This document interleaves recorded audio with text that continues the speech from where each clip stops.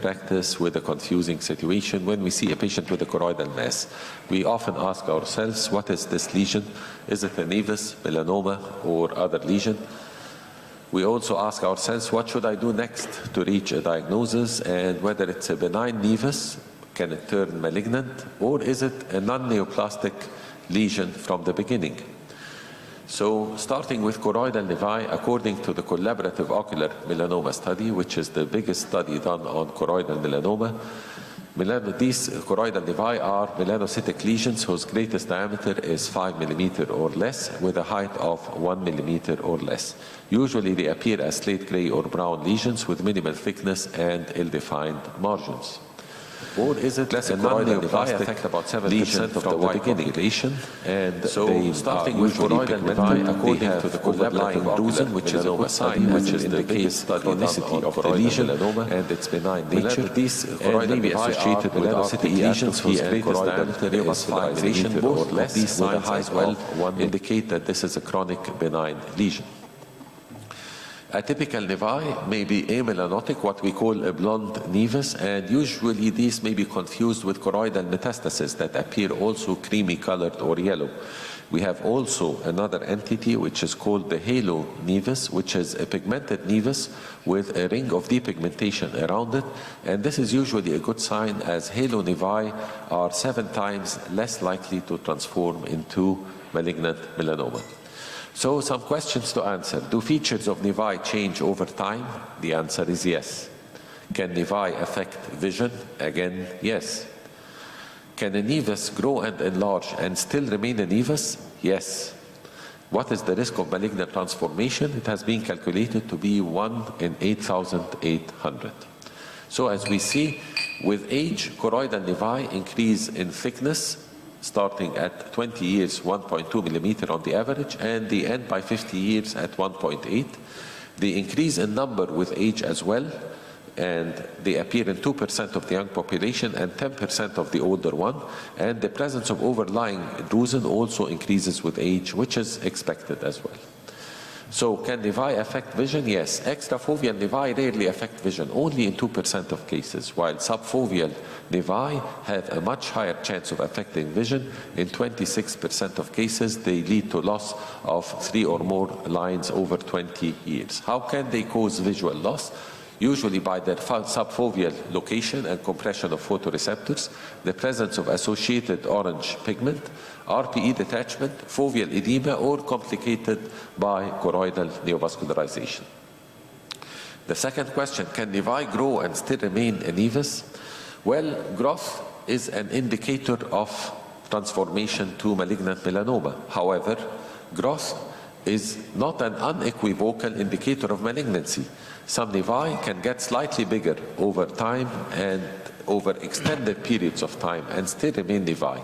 So if we look at this, you have this nevus. In 7 years, it has grown only 2 millimeters. It's still a nevus. When this huge nevus, mega nevus, in 8 years, it only grew 1.5 millimeters. Still a nevus. But on the lower part of the slide, you have this nevus in 2 years has grown 4.5 millimeters. This is no longer a nevus. This has transformed into a malignant melanoma. So what are the risk factors for transformation into melanoma? This is the old Wills mnemonic in 1995. This has been replaced in 2019 by the Shields group into another mnemonic to find small ocular melanoma doing imaging or TIFSAM DIM. And every letter of these indicates a sign by investigations or clinically. So this is thickness over 2 millimeters, presence of subretinal fluid on OCT, symptoms as visual loss on Snellen's chart. You have orange pigment, which is detected nowadays by autofluorescence, melanoma hollowness on ultrasonography, and finally a basal diameter of more than 5 millimeters, again by ultrasonography. All of these signs indicate a higher risk of transformation into malignancy, and as mentioned, the risk is 1 in 8,800. So this is a low risk melanoma. It is quite distant from the optic disc and also has overlying drusen, while this is a high risk melanoma with orange pigment close to the optic disc and associated subretinal fluid. So how we calculate the risk? If we have this melanoma, and this melanoma shows subretinal fluid, symptomatic, orange pigment, close to the optic disc, with ultrasonic hollowness, no halo around it, and there is no drusen overlying it. Each of these factors adds a relative risk of ×3. So if we have 7 risk factors in this melanoma, it is calculated as 3 to the power of 7. So the cumulative risk is 2,000 times to transform into a malignant melanoma, and it deserves treatment like this. So these are examples of nevi, as you can see, or low-risk tumors, nevi, and these are high-risk tumors on the lower side of the slide. So the prognosis is related to 2 factors. First of all, the thickness, and second is the genetic mutation by biopsy, which has evolved in the past years. So each 1 millimeter thickness in the melanoma adds 5% of risk of metastasis over 10 years. So if you have a melanoma which is 2 millimeters thick, you have a 10% risk of metastasis at 10 years. But if you have a 10 millimeter melanoma thickness, the risk of metastasis is 50% despite treatment. So what are the genetic factors for metastatic risk? Bad prognosis include monosomy of chromosome 3, gain of chromosome 8, loss of chromosome 6q, and loss of chromosome 1p. When these are detected on genetic analysis, they indicate early metastasis, while good prognosis include disomy 3 and gain of chromosome 6p. So if you have a small tumor with monosomy 3 or any of these risk factors, it may have sent malignant cells to the liver from day 1 when it has transformed. So these are high-risk tumors despite their small size and should be treated. And this is the value of biopsy, which is the topic of my second presentation. What are the options of treatment? We have thermotherapy, for example, and the idea of thermotherapy is to heat the tumor to a temperature of 60 to 65 degrees. The effect is to induce tumor necrosis and apoptosis of cells. Remember, this is different from photocoagulation. In photocoagulation, you raise the temperature of the tissue to 120 degrees and you cause evaporation of the fluid from the cells, while here you only heat it to 60-65 degrees. It has been shown that the penetration limit of thermotherapy is only 3.9 millimeters. And clinically, we don't do thermotherapy for tumors more than 3 to 3.5 millimeters. So what is the role of TTT? Sole treatment? No, because of the high incidence of recurrence, but only as an adjuvant treatment in combination with plaque therapy or brachytherapy, which we call the sandwich technique.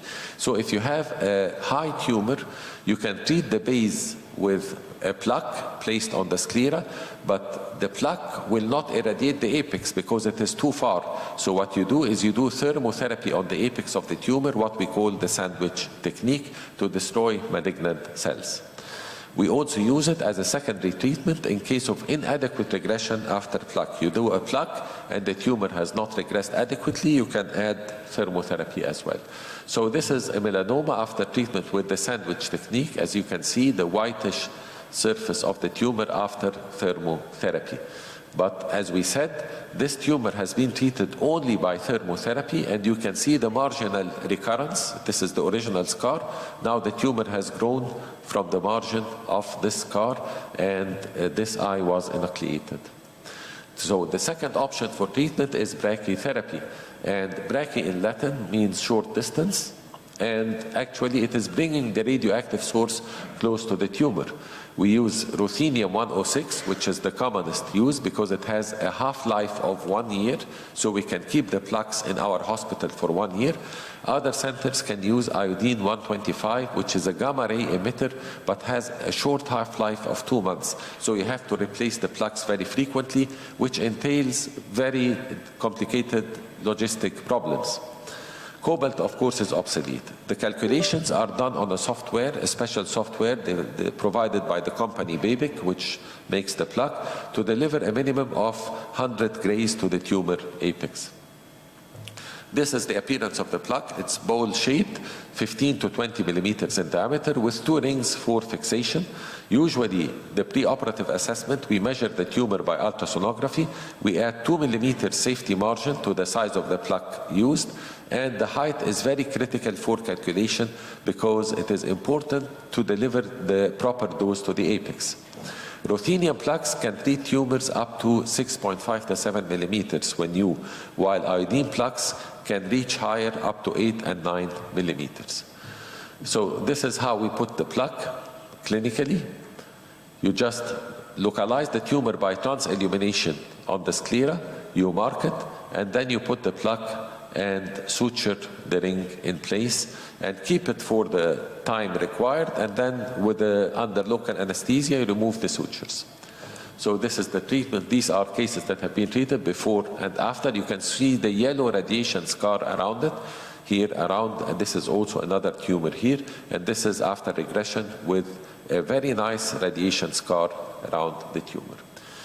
Brachytherapy is not without complications. It can lead to cataract, radiation neuropathy, radiation retinopathy, and that's why many of these cases after the plaque, we give them anti-VEGFs for the first 6 months, even monthly injections to prevent radiation retinopathy, neovascular glaucoma, and finally scleral melting in some cases. Proton beam irradiation is a modality that is not available in our region at the present time. It is available in few centers in Europe and the United States. And the idea is to deliver protons actually to the tumor using a special applicator. The machine is very expensive and needs a special adapter to fit, to be able to use in ocular tumors as well. External resection. This is a very difficult technique. I have been doing it in the past years, but mostly I stopped it now because I replaced it with endoresection, which is another topic of my discussion today. So anterior external resection for anterior tumors unsuitable for radiotherapy.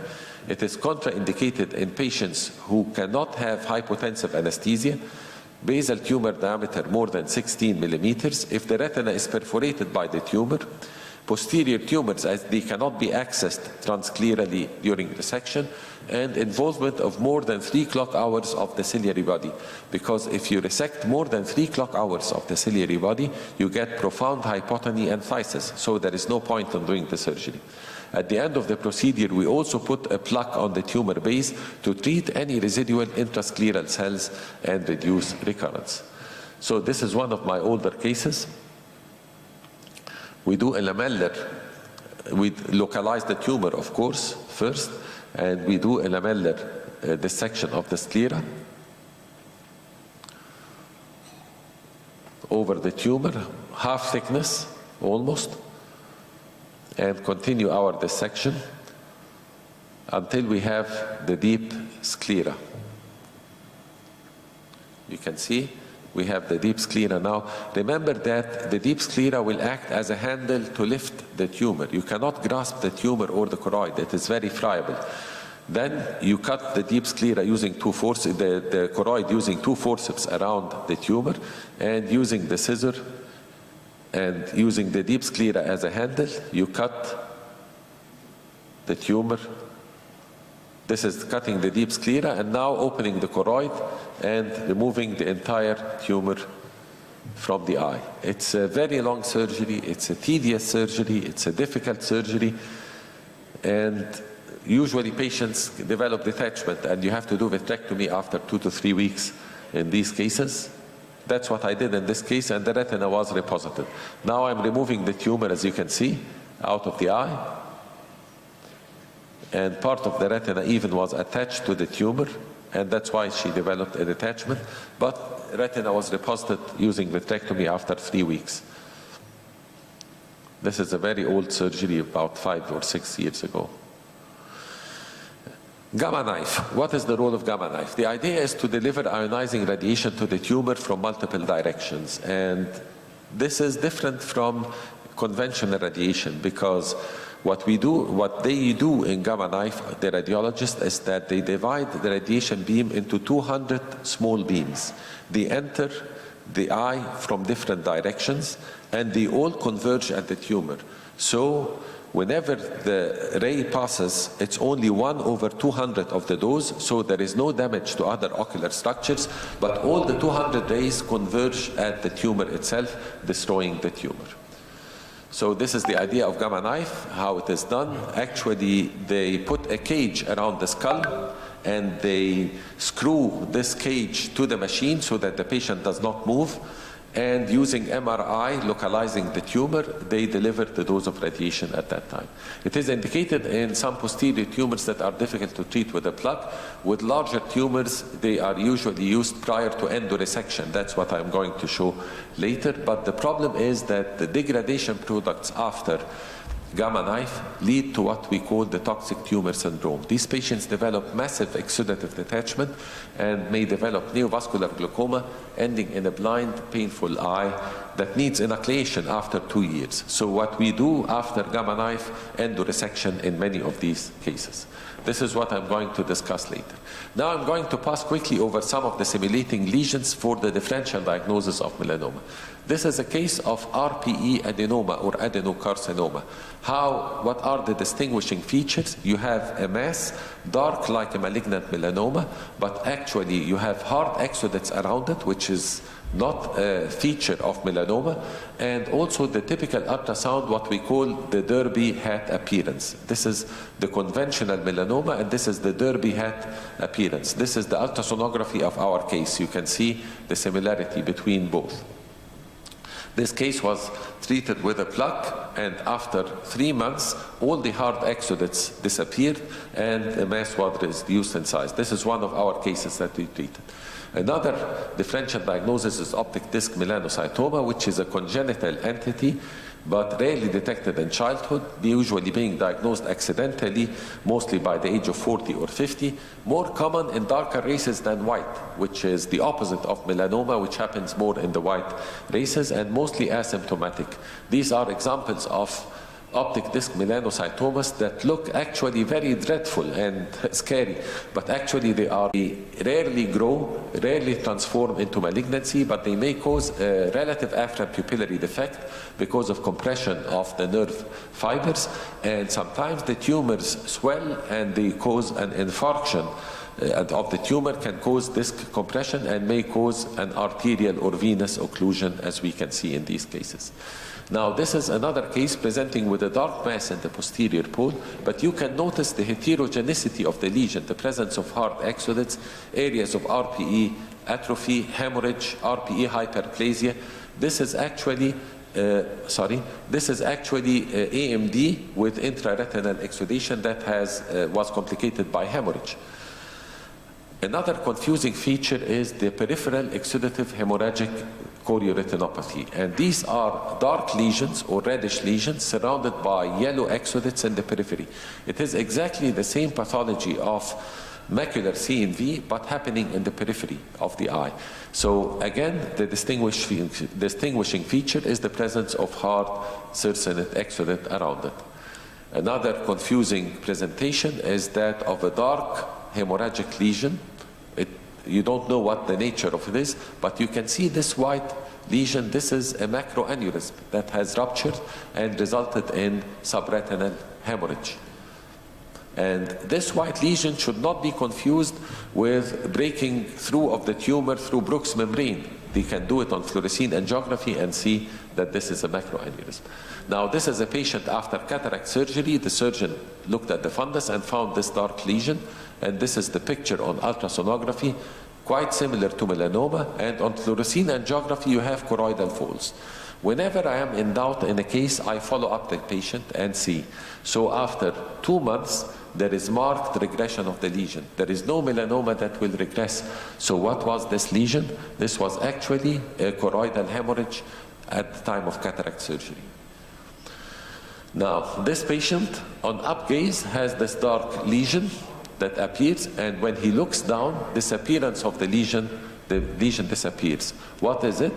This is a vortex vein, varix, simulating a melanoma. It changes with upgaze and downgaze. On upgaze, the vein is closed, so it appears congested like this and gives the appearance of the dark mass.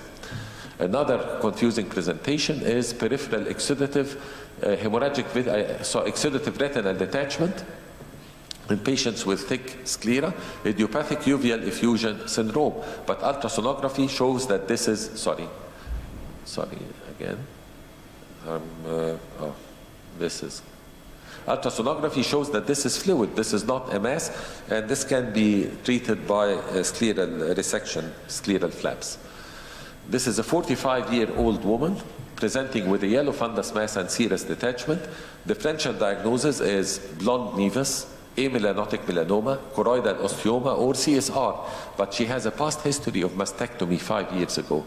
This is a choroidal metastasis, and usually metastases are creamy in color. They tend to grow on the flat, associated with exudative detachment, and ultrasonography shows a medium to high reflectivity. Finally, we have this 39-year-old man with an orange-colored lesion in the posterior pole.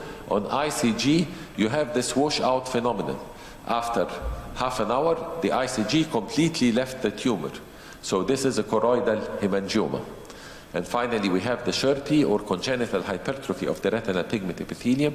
They are black in color, or mostly dark, and they have these lacunae with sharp edges. Okay? Sometimes you have the multiple lesions that may be associated with colon cancer.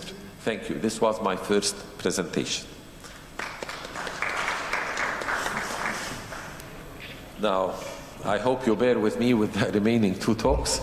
Now I'm going to talk about biopsy for choroidal tumors. Why biopsy?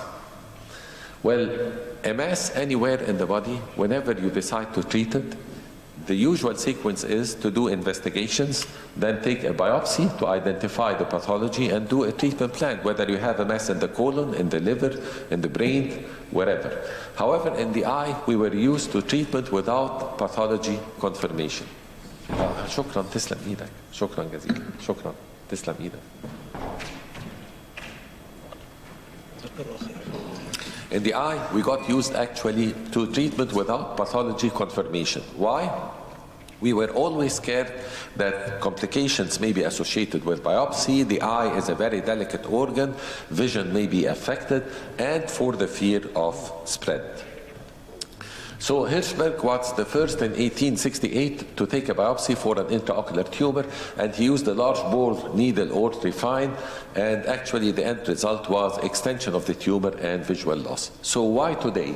Today there is improvement in instrumentation, availability of genetic testing, which is very critical in deciding the prognosis. So we have more diagnostic and therapeutic procedures nowadays are done using vitreoretinal techniques. What are the indications for biopsy? First of all, confusing clinical picture. You don't know what is there. Is it an amelanotic melanoma? Is it a primary tumor arising in the eye?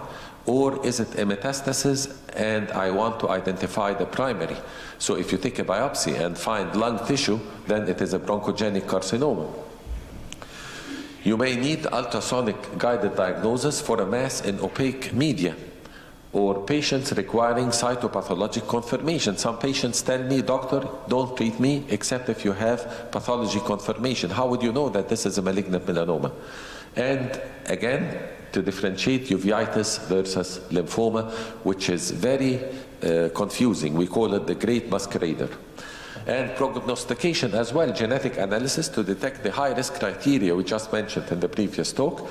And not all patients are willing to discuss, to know whether the tumor has a bad prognosis or not. You have to discuss the pros and cons. Imagine you tell the patient that this is a high-risk tumor, it will metastasize within 5 years. You have to re-establish with your children and your family and so on. So what are the techniques? Vitrectomy and transretinal biopsy for posterior tumors and lymphoma. Fine needle aspiration for transscleral or either transretinal, and transscleral incision biopsy using the Essent forceps. Transvitreal biopsy is for choroidal posterior tumors because of the easier access and easier visualization of the posterior tumors, and it avoids the lens and more anterior structures as the ciliary body. You need a needle, vitreous cutter, or a biopsy forceps, and you use the biome and the microscope. So this is one of my cases. This is a standard 25 gauge vitrectomy, and we have been following up this mass for a while and didn't reach a final diagnosis. So you do the core vitrectomy and posterior vitreous detachment, and then you choose an avascular site away from the retinal vessel, and you go with the cutter inside the tumor and start removing tumor tissue and aspirating in a separate syringe outside.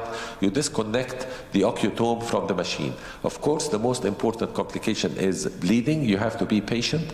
You raise the bottle and wait, and you have to, when you take the sample, flush the probe outside several times in a small bottle. And bleeding control actually is the most important issue in these cases. So this is one of the cases. This is a 27 gauge vitrectomy in another case. Again, going inside, doing the posterior vitreous detachment. And the mass is superior to the disc.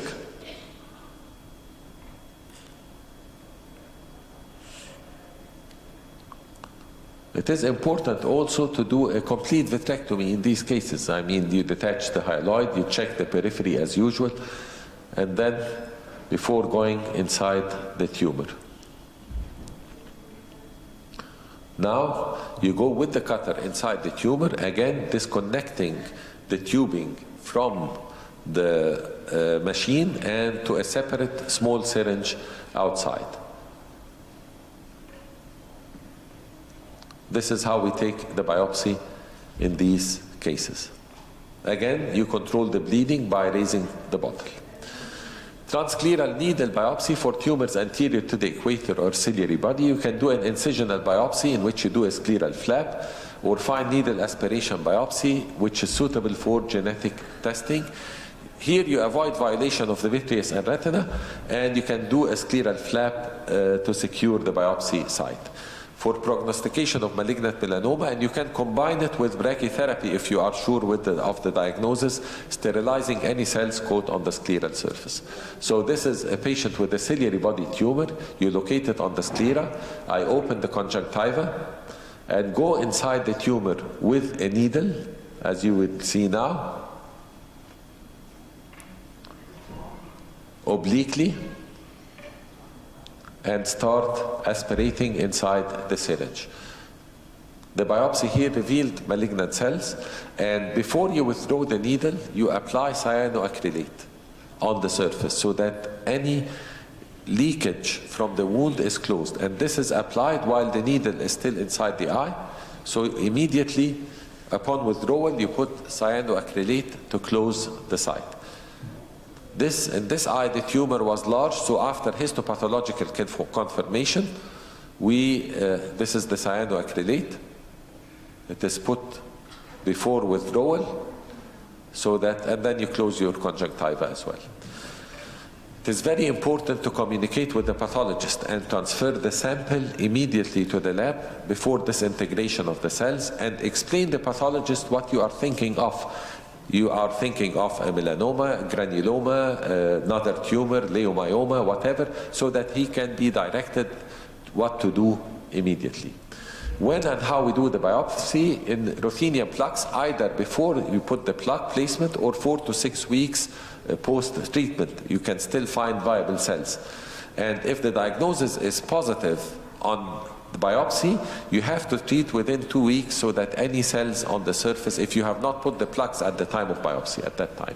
Complications: subretinal or choroidal hemorrhage, significant vitreous hemorrhage, retinal detachment, and tumor dissemination is very rare with the proper technique. Now, biopsy can solve the dilemma, and I'm going to show you one of my cases. This is a male physician. He's an internist. He has history of external resection of a tumor 5 years ago. This is the site of resection, you can see, elsewhere. And the pathology at that time proved to be a melanocytoma, not a melanoma. Best corrected vision, 0.6, you can see a healthy macula, and now he has a dark fundus mass that has grown again at the edge of this scar. What to do? Enucleation was offered by several colleagues. I offered him a biopsy. He is a physician and he understands what we are talking about. So this is the surgery. I went in And I took my biopsy as usual, as I have shown you a while ago, from the tumor. You can see a very dark mass grown at the edge of a scar, and I took my biopsy from the tumor. Again, the same problem is bleeding when you get out, and this is expected. You have to move your probe within the tumor to take from multiple sites whatever you can, but don't enlarge the area of initial retinotomy. Now we have the bleeding, which is controlled. Actually, this patient was vitrectomized 5 years ago, so I left him on air and he developed this bleeding. So 1 week later I went in again and did a fluid air exchange after 2 weeks maybe. You can see some blood in the anterior chamber, and now I'm doing my fluid air exchange to clean the blood 2 weeks later, and you can see everything looks now fine. You can see the site of the biopsy. And now, what is the pathology? I sent him the slides of pathology that were 5 years ago because I doubted them, and the new 3 tubes that I have aspirated. So these are the old and new. And actually it was again a melanocytoma that has regrown. So this eye would have been enucleated with a vision of 0.6. Now retina in place, vision 0.6 again, and currently under follow-up. So in conclusion, biopsy for intraocular tumors is important for diagnostic and prognostic indications. The technique is relatively safe with the proper measures and precautions. Enough tissue sampling is very important to give a positive result, and proper handling of the specimen and communication with the pathology lab is critical. Now, this is my last talk.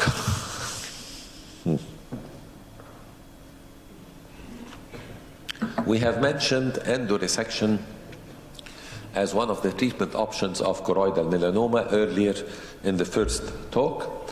So endoresection for which tumors? Posterior tumors that have a narrow meter. So this tumor is actually like a tower, or like this pointer. It has a narrow base and is very tall.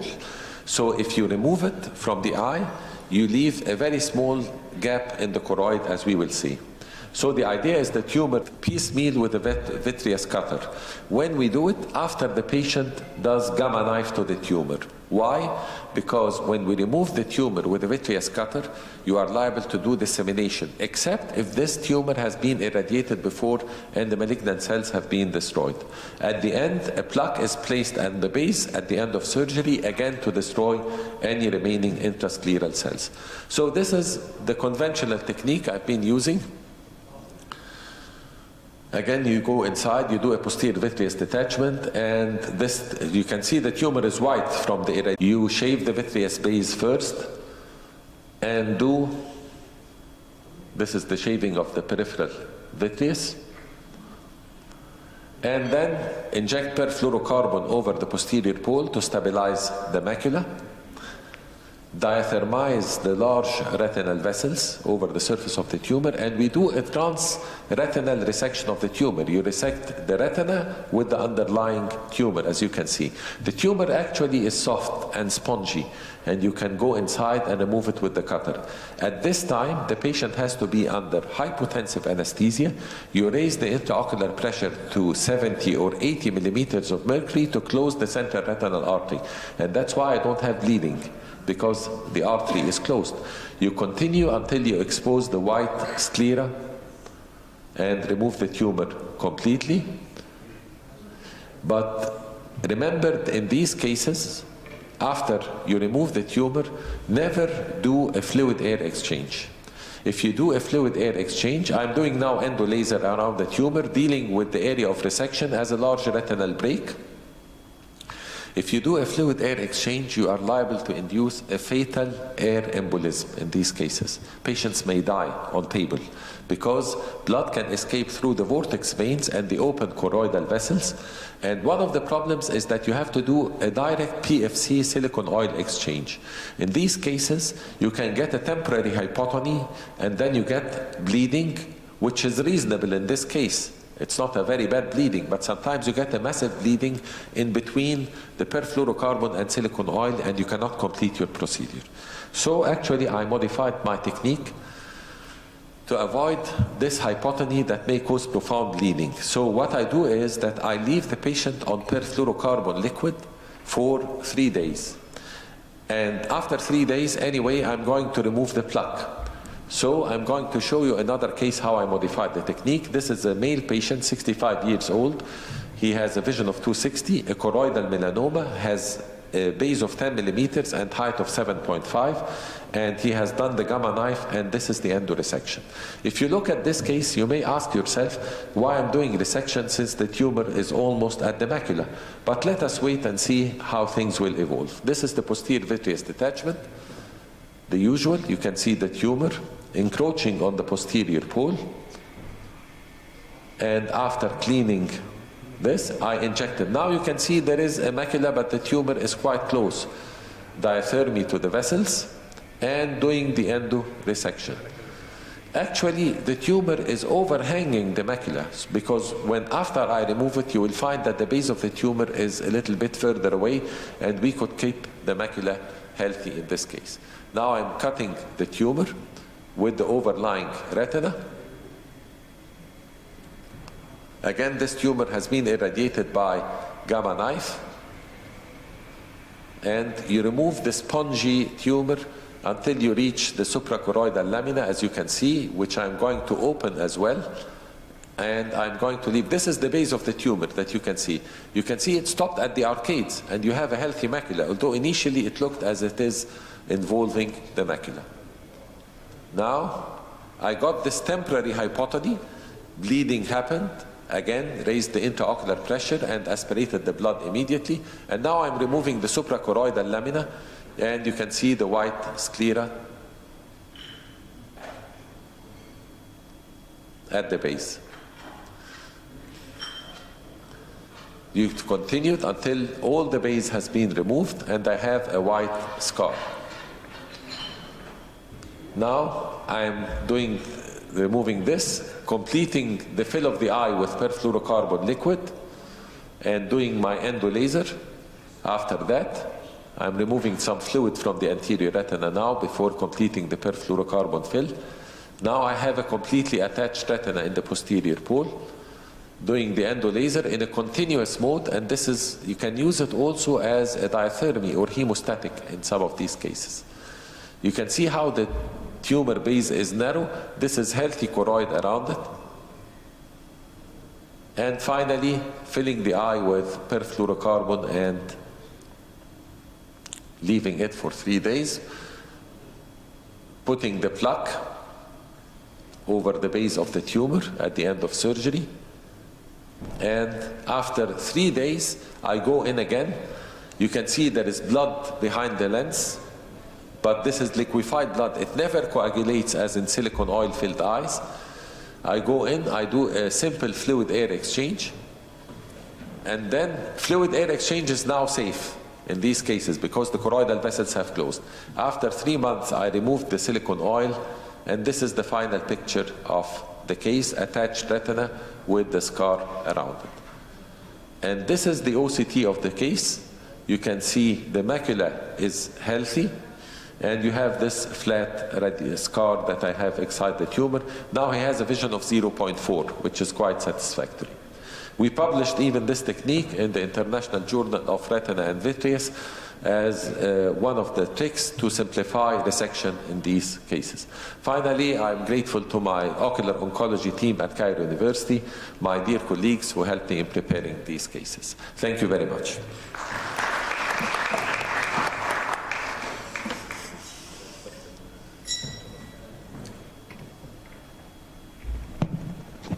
Any question to Dr. Hani? No, questions were there. I think it's better to leave the questions till after we finish. Sure. Okay. Now, Dr. Hind, please. Dr. Hind will talk about the uveal melanoma histopathology overview.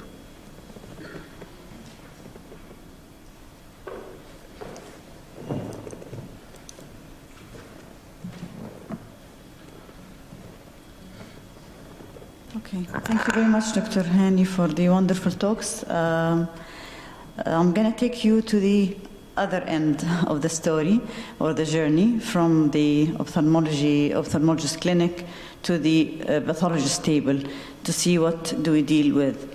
And I'm sure that it will complement Dr. Hani's lecture. Before we start about the histopathology of the uveal tumors, there are just few points to remember. In terms of the melanocytes, they originate from neural crest origin, and they are the origin for the nevi, the melanocytomas, and the malignant melanomas. So both three entities will have a common origin. The other point is that uveal pigment is finer when it is compared to the retinal pigmentation, and the concentration, of course, will be variable. The pigmented epithelium rarely undergoes neoplastic differentiation except for the neuroepithelial tumors, and Dr. Hani already touched on this. The uveal melanoma can happen anywhere, of course, in the uveal tract, whether it's the ciliary body or choroid, in the majority of the cases, 95%. And it can happen at the level of the iris, involving the iris in 5%. Dr. Hani again touched on the clinical differential diagnosis, and I will go through this fast. The most important one would be the iris nevi that are going to present as a discrete mass or nodule, and it will be strictly consisting of spindle A cells. However, in the melanoma, you can have a spindle A-like cells in terms of histopathology, in addition to spindle B. But generally speaking, which is not really, like taken for granted, is that the iris melanomas, if they are not nevi, are usually low-grade or slowly growing. And this is just an example of an iris nevus. The iris melanoma can arise from a pre-existing nevus or can present de novo. Usually it presents as either diffuse or discrete mass and has a wide variation of clinical manifestations or presentations like iritis, glaucoma, heterochromia, and so on, and as you can see here in this case. I mentioned earlier that the iris melanomas are usually low-grade, and you can see here that you have low-grade spindle cell in the lower picture, but you can get also mixed-type melanoma with large cells or epithelioid cells as a component. This is the case of the iris melanoma that I have shown clinically earlier, the corresponding histopathology, and it turned out to be an epithelioid melanoma, actually, so there are exceptions. Other differential diagnoses will include iris frickle, juvenile xanthogranuloma as in the form of collection of histiocytes with the classical Touton giant cells, and leash nodules as hamartomatous lesions in association with neurofibromatosis, as you can see here, but we're not going to dig deep into these cases. When it comes to the ciliary body, the differential diagnosis will be a little bit different. You still get the differential of nevi versus melanocytoma versus melanoma, in addition to leiomyoma, and again, Dr. Hani mentioned this earlier. And of course, we will not forget the neuroepithelial tumors, whether they are medullobitheliomas in the younger age or adenomas, adenocarcinoma in the adults. And this is a case of leiomyoma. I will not go into details in this lecture about these additional tumors because we have a second talk about the other intraocular tumors. When it comes to the choroidal tumors, you would think of choroidal hemangiomas, osteomas, in addition to the melanoma. And again, Dr. Hani has shown very nice pictures of the difference between the choroidal nevi and the choroidal hemangiomas clinically. And remember that the choroidal hemangioma, if it is not localized, can be associated with Sturge-Weber syndrome. This is just examples of choroidal nevus, and I'm not going to go dig deep into the clinical aspects because Dr. Hani has covered this very nicely. And the cells in the choroidal nevus are going to be spindle A cells, as we said. The melanocytoma is different. It's jet black in color, and is more commonly happening at the optic nerve head, as he also mentioned. Now, what matters to us as ophthalmic pathologists is the findings that we see on the slides. And the importance of it is that we need to give the ophthalmologist a clue about the prognosis based on the histopathological findings.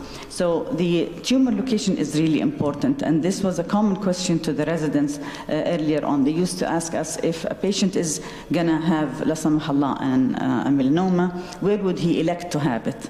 Of course, the iris will be the best for two reasons. Number one, you can easily spot it when it is still small. Number two is that, as I mentioned earlier, most of the cases of the iris melanomas are low grade. This will be followed by a small to medium choroidal melanoma in the posterior pole, easily accessible for management, and then followed by the ciliary body melanoma, and everybody knows why, because it's not going to be detected easily or early, and it's liable to cause hematogenous spread this way. But what's even worse than the ciliary body melanoma is another rare type of choroidal melanoma, which is the diffuse flat choroidal melanoma. Because it tends to invade the sclera early without being noticed, because, you know, as Dr. Hani mentioned, all the signs, including the thickness, the elevation, and so on, so you're not going to see this. I haven't seen a case myself to put it in the lecture, but it happened that I attended an online lecture by Dr. Ralph Eagle, from the States, and he's a well-known ophthalmic pathologist, and I took a few captured images of a case that he shared with us in the presentation of a patient who had diffuse flat choroidal melanoma. By the time he presented and diagnosed, he was already having numerous liver and bone mets, and in spite of the fact that they did enucleate the globe and proved the tissue diagnosis of the melanoma, he died 2 months later, which was 9 months after the onset of the symptoms. As you can see here, the lesion is within the choroid with an overlying attached retina, so no clue whatsoever to having a tumor or a melanoma in this eye. And unfortunately, it turned out to be an epithelioid melanoma, which has worse prognosis with multiple mitotic figures. The second important thing for the uveal melanoma prognosis is the cell type.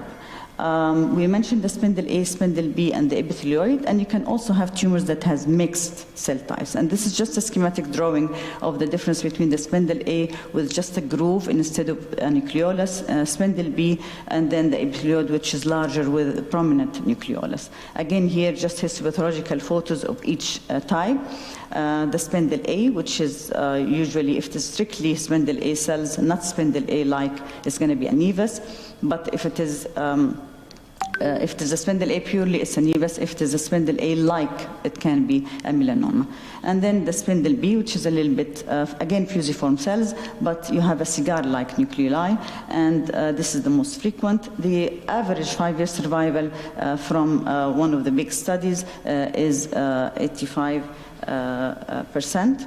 The epithelioid, you cannot miss it by histopathology because they are larger cells with eosinophilic cytoplasm. Of course, the 5-year survival with the epithelioid will be lower because it has a worse prognosis. And then you can have some tumors with mixed spindle and epithelioid cells. The survival might be on average 50%, but it depends on the percentages or the proportion of each. The system that we always use for the prognostic indications and classification and the staging of the tumors, of the melanomas, is the American Joint Commission on Cancer. When it comes to the iris, it's completely different than the ciliary body and the choroid. And you can go from T1 up to T4 depending on the extent of the tumor that's involving the iris and whether it's extending to the ciliary body, choroid or not, and whether it's also having extrascleral extension or not. And when it comes to the posterior melanomas in the ciliary body and the choroid, the classification will be a little bit different. But I just want to go through a few hints about the color when we do the grossing for the eyes, if they are end up by enucleation. That even though it's mostly pigmented lesion, beware, I always tell the residents, of the amelanotic melanomas that can happen in 15% of the cases, and this was one of the cases that I have faced when I was in Canada.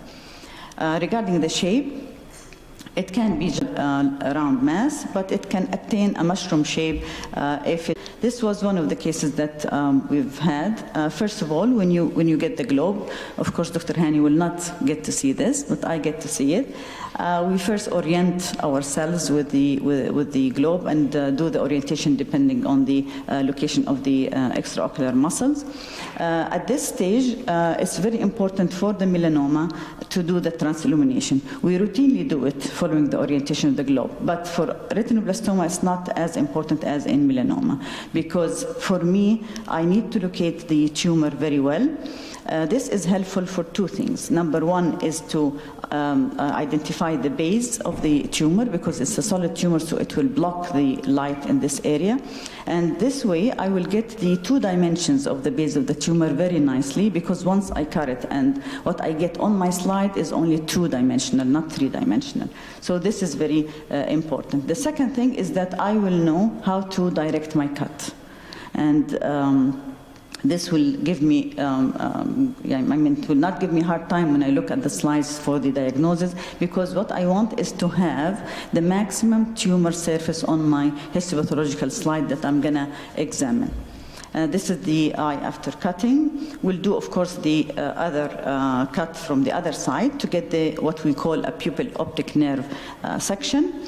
And this is the way it's going to be submitted with the tumor surface, which is embedded from below. Another case here with a mushroom shape, and this is what I'm going to get on the slide. It's corresponding to the gross and on high power. One of the melanomas that is not really that common is the juxtapapillary choroidal melanoma, where it is located within 2 millimeters of the optic nerve, and the incidence of it is low, it's like 7%. That was the grossing of the tumor here, which is abutting the optic nerve, so it's covering the optic nerve, and you can see here the tumor with in relation to the optic nerve, and the higher power of the tumor, and that was considered to be an epithelioid tumor. The size, we touched on this when I showed you the way we gross the enucleated globes with melanoma. So the 3 dimensions of the tumor are very important. It's not only the base, also the height, because you can have a tumor that is having, for example, 2 tumors having the same base, like 4 millimeter to category 2, while the other one height, the maximum height was 4, so falling into category 1, and so on. So this is very important, and this is taken from the American Joint Commission on Cancer book. You can easily see it. The tumor extension, of course, is very important for us when we check the histopathology. After checking the size and the labeling the size and labeling the cell type, you have to check carefully the vortex veins, the emissary channel, anterior chamber angle, and it can extend also, of course, to the nerve, although rarely, not in comparison to the retinoblastoma, in addition to the extrascleral extension, which dramatically reduces the prognosis. This was one of the cases where you have clearly intrascleral extension. Another case here with a nodule that's maybe not yet really outside the globe. The inspection of the area of the vortex veins, even grossly, before you do the cutting of the globe is also important, because if you spot something like this, and this was one of the cases that I've seen in Canada as well, you have to direct your cut also in a way to prove this by histopathology. And you can see clearly here the involvement of the vortex vein by the tumor. The classification, as I mentioned, we follow the American Joint Commission on Cancer, and I'm not going to dig deep into this, but practically speaking, we just categorize or classify them according to the tumor size into category tumor 1, 2, 3, and 4, and so on. And then following this, you do another kind of staging, that's the final staging, depending on the tumor category after you did the initial classification in relation to the presence or absence of the lymph node involvement or the distant metastasis. And I'm just going through a couple of examples. For example, this was a mixed cell type of spindle and epithelioid, and it was labeled as stage 2A. Another one with extraocular extension. Of course, the staging will be worse, and we needed to confirm the extraocular extension using the HMB45 stain, and that was a spindle cell type tumor. Another case with a very profound large extraocular nodule already there, and you can see here that the patient did not end up only by enucleation but rather by exenteration. And the tumor here was epithelioid cell type. Other things that we have to put in our report as well are the mitotic figures per 40 higher power field, the largest nucleus size, the vascular pattern or network, the lymphocytic and macrophage infiltrate. For example, this is a case of melanoma, as you can see here, with overlying retinal detachment and subretinal fluid. And this is the vascular loops that we tend to see. You have to see it with a periodic acid shift without hematoxylin encounter stain, and you might be able to see it better with the green filter on the microscope. We mention this because it has an important implication on the prognosis later on. This is just another example of lymphocytic infiltrate, which we also mention in our report. I always ask the residents whether the lymphocytic infiltrate is a good prognostic factor or not, and they always say, yeah, it is good. Because it is truly a good response from the body, but actually this means that the choroidal melanoma cells have gained access to the system, and the patient is more likely to have metastatic disease in this case. So it's actually, in reality, a bad prognostic factor. We did study the enucleated globes with choroidal melanoma at King Khalid. That was cases from King Khalid Eye Specialist Hospital. And we also studied the cytogenetics in some of the cases, not all the cases. In total, we had 28 tumors. This does not reflect the total number of cases of choroidal melanoma that we see, because Dr. Hani was discussing this with Dr. Maktabi, but these were studied on enucleated globes with melanoma. So it did not really include all the cases. And as you can expect here, the tumor size category was mostly tumor size 3. And the staging again was, like more advanced in general. Regarding the cytogenetic studies, Dr. Hani also mentioned this in his presentation. We had only did this for 10 patients because it was done by Fish at King Faisal Specialist Hospital, not at King Khalid Eye Hospital. And the results were negative in 5 cases and positive in another 5. They only used to do the chromosome 3 and 8. They don't do the number 6. And we found out that 3 out of the 5 who had either monosomy 3 or polysomy 8 or both, most of them had epithelioid cell type or mixed cell type, and all of them also were size category 2 or 3. So this might be consistent with what's known in the literature, that the cytogenetic abnormality correlates with the extraocular spread, the large basal diameter, and the epithelioid cell type, while the better prognosis in smaller ones is possibly due to lower probability of cytogenetic abnormality. So in conclusion, the things that matters to us in terms of prognosis at the side of the pathologist would be the largest diameter, the ciliary body involvement, extraocular spread determined by tissue diagnosis, epithelioid cell type, extravascular complicated loops or matrix, increased mitotic figures, and of course the chromosomal abnormality. And remember that you have to check the liver and follow up the patient very well, especially if the patient has a medium or large size tumor, because of the higher mortality rate. Thank you very much. Shall we proceed to the next one? Yes, please. You can. Okay. Can I have the second lecture, please?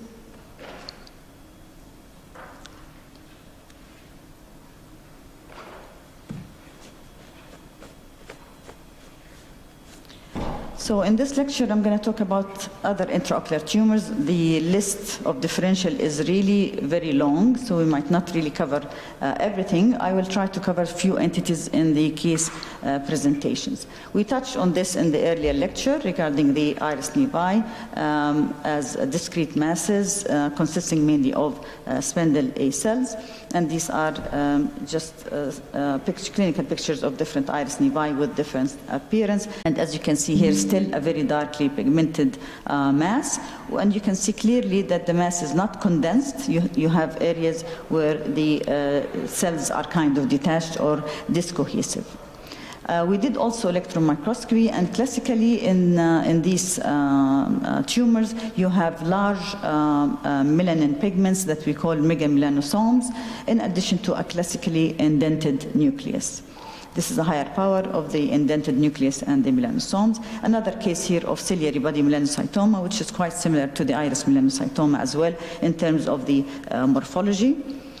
Another case here. I just brought this up as well because sometimes, because of the very dark pigmentation, we tend to do bleach sections. The bleach sections will show you the outline of the cells and the nuclei in a better way so that you can make sure about your diagnosis and you feel satisfied.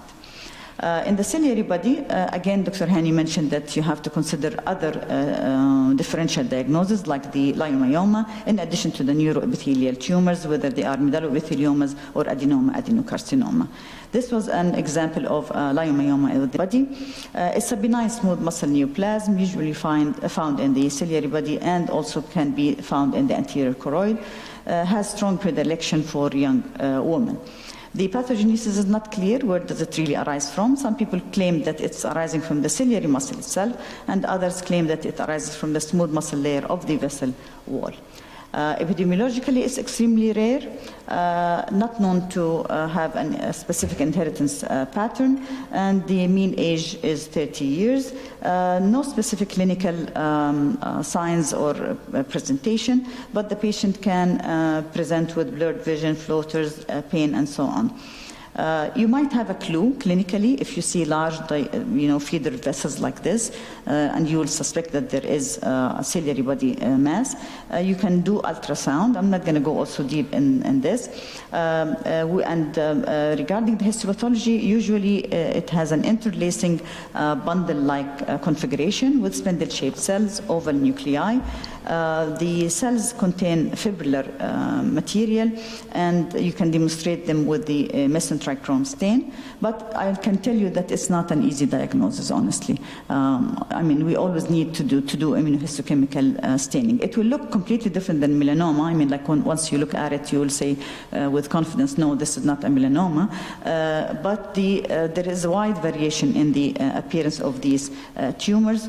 So that's why we tend to do immunohistochemical staining, as I mentioned earlier. You use muscle markers like the muscle-specific actin or smooth muscle actin to prove the tumor, and this was one of the cases. Another case, you can see here that it looks a little bit different than the initial one, but still was positive for the smooth muscle actin, and it proved to be ciliary body leiomyoma. Of course, you have to exclude leiomyosarcoma, which is the malignant counterpart, and also keep in mind always the amelanotic melanomas. The differential will include also the Fuchs adenoma. This is an example of a ciliary body melanoma, actually. And this is an example of a Fuchs adenoma where it consists mainly of just reactive proliferation of the non-pigmented ciliary epithelium. That's why it's considered to be like an age-related hyperplasia.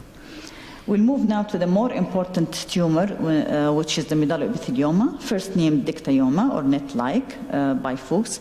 It originates from the primitive medulloepithelium over the non-pigmented epithelium of the ciliary body or the inner layer of the optic cup before the differentiation.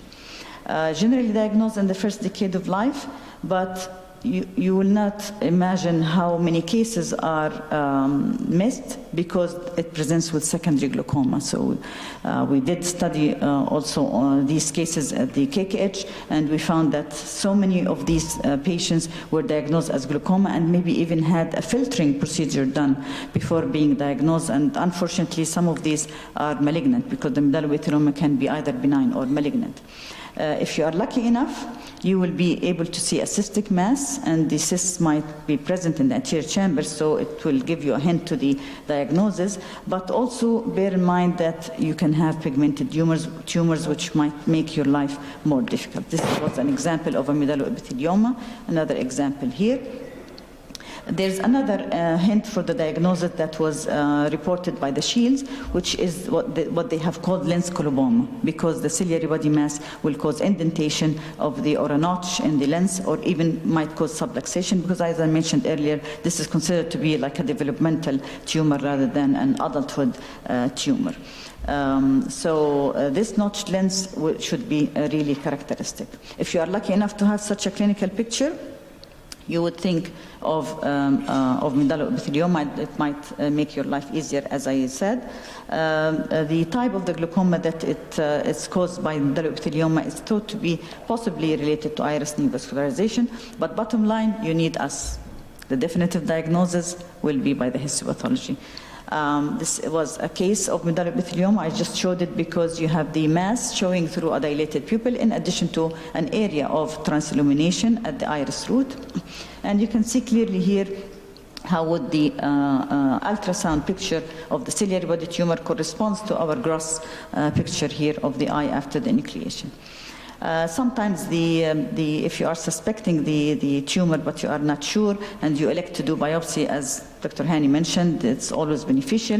The ophthalmologist might do an anterior chamber tab, and this was a case where I received as an anterior chamber tab, and when I saw the cells, especially on the higher magnification, I thought of medullobethelioma, but believe me, it's not that easy, especially with the cytology. So when here it shows you the mitosis, of course, so I knew that it's a malignant type of a lesion, but still it's a medullobethelioma, and I went to dig into the literature to see if there are other cases diagnosed by the same way, and I found this case that was reported earlier in 2003 with a very similar picture, but they are white and black in color. Another case here of medullobethelioma with notching of the lens, as you can see here, with the corresponding histopathological appearance. So what do you see histopathologically? You will see cystic structures that are containing mucopolysaccharide-like material, and this stains with the Alcian blue. But the tumor itself will look like a tubule resembling primitive medullary epithelium, and you might have rosettes as well. So this is an example of a medullobethelioma, small one, and with the higher power you can see the tubules and the cystic spaces in addition to what we see as a rosette-like configuration. This is the staining with the Alcian blue, and here another case with rosette formation. I brought this RB not to intrude on Dr. Maktabi's talk, but just to show you the resemblance of the rosettes that you might see in medullobethelioma compared to the rosettes that you see in retinoblastoma. And this was our case that I have shown earlier with the rosettes. Now, regarding the histopathology, you have to keep in mind that, as I said earlier, they can be benign or malignant, and they can be either teratoid or non-teratoid. Any of them can be either benign or malignant, and you go by the features of like the tumor extension, the behavior, the mitotic figures, the presence of necrosis, all the signs that will support the malignancy if it is malignant. When it comes to the teratoid type of it, you will expect other components like muscle or mesenchymal cells or neuroglial tissue. Local recurrence is common. They might end up by enucleation anyhow, but the tumor-related death is usually rare, and it's related always to delayed diagnosis or refusal of treatment. And because we brought up this refusal of treatment, I will share this case with you.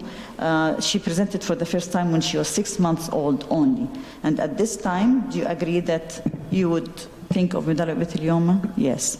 At that time, they were discussing the treatment plan and so on, and that was the radiological findings at the presentation. One of the options was enucleation. The minute they mentioned the possibility of enucleation, the parents took the girl and disappeared for almost like 4.5 years.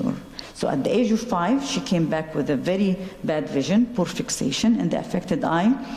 And you can see here the difference in the radiological image. Very dramatic change in the tumor size, and the tumor started to extend extraocularly through the cornea. So definitely we ended up with an enucleation, and you can see here the imaging compared to the enucleated globe, similar appearance. Again, the globe after grossing and after cutting, and the corresponding histopathological appearance. That was a very dramatic case. We proved, of course, that it is amygdaloepithelioma. But at the same time, there was teratoid components with extra and intraocular cartilage because the tumor extended outside the globe, as I mentioned earlier. So it was diagnosed as malignant teratoid medullopithelioma. We'll move now to the choroidal tumors. I'm not going to touch on the adenoma adenocarcinoma because we have one case presentation as, on this. Thank you. Thanks.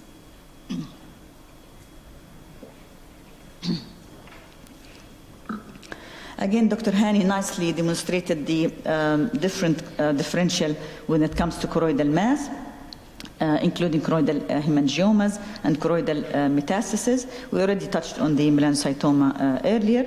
So for the choroidal hemangioma, they are vascular hamartomatous lesions. These tumors progressively enlarge secondary to venous congestion. And what I always stress on when I teach this to the residents is the growth pattern. They can be either circumscribed or diffuse. The circumscribed are usually isolated, but if they are diffuse, you have to think of Serge-Weber syndrome because of the association in 40% of the cases. And this is an example of a choroidal hemangioma that was actually localized. And this was a histopathological sample from a choroidal hemangioma in a Serge-Weber syndrome with overlying retinal detachment and higher power of the cavernous hemangioma type of this choroidal hemangioma. We also studied this in KKH, and you can have a look at the publication for more information about what other findings would you find in the eyes enucleated with Serge-Weber syndrome. Choroidal metastasis, again, the choroid is the most common site for the Mets because of the vascularity. Breast cancer will be the most common primary, but lung cancer will be the second, in addition to other primaries from GIT, prostate, kidney, and skin. And Dr. Hani also demonstrated a very nice case of Mets from breast. This is just one of the examples of the choroidal metastasis. And I didn't really have like a case in an adult, but we did face a patient, a young child, a 5-year-old Syrian female who presented with leukocoria. At that time, at the early presentation, she had a mid-dilated pupil and afferent pupillary defect. I'm going to go through the case very quickly, the way it presented or came to my attention, okay? Because I'm going to be hiding something until we reach the diagnosis. But it was hidden from me as well at that time. So this is the way I looked at the case to start with. The ultrasound showed dense retrolental vitreous opacities, funnel-shaped total retinal detachment with subretinal exudate. At this stage, they were thinking of course disease. And this is the ultrasound. A few months later, she had painful ophthalmic eye with staphyloma. Everything deteriorated. The ultrasound again was repeated. Dense vitreous opacities, again the funnel-shaped retinal detachment with dense opacities. But at this stage, there was no definite tumor, and they elected to do enucleation. This is the globe at the surgery and the enucleated globe here. And this is what I was seeing on the slide. The retinal detachment, as you can see it here, in communication with the optic nerve posteriorly, and a tumor that has, like dark blue cell tumor in certain areas that are viable. Maybe this area here would let you think of what? If there are some residents here. This is actually a retinoblastoma. So it might, like make you think of retinoblastoma. But I thought, no, there is tumor involving the ciliary body. Actually, the tumor location was kind of more anterior and behind the lens, as we mentioned earlier by ultrasound. So it seemed to be actually within the ciliary body, within the ciliary body itself, within the stroma. And the other thing is that the viable tumor areas that I have shown, even though they are blue cell tumors, they are embedded within fibrous stroma rather than areas of necrosis that you can see in the retinoblastoma. So at this stage, I called the ophthalmologist. I told him, I'm dealing with something weird. What did you send me? Why are you sending this to me? I mean, without full information. And he said, oh, the patient had history of Wilms tumor. So I told him, okay, this would go along with my impression about the fact that this tumor is a blue cell tumor. So we went ahead, of course, and did the proper staining for Wilms tumor, and it was, of course, positive, in addition to the focal positivity for the CD10. It was negative for synaptophysin, so it's not a retinoblastoma, as we mentioned. Cytokeratin and desmin also. The vimentin showed the positivity only within the fibrous stroma that I mentioned earlier, in between the viable tumor areas. So these pinkish areas were not tumor necrosis as you see in the retinoblastoma. They were purely fibrous. And when we diagnosed this as metastatic intraocular tumor, or Wilms tumor, I went to the King Faisal Specialist Hospital, went back to the records of the patient, got the kidney biopsy that confirmed the diagnosis, and you can see here how it resembles our, like tumor to some extent, but of course here it's more differentiated. And this is always the rule. Whenever you have Mets, if they are growing in another environment that's not their own environment, you tend to get undifferentiated tumors with poor morphology for you to diagnose. So I'll stop here. Thank you, Dr. And we'll complete some of the cases after the presentation by Dr. Azza Maktabi, because I need a break. Thank you. Now you can take a break, Dr. Hind, with Dr. Azza speaking. بسم الله الرحمن الرحيم.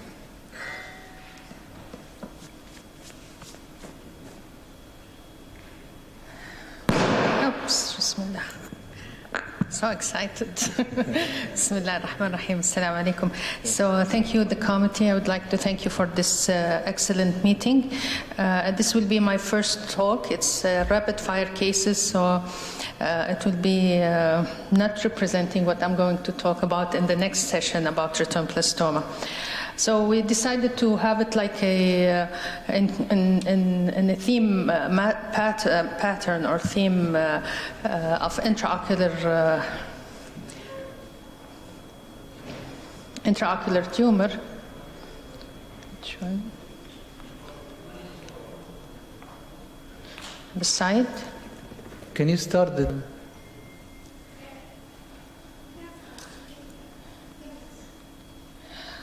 Can you just, maybe this one? Press. Yes. No? Press forward.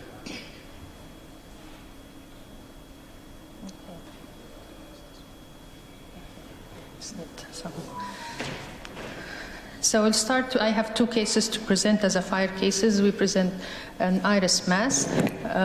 It's a 70-year-old male. He's diabetic, but he has no history of trauma or any history of symptoms of TB or contact with TB. We find him to have an iris mass, and he was referred by his local doctor and was referred to koc for further investigations. So his vision in the right eye was 20/20, in the left eye is 20/40. IOP was a little bit raised in the left eye, and right eye examination was unremarkable. The left eye shows corneal edema and KPs. Anterior chamber was deep and quiet, and we found an iris lesion inferionasally extending from 3 to 6 o'clock. It is amylonotic and vascularized with ectropion UV. In addition, he had some cataract in that eye. In regards to the gonioscopy, the left eye view was very poor due to the heavy endothelial pigmentation, and but we could appreciate no extension to the ciliary body. Also, we could appreciate some new vascularity of the iris underneath the mass. This is the clinical pictures. This is the normal eye, and this is the left eye. You can see the vascularized mass. So, what come to your mind as a first diagnosis here? We have a differential. This is a slit lamp, and this is the ultrasound, and the UBM and the OCT confirming the mass. The MRI was normal, a part of the enhancement of the left iris mass. Systemic examination was relatively unremarkable, and we performed PPD, which was negative as well. So the differential in this case was top on the list: amelanotic melanoma, metastasis, inflammatory, and lymphoma. We did, of course, excisional biopsy, and this is what we found. A blue cell tumor is a category of different tumors, but top on the list you had to think of lymphoma. So when you think of lymphoma, you need to do a panel of immunohistochemical that we did, and this is what we found. We exclude melanoma by doing melan A, and the CD20, which is for B lymphocytes, was negative as well. What we have positive was CD3 for T cells and CD68. So it's a mixed type of inflammatory cells, and we diagnose it as benign T cell rich inflammation of the iris. So it doesn't ended up as a melanoma or even lymphoma. So this is a very rare case, though it has been reported in the literature. This is from the Ralph Eagle and the Shields, where they describe a 49-year-old male, so with very similar amelanotic mass. And by histo, it was also, the histopathology shows a mixture of lymphocytes and histiocytes, mainly T lymphocytes. So it's really very identical to our cases. So this is that you need to put in your mind, that lymphoid infiltrates, benign lymphoid infiltrates, can be presented as a celerity mass that can stimulate melanomas. So they did a study on 3,600 cases, and really lymphoid, the malignant version of this, is really very rare, and it's less than 1% of the cases. Mashayikhi from their institute as well, in 2013, he presented 13 patients from 14 eyes, and almost 50% of them, they have concomitant lymphoma. Now I'm talking about the malignant version, the lymphoma itself. So it's usually ill-defined, and or can be as a visible mass. So the common symptoms for both is blurry vision and eye redness. As our case, it might be presented with uveitis and KPs, and this most of the time will be the first presenting manifestation. Ruthova, he studied the uveitic masquerade syndromes, and he found that 70% of these cases, 70 out of the 48 cases, were lymphoma. So this could help us clinically. Abnormal iris vessels and hyphema are very helpful to differentiate lymphoma from anterior uveitis. So most symptoms are overlapped, and diagnosis should be considered. So this case I brought up here in this oncology session just to alert that not every iris mass is a malignant, so you might be surprised with other benign lesions. So I will move to my second case. This is a 6-year-old, the other end of the age, because the first was 60. So 60-year-old, she presented with white dot and injection of the conjunctiva 2 months. She was seen in a private hospital, diagnosed as endophthalmitis. They took her to the OR. They did a vitreous stab and inject intravitreal antibiotics. She did not improve a lot, so she was referred to koc. And on examination, we find a localized pigmentation at the site of the injection with engorged blood vessels. Cornea was clear. She was having 3+ cells in the anterior chamber with neovascularization of the iris. She has also a cataract and retrolental vascularized mass. Inject intravitreal. Otherwise, you could not see the fundus. She did not improve a lot, so she was referred to koc. The IOP with the MVI was very high. We find a localized pigmentation at the site of the injection with engorged blood vessels and the pigmentation. She was having 3+ cells in the anterior chamber with neovascularization of the iris. She has also the cataract in the normal left eye, and this is all what we could see from her clinical examination, just some hemorrhages here and white mass. So, differential. This is the ultrasound, and it is beautifully showing, beautifully showing the calcification with the shadowing. So we have top on the list now retinoblastoma, and we performed enucleation. And this is how it looks grossly, full of white mass, and you can see here some seeding and interruption of the lens. So this is the gross microscopic examination. You can see the cataractus lens with residual. So it was, the cataract was traumatized during even the vitreous stab, and you can see the classical blue cell tumor of retinoblastoma with the pseudo-rosettes and necrosis. And we could eliminate that there's an infiltration of the tumor to the vitreous and even to the iris and to the angle and scleral Schlemm's canal. And beautifully, we demonstrate here the area of interruption at the site of the injection, correlating to the clinical photos here with a ball of retinoblastoma at the site of injection. Patient received 6 cycles of systemic chemotherapy. We just recently followed up her in August, and she is healthy, alhamdulillah, and doing fine.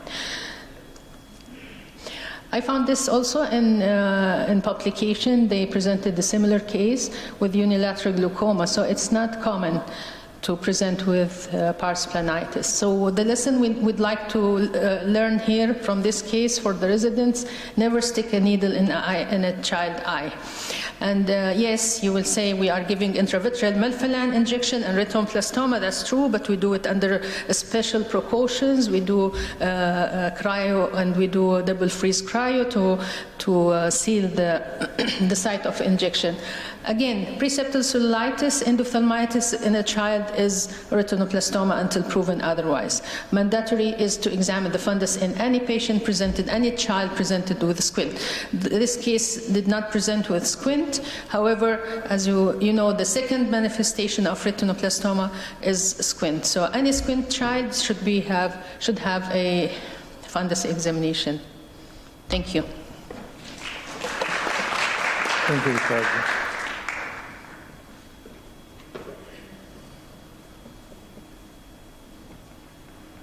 Now, our last talk is Dr. Hind.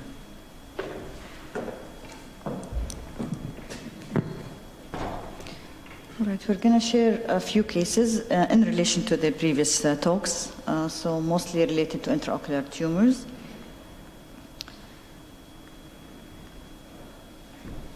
The first case, I have a problem advancing this time.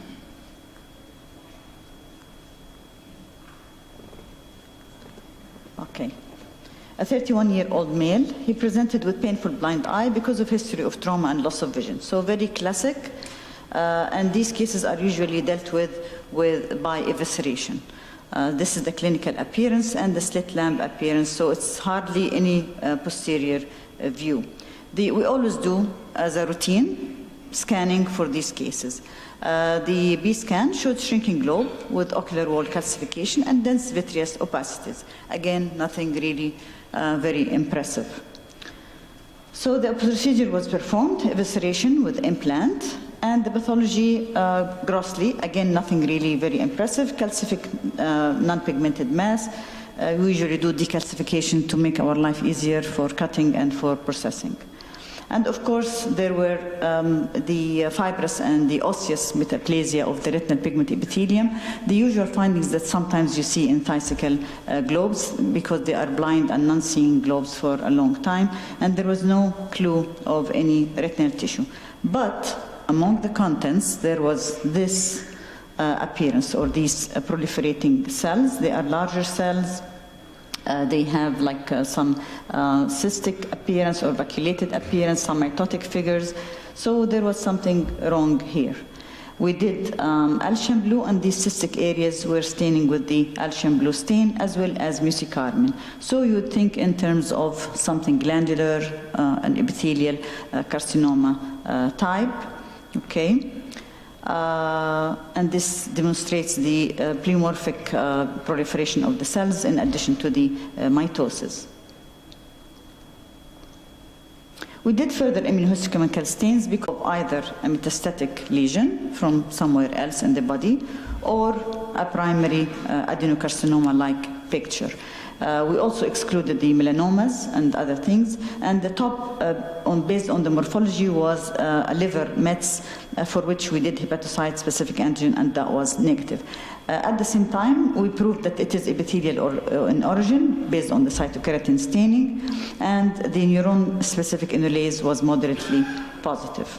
This is just to show you the cytokeratin staining, immunohistochemical staining, and the staining with the neuron-specific enolase. Based on the immunohistochemical profile, the diagnosis was intraocular adenocarcinoma, which was not suspected earlier when the patient was evaluated. So I told you that it's within the differential diagnosis of ciliary body tumors and the differential of melanoma, as Dr. Hani mentioned. The adenomas and adenocarcinomas are usually rare. They can arise either from the ciliary body epithelium or from the retinal pigmented epithelium, usually diagnosed in adulthood, and they have predilection in women. The histopathology, as I told you, it was found that these tumors sometimes develop in association with chorioretinal scars or phthisis, as happened in our case, but we don't have explanation for this. They can be pigmented, that's why they can cause dilemma in the differential diagnosis of melanoma.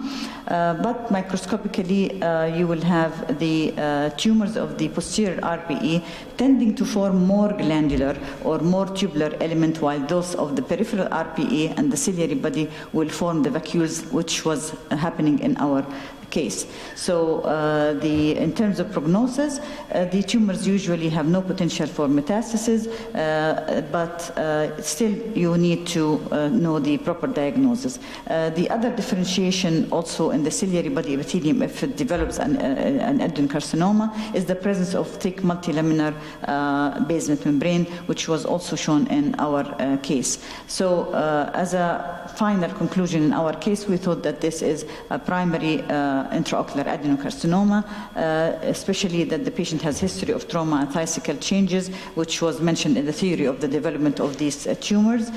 We believe that it was primary because the workup also of the patient elsewhere in the body was completely negative, and we believe that the origin of the tumor was either peripheral retinal pigmented epithelium or non-pigmented ciliary epithelium. That was case 1. Can you put case 2, please? Dr. Hani, meanwhile, did you ever see an actual case of adenocarcinoma? You presented one.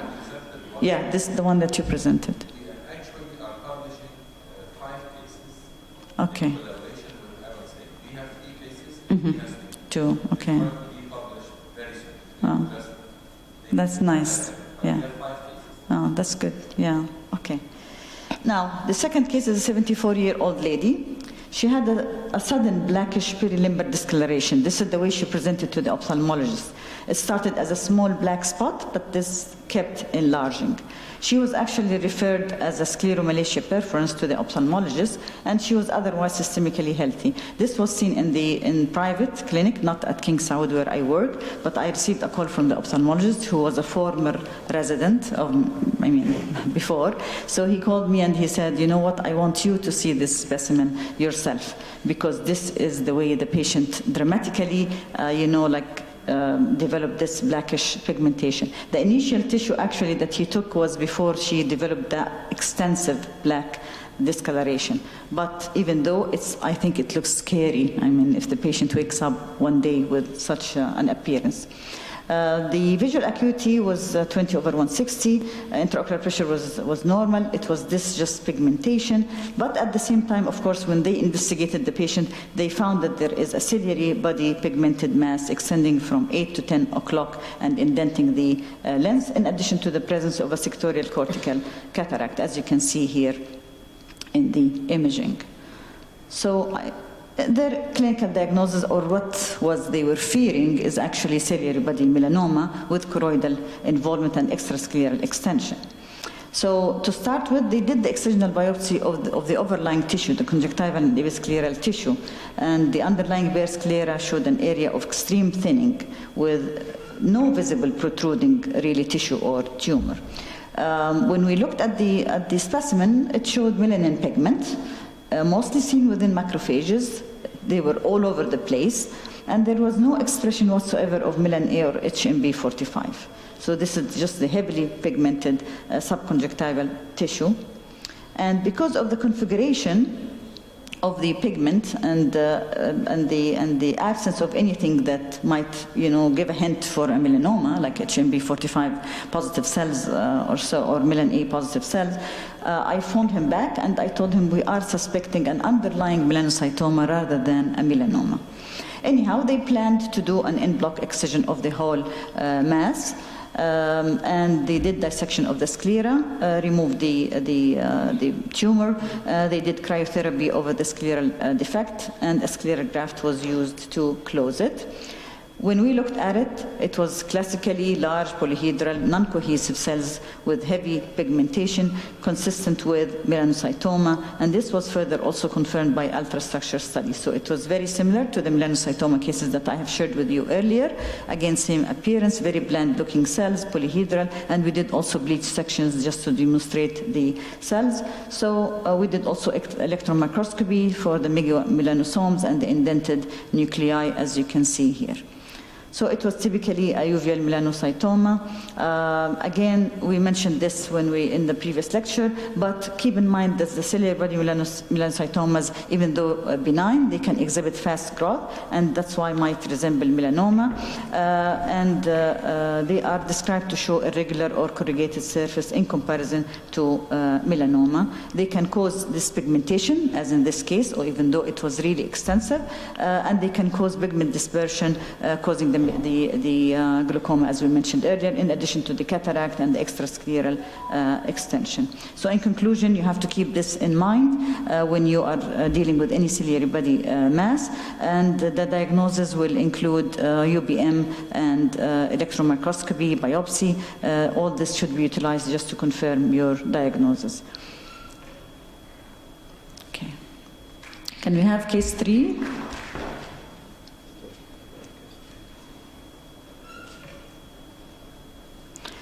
Meanwhile, the case 3, yes, sure. We had a similar case Mm-hmm. to what you showed, and it proved to be Okay. Oh, okay. Exactly the same thing. But it's so scary, I mean, for the patients, yeah. For case 3, it's actually related to what Dr. Hani has mentioned in the clinical lecture about melanomas. When I was a resident and we see a melanocytoma, they used to tell us this is benign, stationary, send the patient home. That was a long time ago. But now you have to follow up the patients because of the growth, as Dr. Hani mentioned in his clinical lecture, as well as the association of melanomas to the melanocytoma. So this is why I'm sharing this case. He actually presented to us relatively late, so we didn't know beforehand that this patient had a melanocytoma. He came because of a loss of vision, actually. By the time he presented, it was counting finger near the face with immature cataract, and in the fundus, we saw this elevated 4 millimeter diameter dark brown choroidal mass. and partially overlying the optic disc, and it was jet black in color with some subretinal hemorrhage as well. They did, of course, for such cases, when it is a dilemma, they do consultation with other retina specialists and oncologists, but the final decision, because of the poor vision, was to go ahead and do enucleation based on the suggestion of a melanoma, especially when they did also the ultrasound, and they found the moderate internal reflectivity with sound attenuation. And that's the enucleated globe that came to us. There was, there was nothing else, hinting to have an extension, or there was no evidence of lung metastasis, but anyhow, the lesion was really very close to the optic nerve head. By histopathology, it was darkly pigmented. There was a peripapillary choroidal tumor, so it was very near the optic disc, with retinal detachment and subretinal fluid, as was shown by the ultrasound. And this is the appearance of the tumor, really upping the optic nerve. But when we digged into the bleach sections, I had two completely different areas of tumor. One, classic polyhedral cells of melanocytoma, and on the other side, spindle-type cells suggestive of a melanoma. It was very weird, the combination, because you would see the tumor here in some areas and then adjacent melanocytoma areas. In addition to this, there were some tumor cells around the scleral emissory vessels, which were also worrisome. We did positive immunostaining, and the areas that were suggestive of melanoma, they stained positive with the HMB45, confirming that there is a melanoma in association with the melanocytoma. So now there is a building evidence in the literature indicating that melanocytoma has a potential for growth, whether it will give you a melanoma or not, in addition to the malignant transformation. So it's very necessary now to follow up the patients with optic nerve melanocytomas for the documented growth and also for the possibility of having a melanoma. The Shields, they published several cases, and they called them as a transformation from melanocytoma to melanoma. But based on this case, I won't say that because I don't have the history earlier, so we just reported it as a melanoma in association with melanocytoma. The transformation can happen. As I said, it was reported as mixed cell melanoma before by the Shields. So the development here of the tumor was explained by the recent deterioration of the patient's vision, and you really have to keep track of these cases and follow them up. Thank you very much. Thank you, Dr. Hind. We'll take 15 minutes break, and then we'll be back.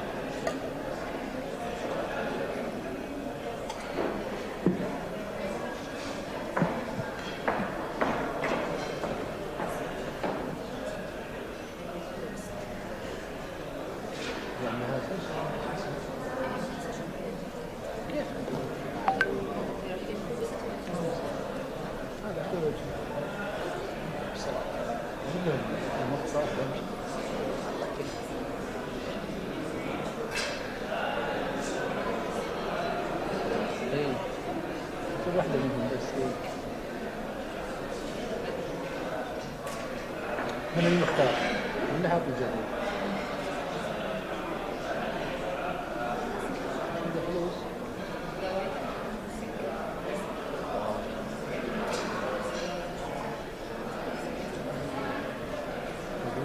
كيف أكثر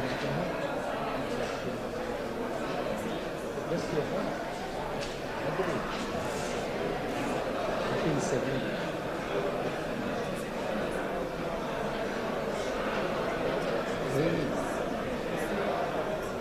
أحسن بعد.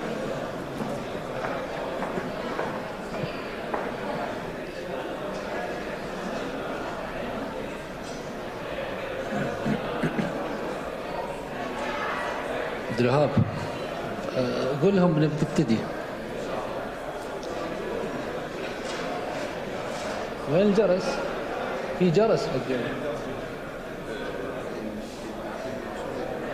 دكتور علاء. اي رتن بلاستوم.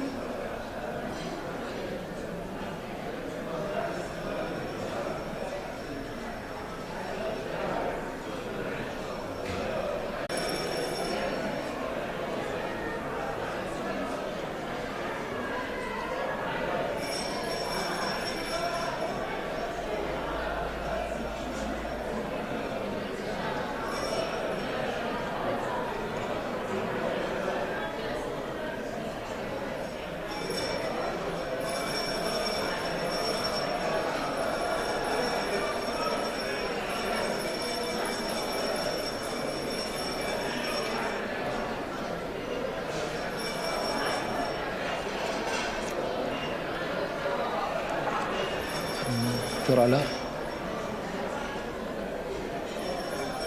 Ready? Bismillah ar-Rahman ar-Rahim. We'll start our next session since we are already behind schedule.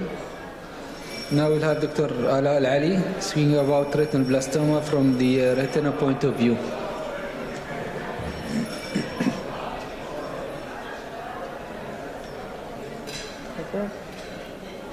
Okay, so we'll get started. I'll be talking today about retinoblastoma treatment updates and our experience in Kuwait. I'm not going to cover the basics of retinoblastoma, but I'll cover actually a very interesting topic. For most of us, it's for the residents, definitely it's something that they have not heard of. But it's something topical now in the world of retinoblastoma, and it'll be interesting to see if anyone has experience in this area and what do they think of this new modality of treatment. So we'll get started. Just with basics, retinoblastoma can affect one or both eyes. It's most common intraocular malignancy in childhood and typically initiated by a allelic mutation of the RB1 tumor suppressor gene, which then leads to malignant transformation of primitive retinal cells. The most common presentation, as we all know, is leukocoria, followed by strabismus. So retinoblastoma accounts for, there's heritable and non-heritable. The heritable form accounts for 45% of all cases, 80% are bilateral. Treatment and prognosis is dictated by the disease stage and the initial presentation. And the latest staging that we are trying all to agree upon is the 8th edition American Joint Committee on Cancer, the TNMH classification. In retinoblastoma, there are multiple classification systems. Various parts of the world uses various systems, and this is probably one of our downfalls, and that we cannot agree on a specific classification system. Thus, the TNMH has now replaced all the classification systems, and this will be a unified language when we talk about retinoblastoma classification in children. So there are multiple treatment options available for retinoblastoma. The key thing in retinoblastoma, we need a multidisciplinary team approach, which includes the pediatric ophthalmologist, pediatric ocular oncologist, pediatric vitreoretinal surgeon, pediatric medical oncologist, pediatric radiation oncologist, geneticist, pathologist, for most of social worker, nursing. So it's a huge team. No one can manage retinoblastoma by themselves.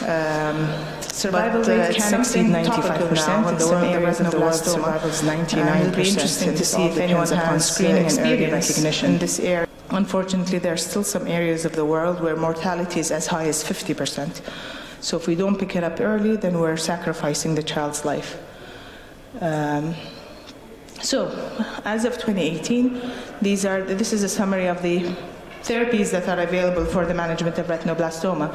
I was lucky to work with one of the gurus of retinoblastoma. Brenda Galli was one of my mentors, and I was lucky to spend a good amount of time of my residency and fellowship with her. So in terms of chemotherapy, we have 3 options. We have systemic chemo, we have intraarterial chemo, and intravitreal chemo.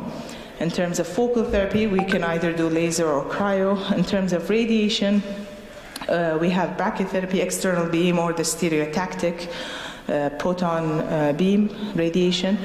And the new thing that we are all not too familiar with is one of the surgical options. So enucleation is still the mainstay of treatment, but vitrectomy has been added as one of the forms of management of retinoblastoma. So it's vitrectomy with endodissection of the tumor. And I'll go over this part, and this will be the main focus of my presentation, which is the use or the benefits of vitrectomy in patients with retinoblastoma.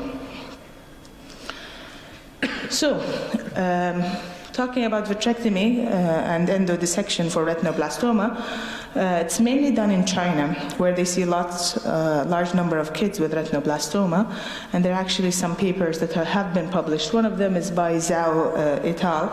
The senior author is also Brenda Galli on this paper. So basically what they did is that they tried this form of treatment.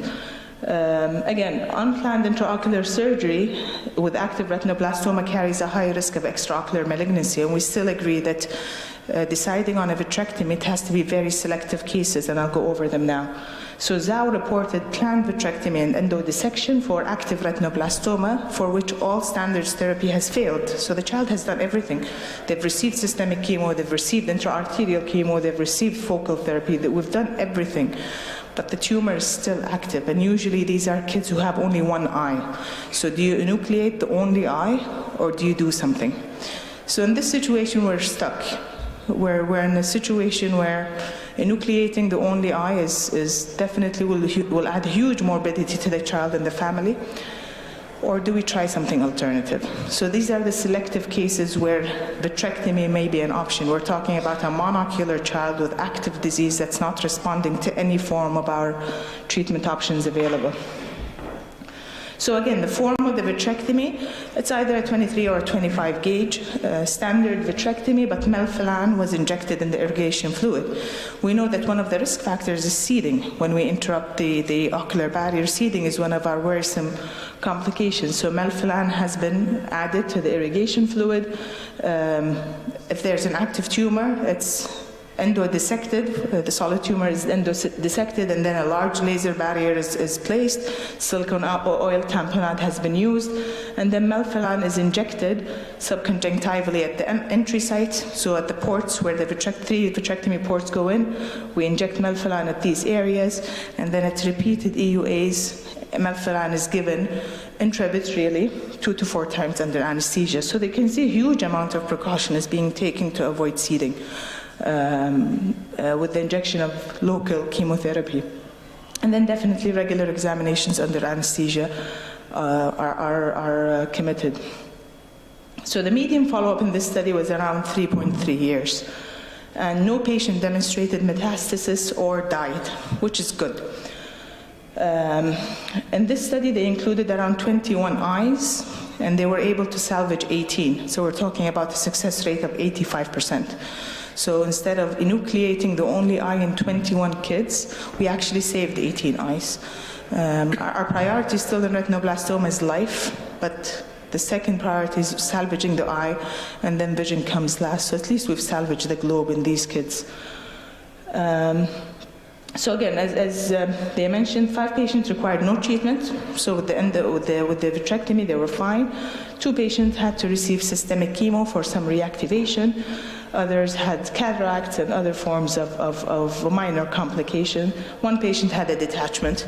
So these are the complications of vitrectomy. And as we know, vitrectomy is not without complications by itself, especially in these eyes. This is another paper also in China by a group of people, et al. And it actually shows, this is an image taken direct, I think it's not. Okay, yeah. Taken directly from the paper. So this is a child pre-op, pre-vitrectomy. As you can see, these 2 are pre-op images where you can see a huge group D with seeds everywhere, budding the op. This is the only eye that the child has. So do we enucleate this only eye, or do we try something? So they tried the vitrectomy, and they did, as you can see here, they endodissected the tumor. So this is the laser with the silicone oil. So this was 3 months post-op. This was 6 months post-op. Still everything is controlled. 8 months post-op, as you can see, there's some reactivation of the tumor on this side. So at this stage, they gave the child a cycle of systemic chemo. And luckily, the child responded. And this is 1 year follow-up, 3 years follow-up, 5 years follow-up. And you can see we have still salvaged the globe. I agree that probably the vision is that the aim of this surgery is to salvage the globe. In some kids, if it was away from the macula, then we can talk about vision. But in this child, we have salvaged his only eye. So this is a very promising form of treatment for of retinoblastoma. And the same thing, they used melphalan in the irrigation fluid. They injected melphalan subconjunctivally, and then every EUA for 2 to 4 times, they injected melphalan intravitreally just to take all the precautions to avoid seeding. So in conclusion, organ salvage cancer therapy is common for most cancers, but for us, as ophthalmologists, we're always afraid of lumpectomy for retinoblastoma. And I think this mentality can be altered in very specific cases. Despite systemic chemo, focal intraarterial, sometimes you try everything and the tumors, you still cannot get rid of the tumor. So for these kids, then I think we can think about a vitrectomy to salvage the eye. And again, this large investment may cause parents to resist enucleation, and I have come across this personally on a local level, and I'll go over a case in a minute. So many children with recurrent disease after standard therapies, again, what do? Do we enucleate, or do we do something? And this approach of retinoblastoma depends on a multidisciplinary teamwork, and we have to take caution to avoid tumors. Something to keep in mind, that treatments of retinoblastoma have been updated or upgraded. Vitrectomy, very selected cases, and we can think about it when we're stuck in a situation where we're not sure what to do. Do we enucleate the only eye, or do we try to salvage the globe? In Kuwait, we have our retinoblastoma team. It has been established for the past 2 to 3 years. And basically, it consists of a pediatric ophthalmologist. We have 3 pediatric ophthalmologists, Dr. Mansour, Dr. Hadir, and Dr. Adnan. This is myself, and Dr. Manar is our oculoplastic surgeon. And it's a multidisciplinary approach. So us as ophthalmologists, we collaborate with pediatric neuroradiologists, we collaborate with pediatric medical oncologists, with pediatric radiation oncologists and the geneticists. So we have a multidisciplinary team approach here in Kuwait. Recently we have, submitted to publication, but we published a poster in the US about our local experience in our cases. And this is just a picture of some of the authors who presented the poster, very junior, enthusiastic authors with us in the paper. And basically, this is a summary of our cases. I would like to just attract your attention to case number 5. So this was a very interesting child, a child whose father known to have retinoblastoma, so he has the RB1 mutation. And he was initially diagnosed at the age of 1.5 years and was managed abroad with intraarterial chemo 3 times and then focal treatment. And during the pandemic, he came to us for follow-up. So he was a case of bilateral. When we saw him, the right eye was well treated, inactive, very nice. But the left eye had active stage D, despite 3 cycles of intraarterial chemo and local therapy. Again, here we summarize, so he had everything. He had brachytherapy, cryotherapy, everything has been tried. So what we decided was very tricky. So I'll go over some pictures before I come back. Okay, so this is again 3 years old, case of bilateral RB1 mutation, treated with intraarterial and laser, and had also brachytherapy in the left eye. These are some RETCAM images. So you can see the right eye tumor has resolved. This is an inactive tumor, no signs of activity. Nicely, we cannot actually see much of the optic nerve. We can see hemorrhage. We can see some exudative retinal detachment. So at this stage, right from the first but the family were very reluctant. They refused enucleation. We had a long discussion. Both the mother and father have refused enucleation. So we have agreed to give him some cycles of systemic chemo. So again, the EUA showed active left tumor. The MRI showed some lesion worrisome of optic family. No way we could have enucleated this child. So he received 4 cycles of systemic chemo. And then we saw him back 4 months later, and we repeated the EUA, and as a matter of fact, the tumor is more active now. There's detachment superiorly. I'm sure, sorry, it doesn't reflect well, but take my word. There's a detachment now involving the superior pole, so he did not respond to systemic chemo. At this, the RD on MRI, but clinically, definitely it's worse. And now there's mild retrobulbar enhancement. So unfortunately, the optic nerve probably got affected, as well as the choroid. So now from a group D, we move to a group E. Now there's invasion. So finally, the family has agreed on enucleation. We enucleated the eye. But unfortunately, late enucleation decision, 4 months later, the conjunctiva was taken and proved blastoma on the conjunctiva. So the child is now undergoing proton beam radiation. So delaying enucleation was probably not the best thing, but again, we cannot force the family. Should we have offered the vitrectomy for this child? This may have been one of the children that we could have vitrectomized, at least to salvage the eye, because this was the concern of the mother. She wanted to salvage the eye as much as possible. And thank you very much for your attention. So again, before we end, I just want to summarize that consider vitrectomy in very tricky patients where they're not responding to any form of conventional therapy. The family are reluctant to enucleation. Delaying enucleation, as we saw in our case, was not the best thing that we have done. It invaded now the conjunctiva, so now the child will undergo more radiation. So if we have offered vitrectomy, maybe the family would have agreed. But again, offering a vitrectomy does not guarantee saving the eye. One study, as I mentioned, showed 85% success rate. The other study showed 65% organ salvage. So there's still a 35% chance that we will end up in an enucleation. But at least we try to control the tumor as much as possible. And I'd like to thank you all for your attention. Thank you, Dr. Ala. Now we invite Dr. Azza. to continue about the retinoblastoma. Thank you. Thank you, Dr. Ala. That was very informative and updated. You're so brave. Bismillah ar-Rahman ar-Rahim. So this talk will be the other image of retinoblastoma about histopathology after inoculation. So we'll talk about a little bit about introduction, basic histopathology, and any updates. So Powys was first described a mass, a globe filled with a substance similar to brain tissue. He precisely described it as a brain tissue and crushed stone. So early on in 1657, calcification and then the crushed tumor was precisely described.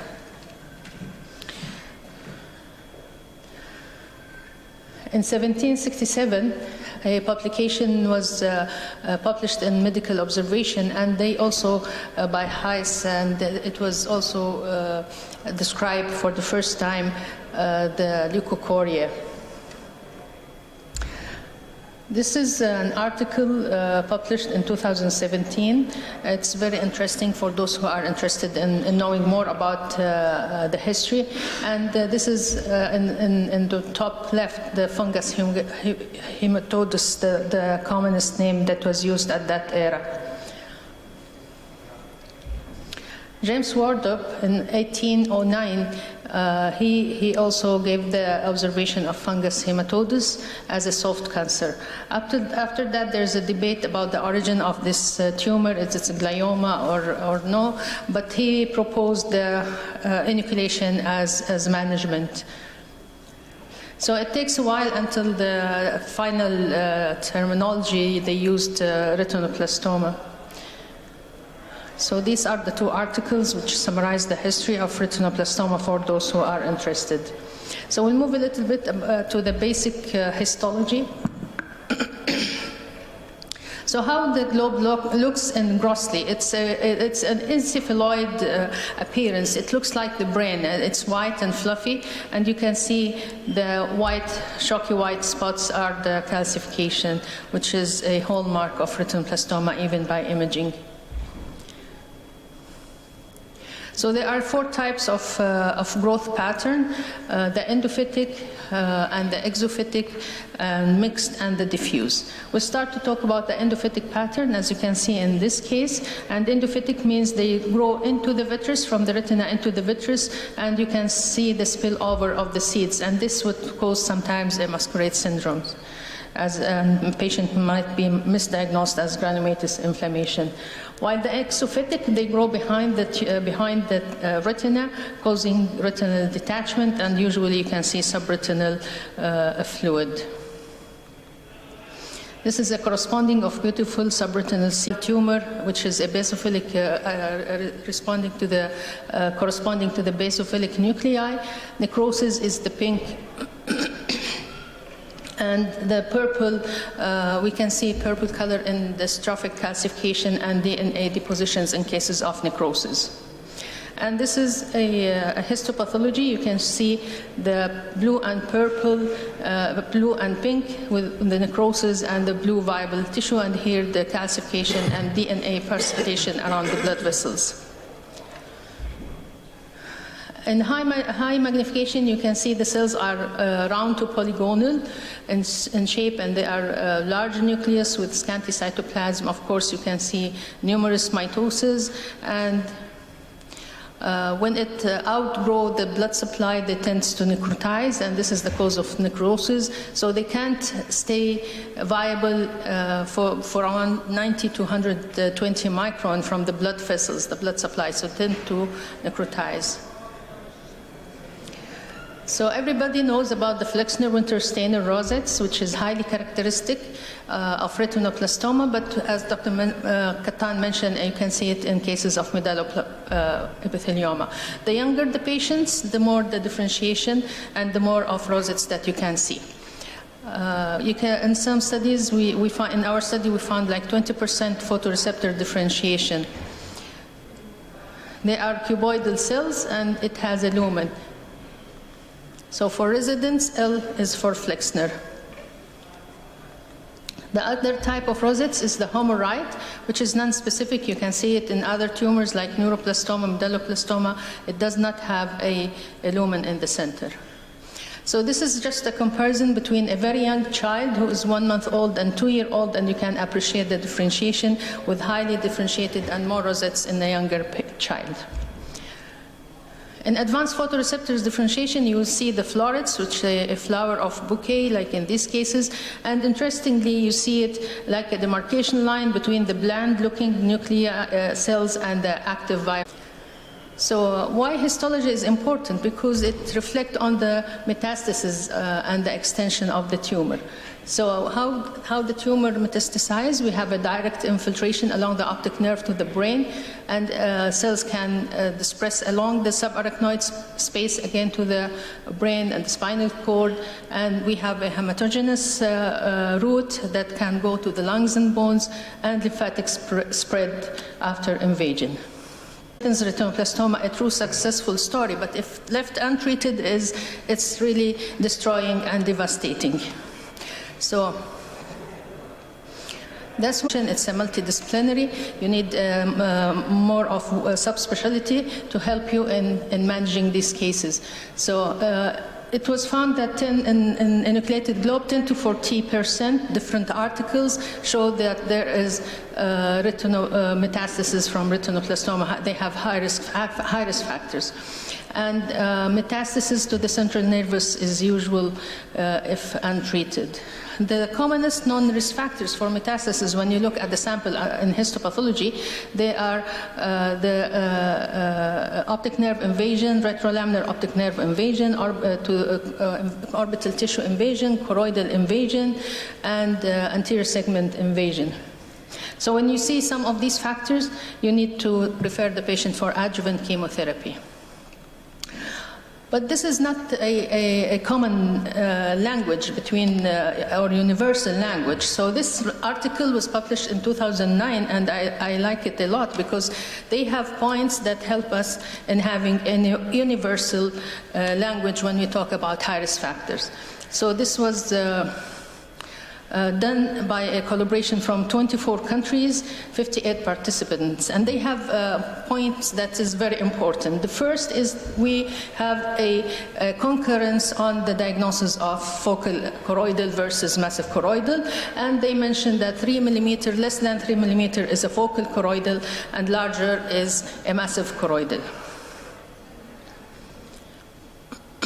This is again an example of grossing that you can, even with naked eye, you can see the gross invasion of the choroid, and this is the corresponding histopathology. This is, you need an expert and seeing lots of cases not to miss this, not to conclude this as a choroidal invasion, because Bruch's membrane, as you can see, is intact and all the tumor cells is underneath the RPE. So this is RPE changes. Of course, this is a true choroidal invasion.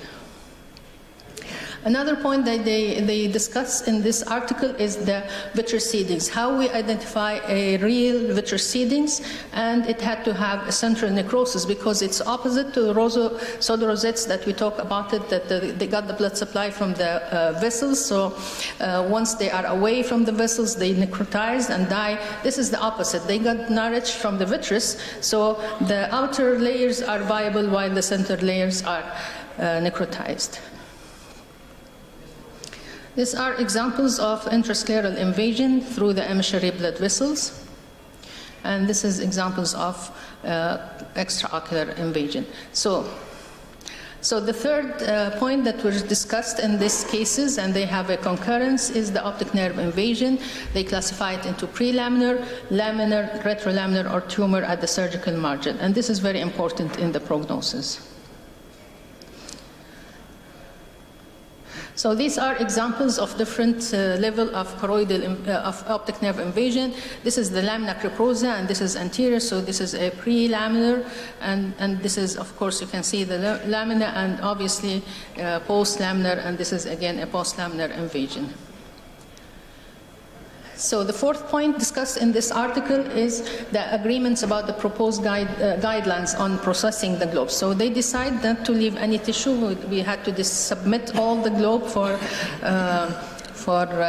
processing and histopathology examination. And this was triggered by one case at the oncology service at Will's Eye, which is not published. A patient was diagnosed, was inoculated, and there's no high-risk factors in initial histopathology, but later on patient presented with metastasis. And when they went back and examined the whole tissue, they found a high-risk factors in the callus, in the left tissue. So since then, we start to submit the whole globe. And this was one of the important points that is have an agreement in this publication. So the fifth also part of the processing is how to harvest a fresh tissue for genetics. You should use stir-frying or dissection, and then you can get a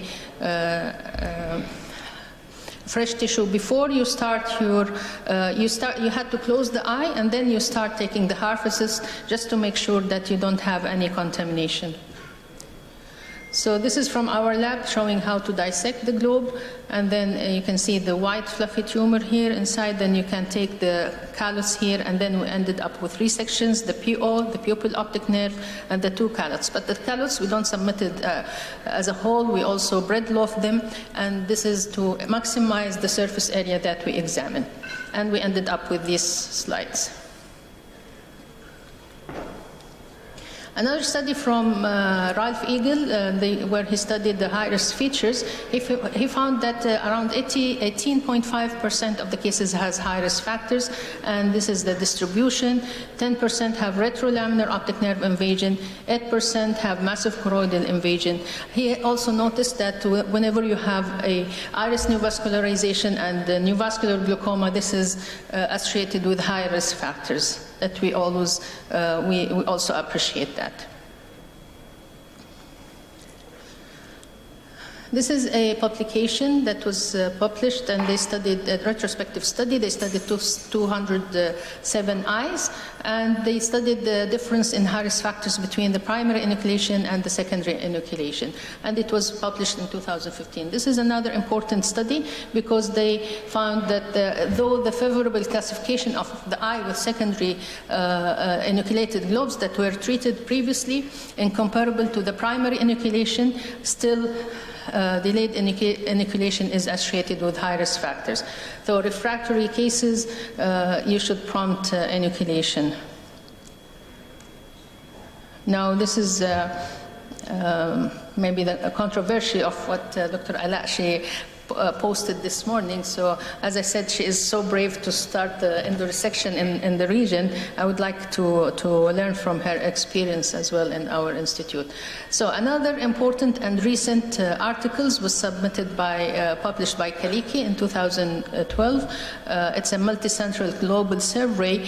This is very important because again, we have this 2009 articles, and up to this time we still have some controversy, and we did not universe our identification or of the risk factors. So she did a study from 16 countries, and 27 reply out of almost 50% of people or ophthalmologists or different physicians that were submitted this survey, the questionnaire, only 50% they respond. Most are ophthalmologists. And this is the distribution from different countries. So let's see what happened. We have a concurrence 100% in post-laminar optic nerve invasion, involvement of optic nerve up to the transection side, and extrascleral extension. That's only 3 factors that there is 100% agreement. Still, we have a massive choroidal. It's reasonably high, 93%. This might be reflective to different reason. Microscopic infiltration, 85. Ciliary body infiltration is 74. Trabecular meshwork and iris inflammation. So these are almost the top on the high risk factors. So Still, anterior segment invasion independently has not been investigated as a high-risk factor. And in my experience, very little that you can see a solo anterior segment invasion without any posterior involvement. Anterior chamber seeds were found in 52%, and laminar optic nerve infiltration. These are the response of the surveyors also when to call it a high-risk factor. So again, a very important controversial point is the combination of prelaminar and postlaminar prelaminar and focal choroidal invasion. It's been changing during the last years. First we don't treat, now then we start to treat it, and again now it was withdrawn from treatment, though still like around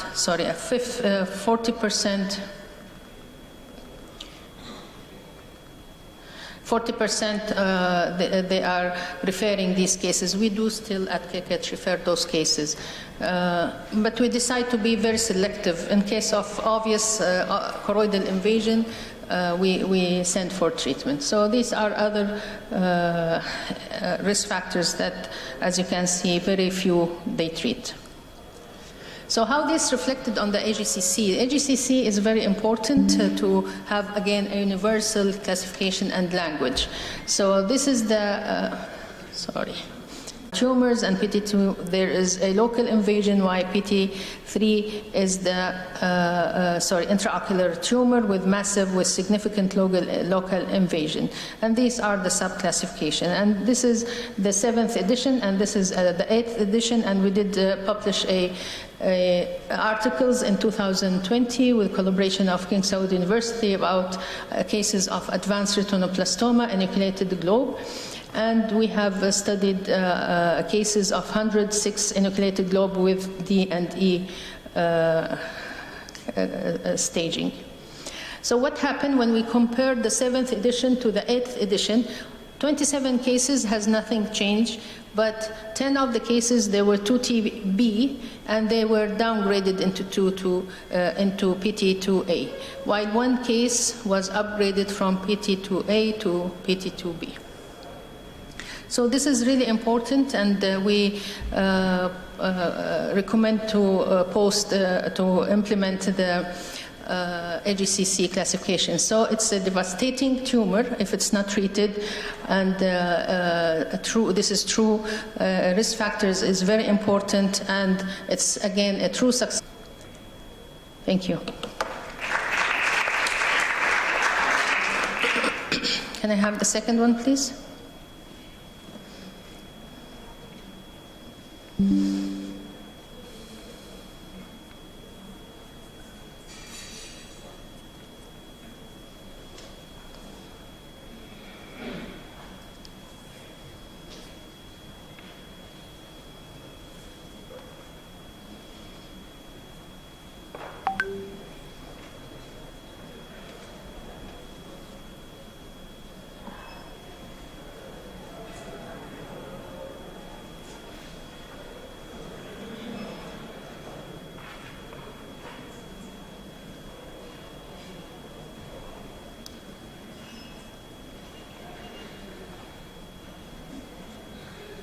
Do you need any help?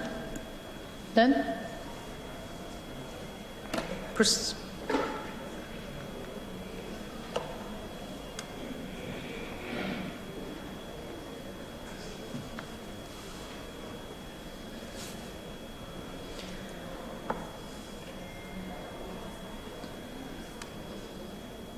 Should I come there, or you're fine? Fine? Okay, great, thank you. So my next talk today is, in this session, is about the experience of retinoblastoma in Saudi Arabia. I'm presenting this on behalf of Dr. Saleh Al-Misfar, and whenever you mention ophthalmology in Saudi Arabia, immediately you think of KCAT, and whenever you say retinoblastoma in Saudi Arabia, you immediately think of Dr. Saleh Al-Misfar. The KCAT was opened in 1993. In 1983, Dr. Saleh Al-Misfar has played a big role since then. First, when I start to work with him, I asked him, why you are tolerating this long period treating retinoblastoma with all the stressful and emotional experience that you have. Up to this time, sometimes we go out of the room crying, even after 30 years of management. He said that I felt that it is a national mission and I had to take it. So, who work in retinoblastoma, you have to have the passion to treat patients, because it's if you think now with this new modern thinking about financials and other things, this will not help. But this is a true national mission, and it's very rewarding because, as I mentioned, is a true surgical, true successful story. This the service was started by Dr. Susan Sneft, who Dr. Misfer was trained with. And then since that time, in early 80s,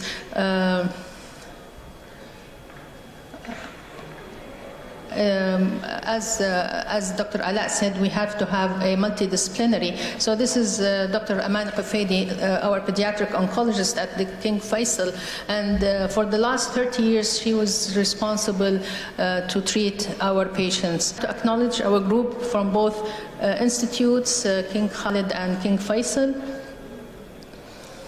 So we studied our cases from 1993 to December 2021, and we have 1,033 patients. We have 1,464 eyes. As you can see here, there's no sex predominance. Male and female were equally affected. In laterality, we have almost 60% of cases are unilateral, 40% are bilateral, and 1% are trilateral. And this is in concurrence with the international studies. So this is the average of patients we have per year, and it ranged from 7, this is maybe at the opening of the hospital, and then the maximum was 38, and our average is 26 patients per year. So we have a reasonable exposure to retinoblastoma.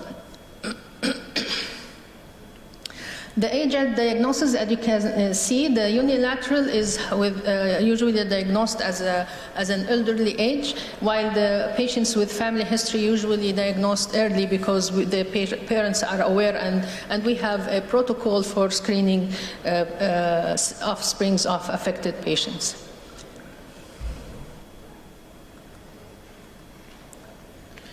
So the commonest symptoms where 775% is presented with leukocoria, and again this is similar to what's have been published. The second commonest is strabismus, and that's why I stress about the fundus examination in any pediatric child presented with squint. These are the other different presentation.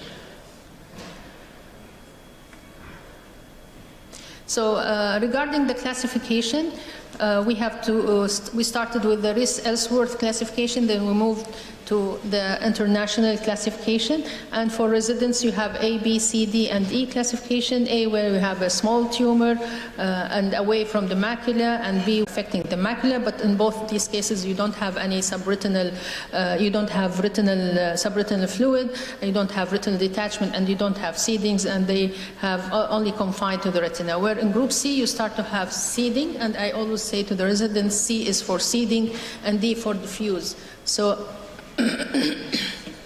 شكرا.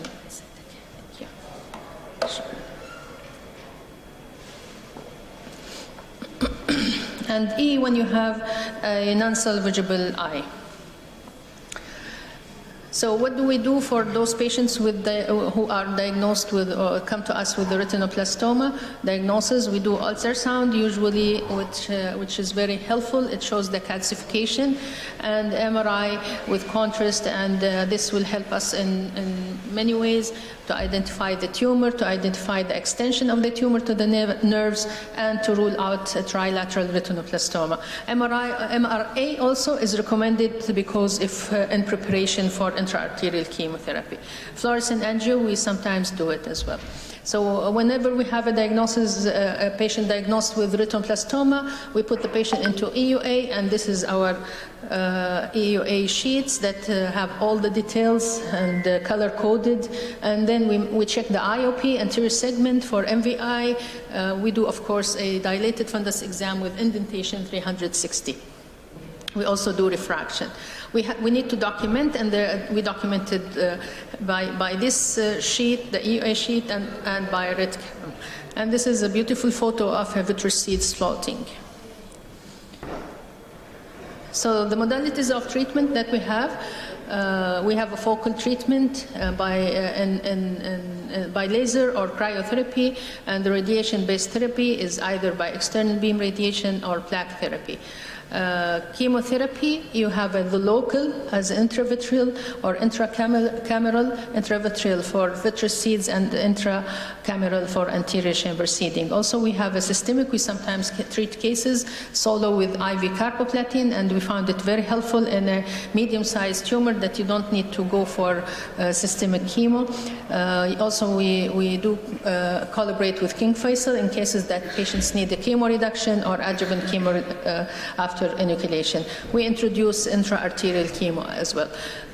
Inoculation also is still a mainstay of treatment in our region.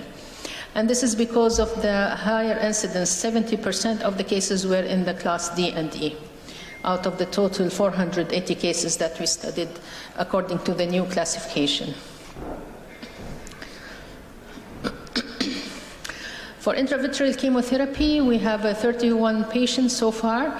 First induced in 2013, we give 20 to 30 microgram in a 0.15 milliliter, and give a minimal of 3 injections, even there is no activity.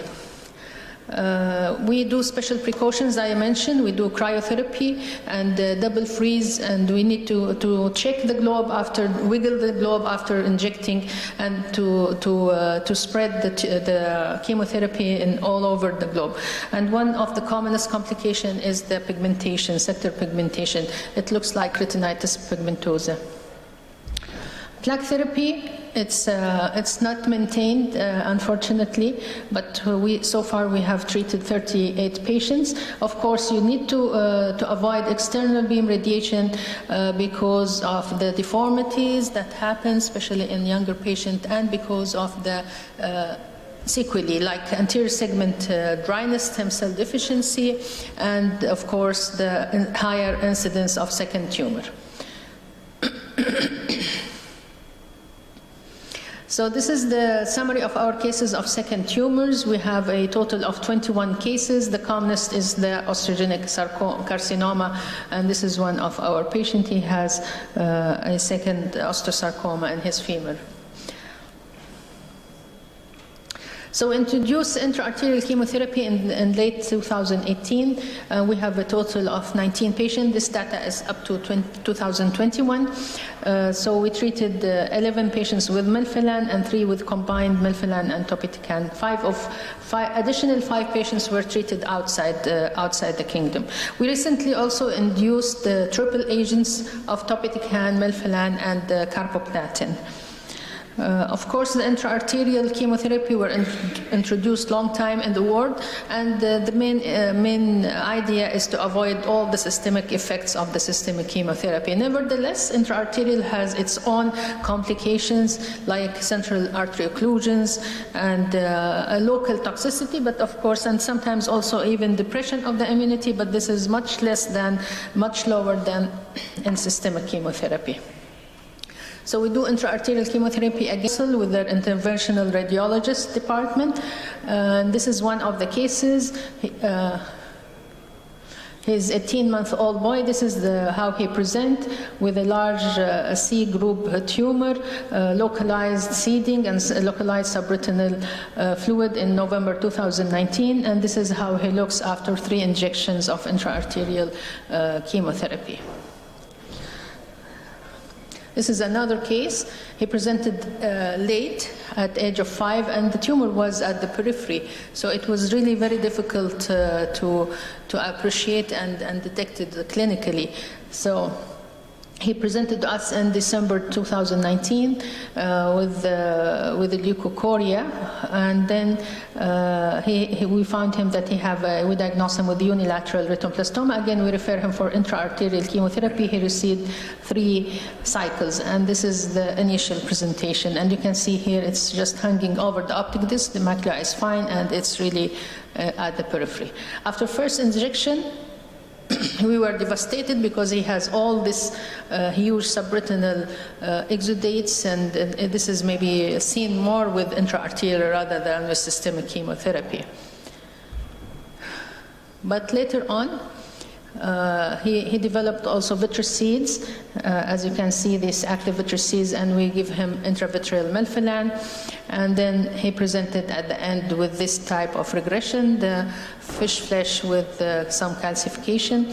And we are following him up to date, and he has no activity since then. This is a challenging case of 5-year-old female. She presented on April 2019, and she did her first EUA. We diagnosed her with bilateral retinoblastoma, group D in the right eye and group B in the left eye. So this is the right eye. You can see a large tumor with diffuse subretinal seeds, and this is the left eye with a small tumor away from the macula. So she was referred for systemic chemotherapy at that time. And in June 2019, after 3 cycles of systemic chemo, there was some poor response with diffuse peripheral seeds, regression of the lesion, and we did inoculation of her right eye. So she ended up with 1 eye, and she completed her systemic chemotherapy, having frequent examination under anesthesia and augmentation by laser. So in November 2019, there was no activity. February 2020, there was no activity as well. So in October 2020, she presented with activity. We treated IV carboplatin and TTT. There was residual activity with vitreous seeds, so we give her melphalan at that time. In December 2020, she still has some activity. We augmented by TTT, and then we decided she has no activity. She has no activity in February and April. In June 2021, she presented again with an activity of one of the lesions. So we were struggling what next we can do. And then we referred her for combined intra-arterial chemo. And she received 3 cycles. And we were successful to control the disease after that. And this is her initial, this is the presentation with the initial activity, and this is how she looks like after.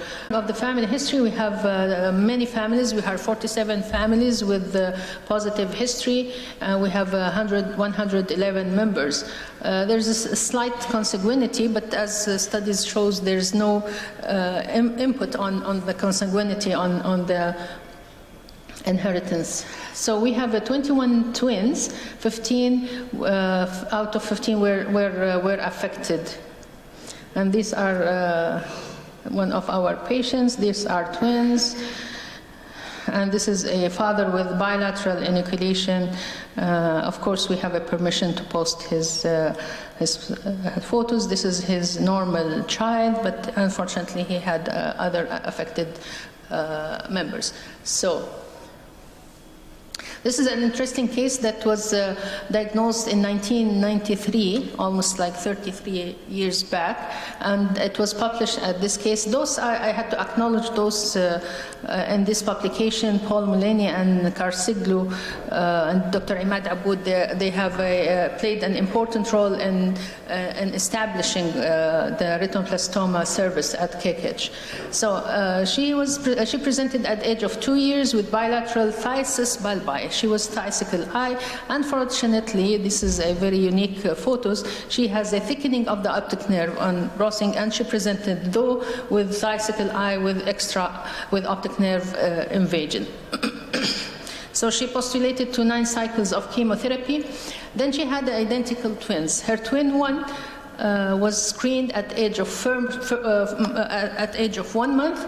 In 2013, we found small lesions in the left eye, was treated with TTT. In July, she had more lesions in both eyes, now bilateral retinoblastoma, also treated with laser only.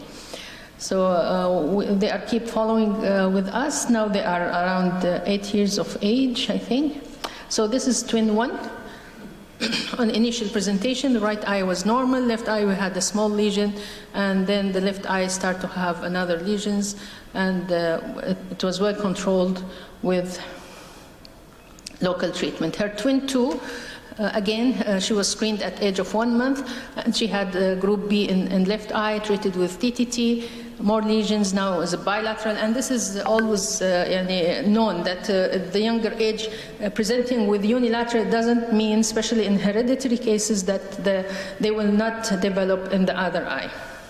And that's why frequent AUAs are important for both eyes. Again, this is how she presented, with 1 lesion here treated, and you can see here a very subtle lesion that was treated as well, and this is the scar, and these are now the twins. They are, this is 1-year-old photos, but they are now 9 years old, and they have 2 normal siblings. So these are cases with inoculated globe. 1 eye is prosthesis. They have a very good cosmesis. Those patients need a very important to have a social support, and usually we achieve a good cosmesis which help them in their life. So now, because we have a large families with a strong family history, we need to do a pre-implementation genetic study. Again, with collaboration of King Faisal, but this is very limited, unfortunately. So this is a case of a child of a father who is diagnosed with bilateral retinoblastoma. 1 eye was inoculated. He was not aware that this is inherited. He had his first child, a girl with bilateral inoculation. 1 eye, unfortunately, was inoculated. So at that stage, he decided to go for pre-implementation, and thanks God he had this normal baby now. So the future of RB in Saudi Arabia, we would like to recruit more patients for intra-arterial chemotherapy, expand our experience, and have a more salvageable globe. We would like to have a genetic study on our patients. There's more than 1 study is ongoing now, and we would like to expand again the pre-implementation genetics. Of course, early detection is very important. This is by camping, awareness camping, and educating the parents, especially those who are affected. Thank you.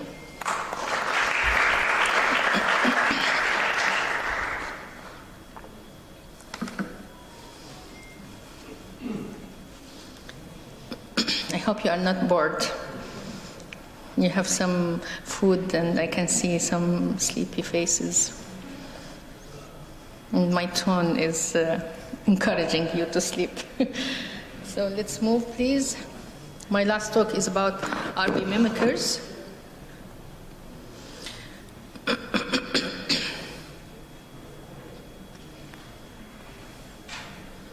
So out of these 1,300 patients, actually, unfortunately, we don't have a registry for those mimickers, those who were referred as non-RB, as an RB, and turned out to be non-RB, because once they are diagnosed as with different diagnoses than RB, they are out of our registry. So talking about registry, this is very important to start early on. You have to have to start your national registry of your patient. This will help you a lot in management and help you a lot in research later on in the future. So I don't have definite numbers of cases that presented to us as an RB and turned out not RB, and vice versa. We have cases that presented as Koch disease and turned out, or other diagnoses, and turned out to be retinoblastoma. We just recently start to register these cases. So retinoblastoma, just quickly, 2 slides about it, because you have a lot, you are saturated now with retinoblastoma and expert. So as you know that it's a small transparent, when initially presented, they presented with a small transparent lesion, and it arises from the sensory retina. Usually can be easily overlooked when they are small. That's why, again, I would emphasize about the family screening. It has a dilated retinal feeding artery and draining vein, and I highlighted with red because this is very important. Usually retinoblastoma has seeding and secondary retinal detachment. Many cases, 15% of the cases might present with neovascular glaucoma as well. This is just a repetition of previous slides, and emphasizing that the commonest presentation is leukocoria. Talking about leukocoria, just out of these slides, it's very important also for the ophthalmologists to educate their colleagues in pediatric field to do simple red reflex, because this is really very important. And though abnormal red reflex in children most probably is a refractive error, but still, if you catch retinoblastoma, that will be a great achievement and life-saving. So a quiz here. These are 2 small lesions which look very similar. Which one is RB? Are they both RB? Are they both non-RB? I will leave it to the end. So leukocoria. Are these leukocoria? I love this boy. So this is an RB with leukocoria. This is coats with xanthocoria, and this is a fever. So any abnormal reflex, it does not mean necessarily leukocoria, but when you see xanthocoria, yellow-red reflex is very helpful. So in the Shields books of intraocular tumor, they have discussed very beautifully the retinoblastoma mimickers, and you can see you have a big list. And they divided as hereditary, developmental, inflammatory, and miscellaneous. Actually coats is in miscellaneous, though it's the commonest mimickers of retinoblastoma. So I'm not going to go through all these, of course, but I will choose some cases to discuss.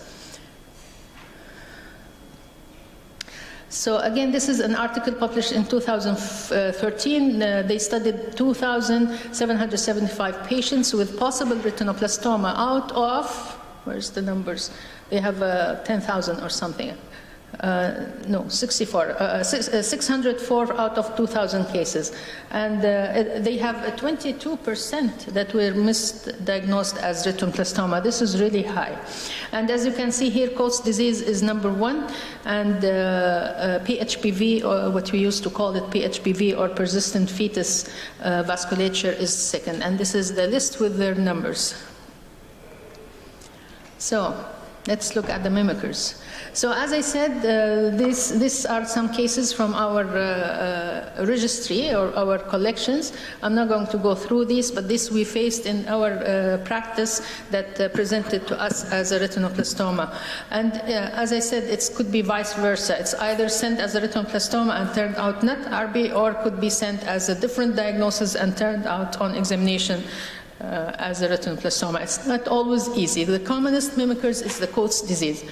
So it's an idiopathic non-hereditary disease. It was first mentioned by Coates. He's a Scottish in 1909.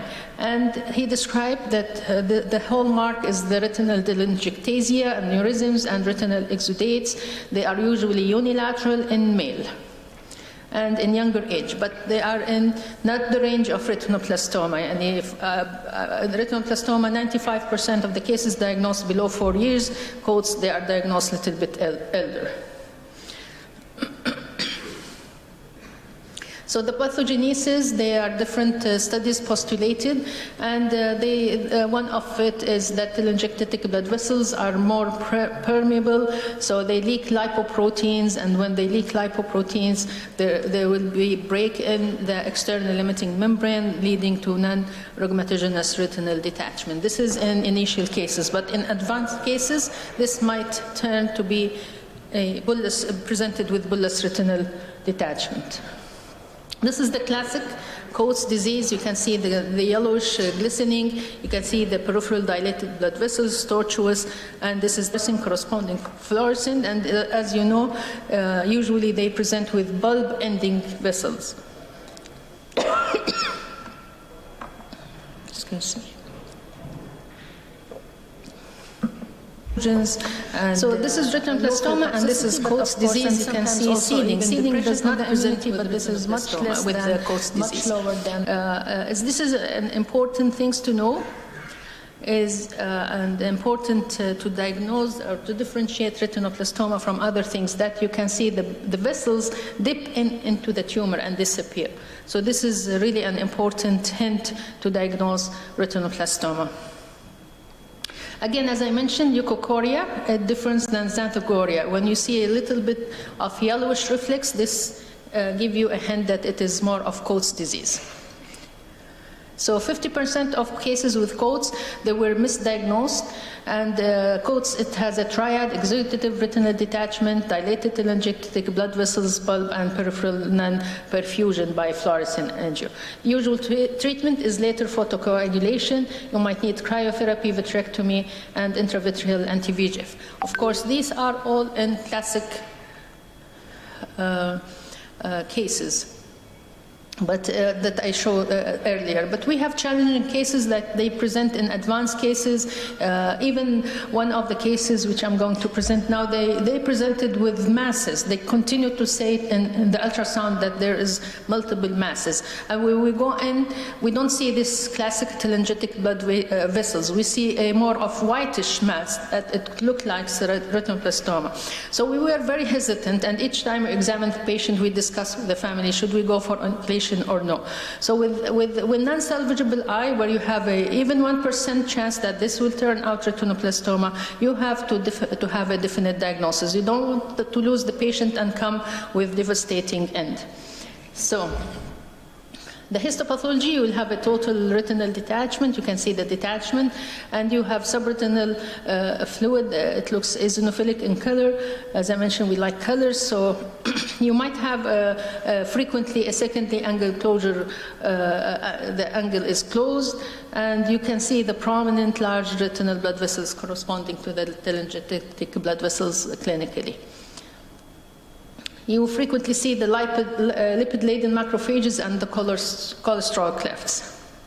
So this is one of our publication, one of the cases that we published along with Dr. Katan, and you can see here the subretinal fluid. This is the lens here, and this is the masses which I was talking about in the ultrasound. Unfortunately, I don't have the ultrasound photos here.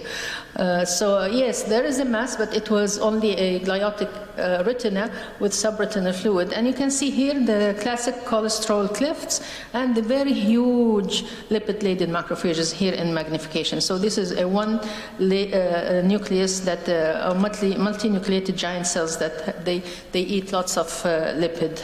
This is what happened to us. So the second mimickers is persistent fetus vasculature, and how we can differentiate between retinoblastoma. Usually they present with a smaller eye, microphthalmic eye, so this can be documented clinically, and you can document it by a scan when you measure the axial length. It's almost usually unilateral, though there are published articles about bilateral PHPV or PFV, and they are non-familiar like the cases of retinoblastoma. So it can range from mild to severe forms, and they can cause total retinal detachment and blindness as well. So very important to differentiate retinoblastoma from persistent fetus vasculature is the elongated ciliary processes. This is, we never see it in retinoblastoma, okay? This is an important hint to differentiate between these two entities. So here I'm presenting a 3-year-old boy. He is a product of normal delivery and full term. Full term is very important. History is very important also to differentiate the mimickers, like an ROP, about prematurity. So always please, as a resident and even as a consultant, don't miss the part of clinical history. So he presented with whitish lesion with retinal detachment not involving the macula.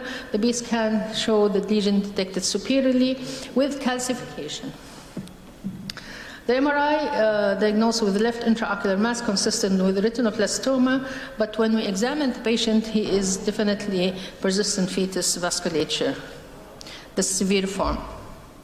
So this is how it looks clinically with detached retina, and you can see the blood vessels. This is bright, but just to show the vessels. But there, on examination, it's straightforward. So this is kind of cases that can be even missed by imaging if you don't have an expert ultrasound department. And this is the classical fluorescein angio of this case. I found this in one book of eye pathology, an illustrated guide by Hans Gross-Nicholas, one of the unique oncologists, ocular oncologists. And this is for the resident. I put it here with some important differentiation. Coloboma, we had one case of coloboma that was referred to us. The incidence is very low, and usually coloboma, as you know, it presented in the inferionasal. It can affect the iris, could affect also the chorioretinal, the choroid, and when they have, when they are associated with choroidal thinning, they might present with leukocoria if you can shine the light to that area. Like also normal physiological cups, sometimes in photos, they tend to be angulated and you can see an abnormal red reflex. So this is what happens in these cases also. They might present with leukocoria. So this is the patient, as you can see, he presented with a small eye, and we have a history of that. His brother and father, they have a microcornea as well, and maybe the light is very dim, but you can appreciate the iris coloboma here. And this is the fundus. You can see a large inferionasal coloboma. And this is what I was referring at when you shine a light or take photos, it might be reflected. And of course, this one is, you cannot miss it clinically as retinoblastoma. So I will end up with discussing this case of 5-month-old boy referred from King Faisal Hospital with retinal mass to rule out retinoblastoma. Patient has seizures, and they have imaging that shows. Shukran, disclaimer. Thank you. So they did imaging, and it showed multiple lesions in the heart and other way. Also, he has this characteristic hypopigmented lesion in his skin, the ash leaf macula. So he was sent to us diagnosed with tuberous sclerosis. There's no hassle in these cases, but they want the expertise of Dr. Misfir at KKH to rule out retinoblastoma because they presented. It's very occurred to have two entities or two diagnoses in one patient, but you had to be safe.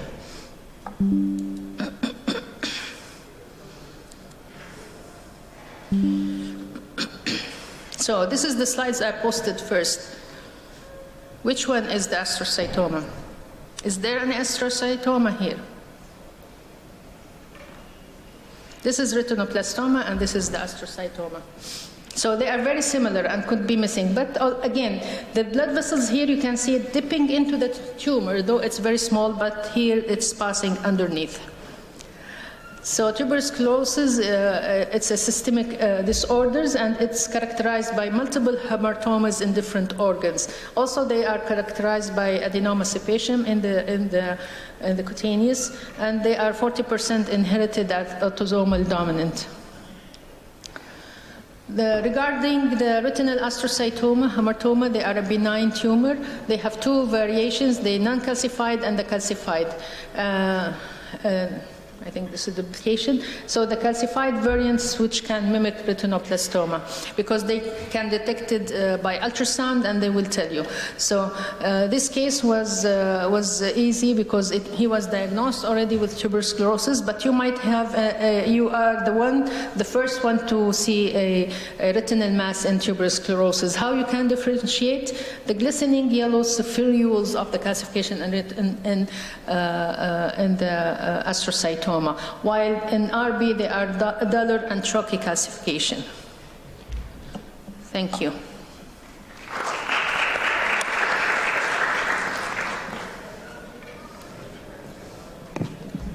Thank you, Dr. Azza. Now, and it's the time for prayer, Jum'ah prayer. Then we'll see you again in the afternoon, inshallah. Thank you.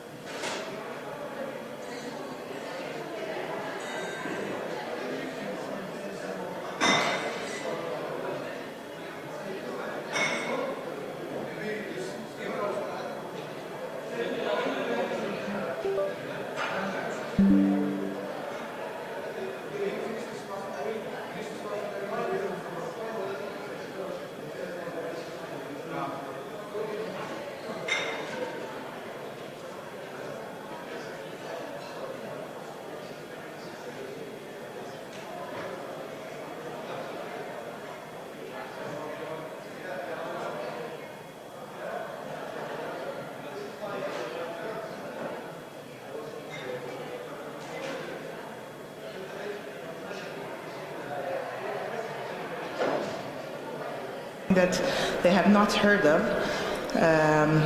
but pediatric, and this over here.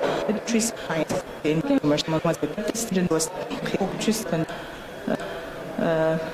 Mansour Dr. And it's a multidisciplinary approach. So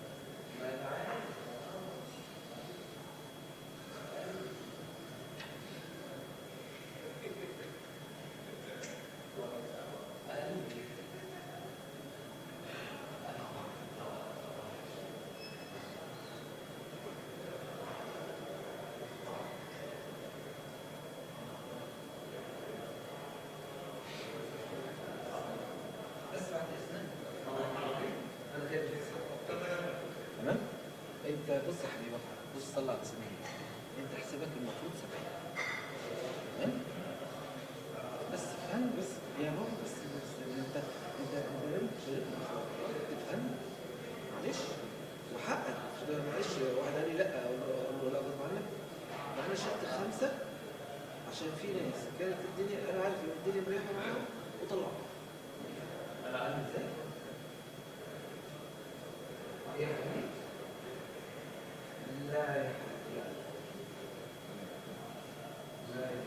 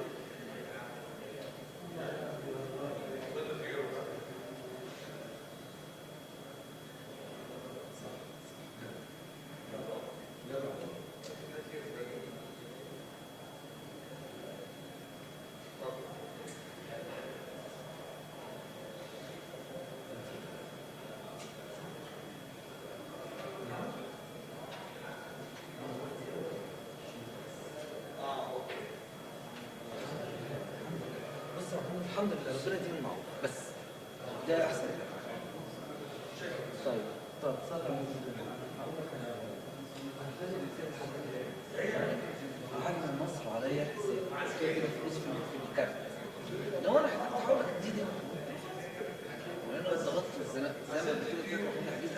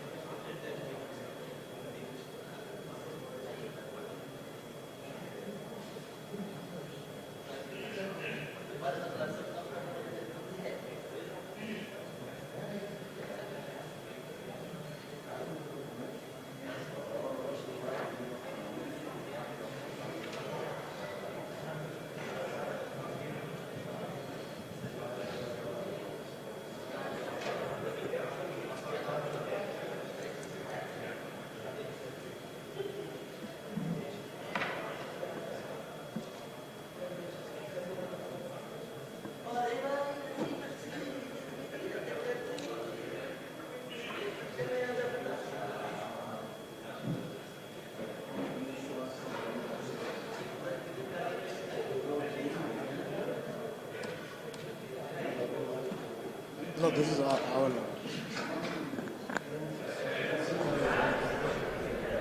Okay.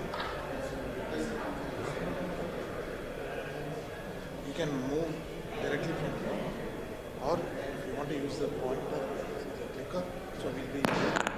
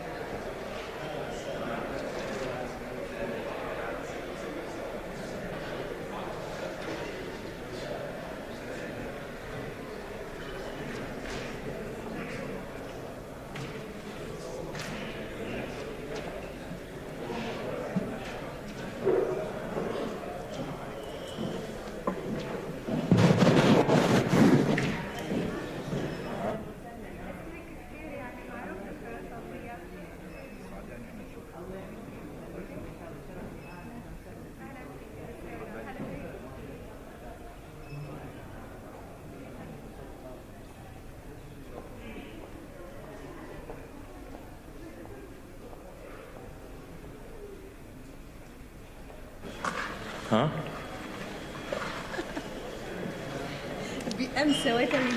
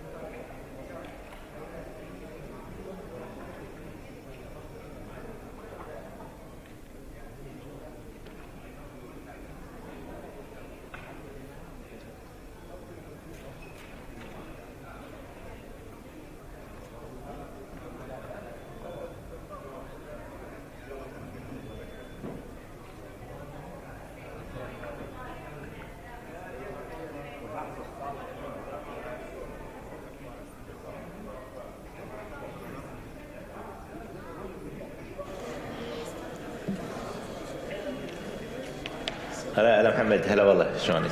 هلا بك، شلونك يا هلا؟ تفضل تفضل.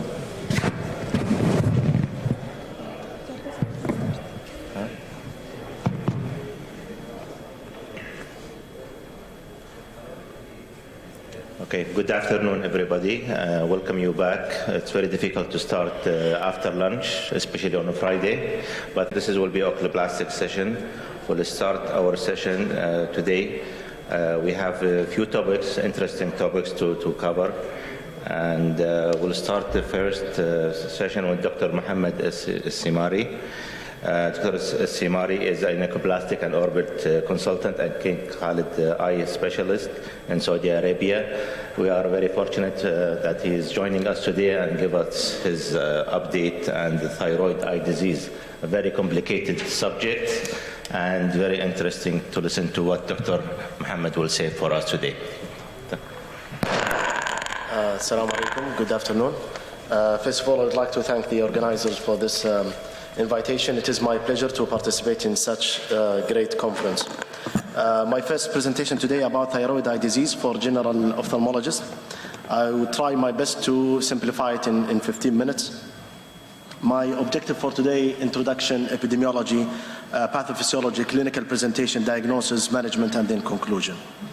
So Graves' disease is an autoimmune thyroid disease classically characterized by clinical triad, consisting of hyperthyroidism, diffuse goiter, and thyroid eye disease, which also referred to as Graves' ophthalmopathy or thyroid-associated ophthalmopathy. This disorder is immunologically mediated condition that classically involves the humoral immune system. Thyroid eye disease is originally associated strictly with Graves' disease, but also has been noted in Hashimoto thyroiditis as well as in the absence of thyroid dysfunction. While symptoms are typically bilateral, they are often asymmetric. The most common presenting signs are periorbital edema, eyelid retraction, eyelid lag in down gaze, restrictive strabismus, and compressive optic neuropathy. The disease course of thyroid eye disease does not always coincide with the thyroid activity or the treatment of underlying thyroid dysfunction. Thyroid eye disease is the most common cause of both unilateral and bilateral exophthalmos. Thyroid eye disease has a higher prevalence in women than men. Both men and women demonstrate a bimodal pattern of age of diagnosis. In women, for example, the first age model is between 40 to 44 years, and the second is between 60 to 64 years, and almost similar to men. The median age of diagnosis is 43 years for all patients. When we are talking about the risk factors for the thyroid eye disease, it includes age. More than 50 years has worse prognosis. Gender, more in female, but more worse in male. History of radioiodine therapy and ethnicity. Family history, a positive family history of thyroid eye disease is noted in 61% of thyroid eye disease patients. Thyroid dysfunction and smoking. By the way, smokers are twice as likely to develop Graves' disease, and smokers who have Graves' disease are 7.7 times more likely to develop thyroid eye disease compared to non-smokers with Graves' disease. When we are talking about pathophysiology, the developments of thyroid eye disease is centered on inflammation of orbital tissue via stimulation of orbital fibroblasts. Orbital fibroblasts are unlike other fibroblasts in the body in that they express CD40 receptors. When T cells interact with the CD40 on the orbital fibroblast, the orbital fibroblast release pro-inflammatory cytokines, and this leads to accumulation of glycosaminoglycans and hyaluronic acid. This upregulation and deposition leading to orbital edema. So the orbital fibroblast can differentiate it into either adipocytes or myofibroblast. So when it's differentiated into adipocytes, this explains the fatty hypertrophy, which can lead to compressive optic neuropathy or blast. Differentiated into myofibroblast, this explains another variant of thyroid eye disease, which is mainly restrictive myopathy. We call it type 2 thyroid eye disease. The thyroid status of a patient presenting with thyroid eye disease is quite variable, but more than 90% are hyperthyroid status. 80% of patients experience thyroid eye disease within 18 months prior or following endocrine disease. However, thyroid eye disease can present long before or long after the initial presentation of the thyroid disease. As all of you know, it is a self-limiting disease and may present in one of the two stages, active or inactive. The active phase can last for 1 year in a non-smoker and can take up to 3 years in smokers and has a recurrence of 5 to 10%. The inactive phase usually follows the spontaneous resolution of active phase. The clinical presentation of thyroid eye disease, the most common presenting sign is upper lid retraction in 90% of patients, and it has a multifactorial cause, either increased sympathetic tone of the molar muscle or contraction of the levator palpebrae superiors, or scarring between the lacrimal gland and the levator, or combination of both factors. Exophthalmos is the second most common sign associated with thyroid eye disease in 60% on down gaze in 50% of patients, restrictive extraocular myopathy in 40%, and most commonly inferior rectus, followed by medial rectus and then the superior complex, and lastly is the lateral rectus. Pain with eye movement is a sign of activity and found in 30% of patients. Optic nerve dysfunction, which is a devastating sign, and it is found in 6% of patients. So when we are talking about the diagnosis of thyroid eye disease, in addition to the clinical presentation, there are several classifications which are important to diagnose the patient in form of activity and severity. NOSPECS, visa, quality of life, but I will talk mainly about the last two, which are clinical activity score and European group on Graves' orbitopathy. The clinical activity score was developed by Moritz et al., which is well accepted worldwide to classify the patient in terms of activity. It has 7 items for initial assessment: pain at rest, pain with eye movement, eyelid swelling, eyelid erythema, and then conjunctival ecchymosis and redness, and caruncle swelling. In the follow-up assessment, usually after 1 to 3 months, 3 items have been added, which are proptosis more than 2 millimeter from the baseline, decrease in excursion in any direction with more than 8 degrees, and decrease 1 Snellen line.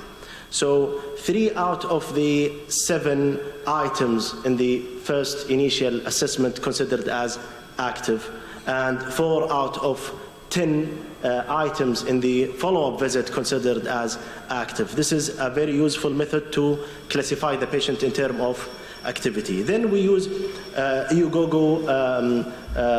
By the way, EUGOGO has several schemes for classifications, but I choose this simple method to classify the patient in terms of activity. So any patient coming to the ER or the clinic, I have to classify the patient in terms of activity and severity. So in this classification, they classify the patient into mild, moderate to severe, and sight-threatening. Sight-threatening is optic neuropathy or corneal exposure with CED.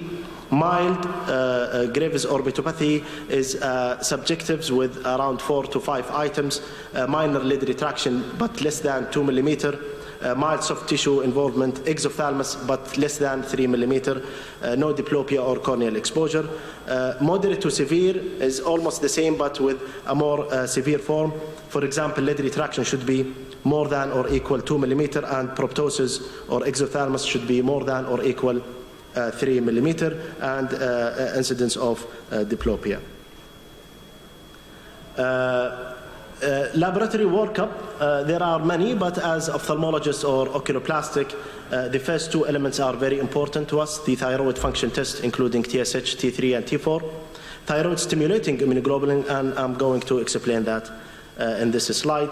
Why TFT is important? Because it has the highest sensitivity and specificity as initial screening test for any suspected thyroid dysfunction.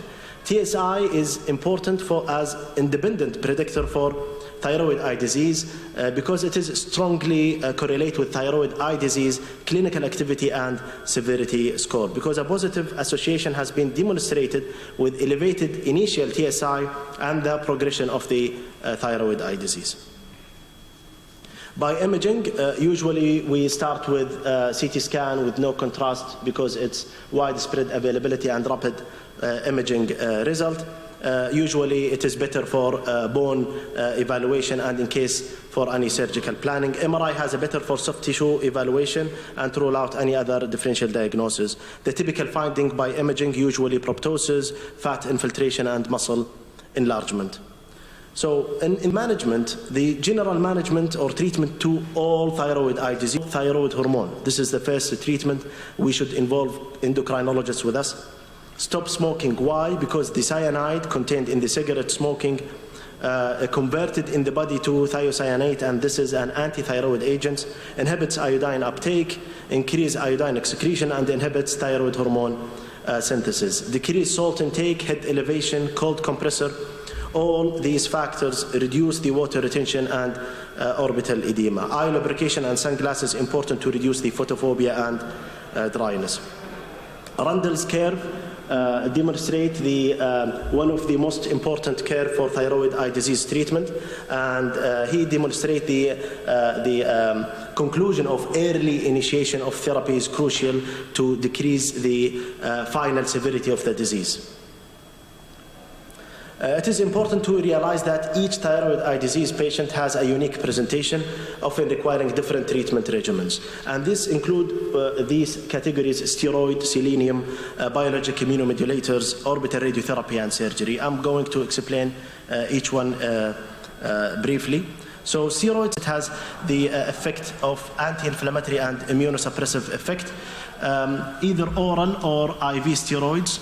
Most of the worldwide accepted managements is IV steroid. Why? Because a little bit it has more effect compared to oral steroid with less side effects. The usual regimens is IV 500 milligram weekly for 6 weeks, followed by 250 milligram for another 6 weeks. Local subconjunctival or periocular injection of steroid is also considered, especially if the patient is contraindicated for systemic steroid. Selenium can be effective in mild active thyroid eye disease. Biologic immunomodulators, there are many. Mycophenolate mofetil reduce the proliferation of B and T cells, and it is used for active, moderate to severe. Azathioprine is another option. Tocilizumab is another effective treatment for steroid-resistant patient. It's block interleukin 6. Rituximab used when you have a patient with a positive CD20 and an early stage. A more aggressive treatment like infliximab, adalimumab can be used for severe thyroid eye disease not responding to steroid and decompression.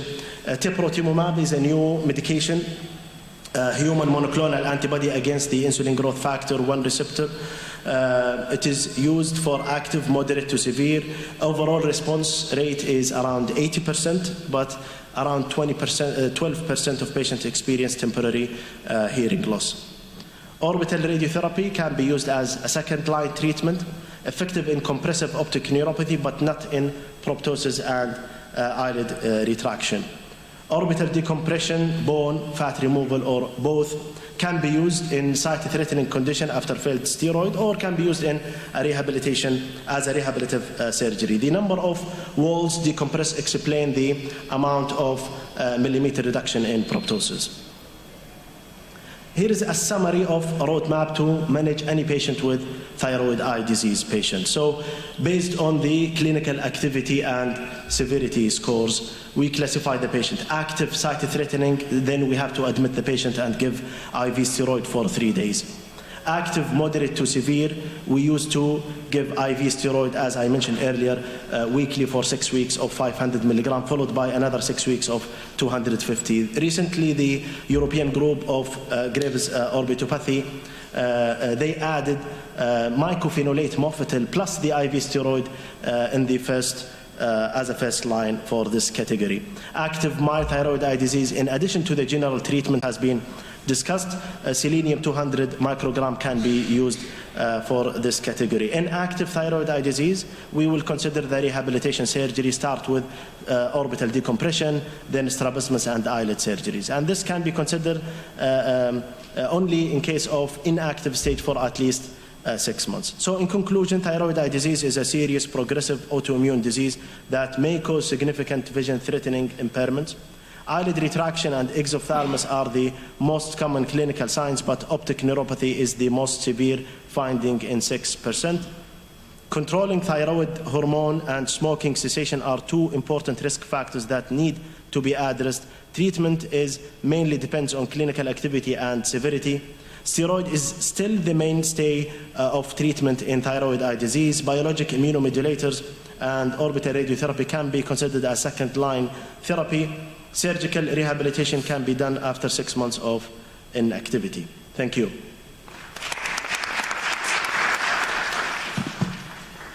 Thank you, Dr. Mohammed Samari. Very elaborative subject and nice presentation.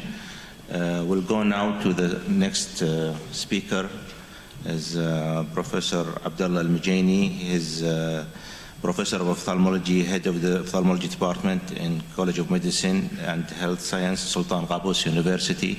Dr. Abdullah was a previous McGill resident and fellow and a dear friend, and we welcome him in Kuwait, and he can start speaking today about ptosis repair, a very common problem, and he will tell us what to do with ptosis.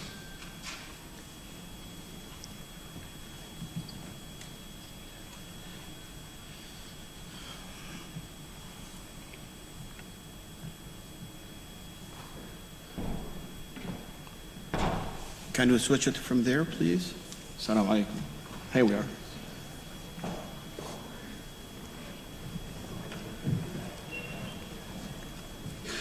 الله يسامحك فيصل، أكلتنا عيش والحين يابلنا.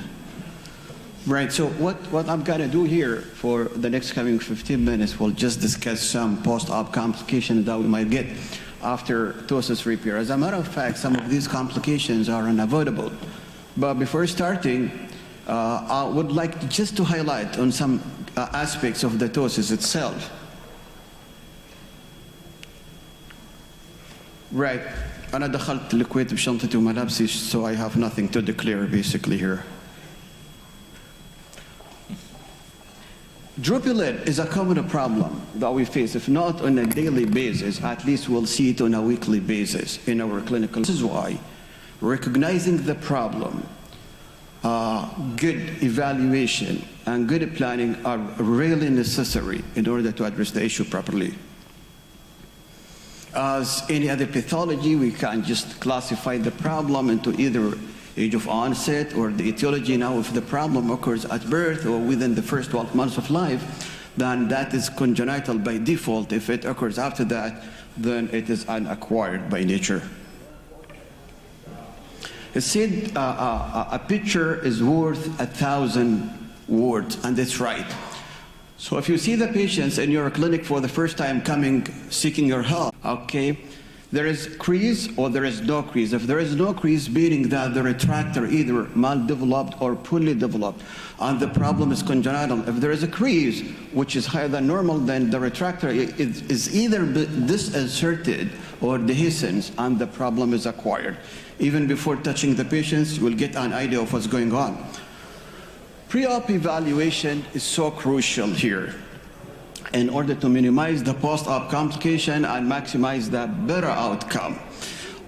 I will not go through the history and how to do clinical assessment, but I just want to focus on a principle of measure and remeasure, meaning that every time the patient comes to your office, shouldn't rely on the first measurement that you have done, because things keep changing. So you need to measure every time the patient enters your office before exposing him to the surgery. Now, by end of your history, you should have a goal here. And the goal, once we've finished, as we know, there are basically two indications for the surgery, whether this is functional or cost basis, and these are the techniques that we can handle them. The choosing of one over another basically based on the three factors: the degree of levator muscle function, the degree of ptosis, and definitely the surgeon experience. Now, let's have some clinical scenarios before going to our main topic. A young boy here with left-sided ptosis. You see the crease is higher than normal, but pretty sure that, just take it from me, that the levator was good. So we approached him posteriorly, perfect matching. Another one, a boy with bilateral ptosis here. He's adapting a chin-up position, so poor levator, but still there at the present. So he had bilateral levator resection, another perfect matching, and we negated the chin-up position.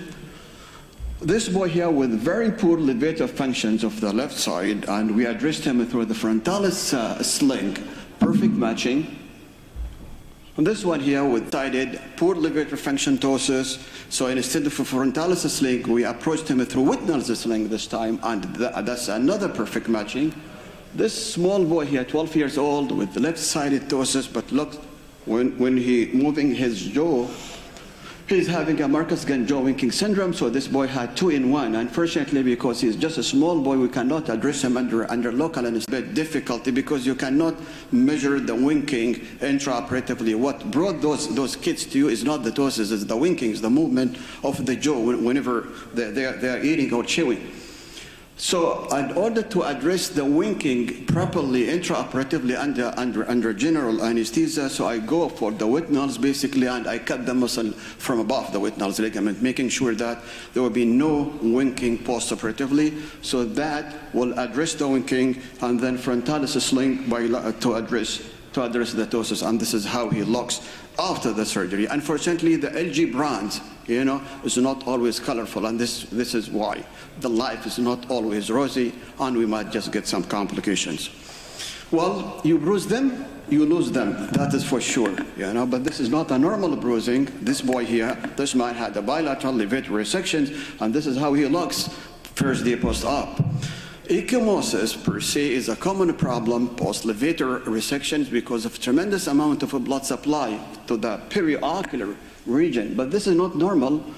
And I thought I would just investigate this man, I'll send him to the hematologist, and turn to be a von Willebrand disease. So for those patients, for those people, those surgeons who are practicing privately, be careful of those silent hematological disorders that the patients are unaware of them, basically. Inflammation, it's a surgical wound by end of the day, susceptible to infections. Just treat them carefully, cover them with topical antibiotic. If it's needed, then they need systemic antibiotics, because if it goes posteriorly, it might just elicit a serious complications. Under correction, this is another unavoidable problem. According to the literature, it represents something like 20%, and it's more common on those patients who start with poor levator function or congenital ptosis.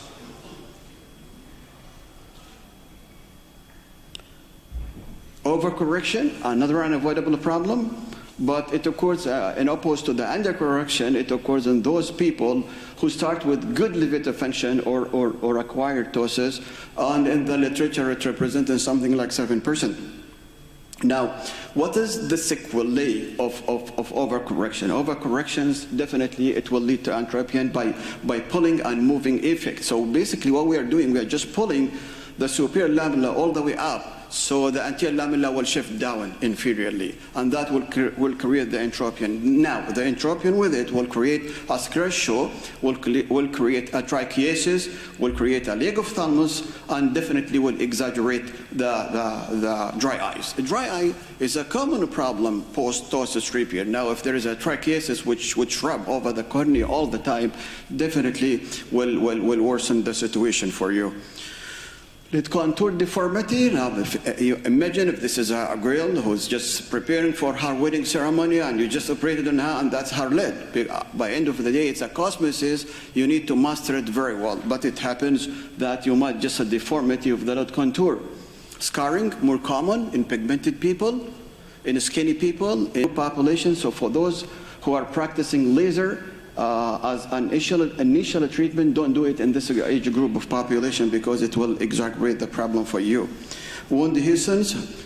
This young girl here, for example, came for right-sided ptosis repair. Probably I was just running my Prolene sutures or Rapid, so I just put normal vicryl suture. This is how she looks after two weeks, with wound dehiscence. So choosing the suture is so crucial in ptosis.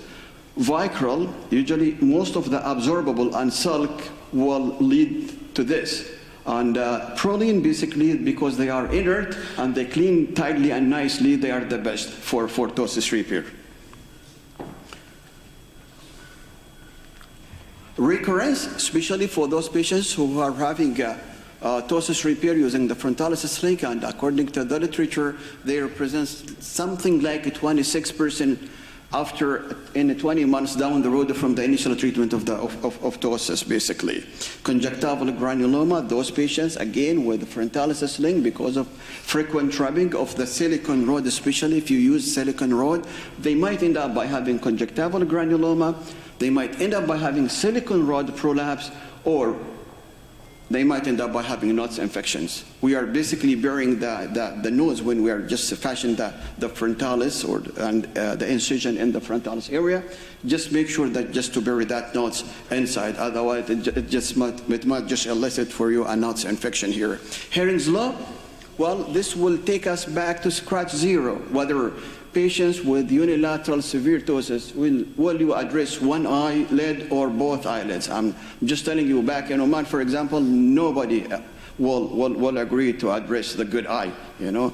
And if you address the right eye here, see what happens to the left eyelid, you know, after this. This is one of the biggest, probably one of the biggest report in the literature comparing the outcome and efficacy and complications of both anterior versus a posterior approach. It's a meta-analysis. They have screened something like more than 2,000 papers, cohort, case series. 18 studies studied anterior approach, and 7 studied 18 studies studied the posterior approach, and 7 for the anterior approach. And what they have found is that when it comes to the reoperation and complication in terms of undercorrections, it was more marked for the posterior approach, myrectomy, than the anterior approach, levator resections. The good thing is that the commonest postoperative complications were not sight-threatening ones. And in conclusion, I will just give you 3 messages for those young ophthalmologists. So message number 1, if you want to be a good surgeon, master your anatomy. Whatever you are cutting, you should know what you are doing in every single step. Stage number 2, complications exist, no matter what. You can't avoid them. If you want to avoid them, don't operate, period. Message number 3, do things precisely, meticulously, and correctly, and always be proud of whatever you are doing, regardless of the outcome. And if you did think precisely, then proudly you can fly like a seagulls on the Bosphorus Strait. Thank you so much. Thank you, Dr. Abdullah, for a nice presentation. The title, The Dark Side, sounds like a horror movie, but it's not a horror movie after all. But ptosis is a very difficult problem, actually, to solve. We'll move on to the next presentation, The Basic of Eyelid Reconstruction by Dr. Abdullah Al-Mujani. Probably this is one of the hardest topic in oculoplastic, and we'll just try my best to make it a bit simple and just give you some pearls of it, you know. Again, I have nothing to declare here. We know the importance of the eyelid in lubricating, in protecting, in cosmesis of the eye as well. But defect occurs in the continuity due to various reasons like congenital anomalies, trauma-induced, tumor resection, and so forth.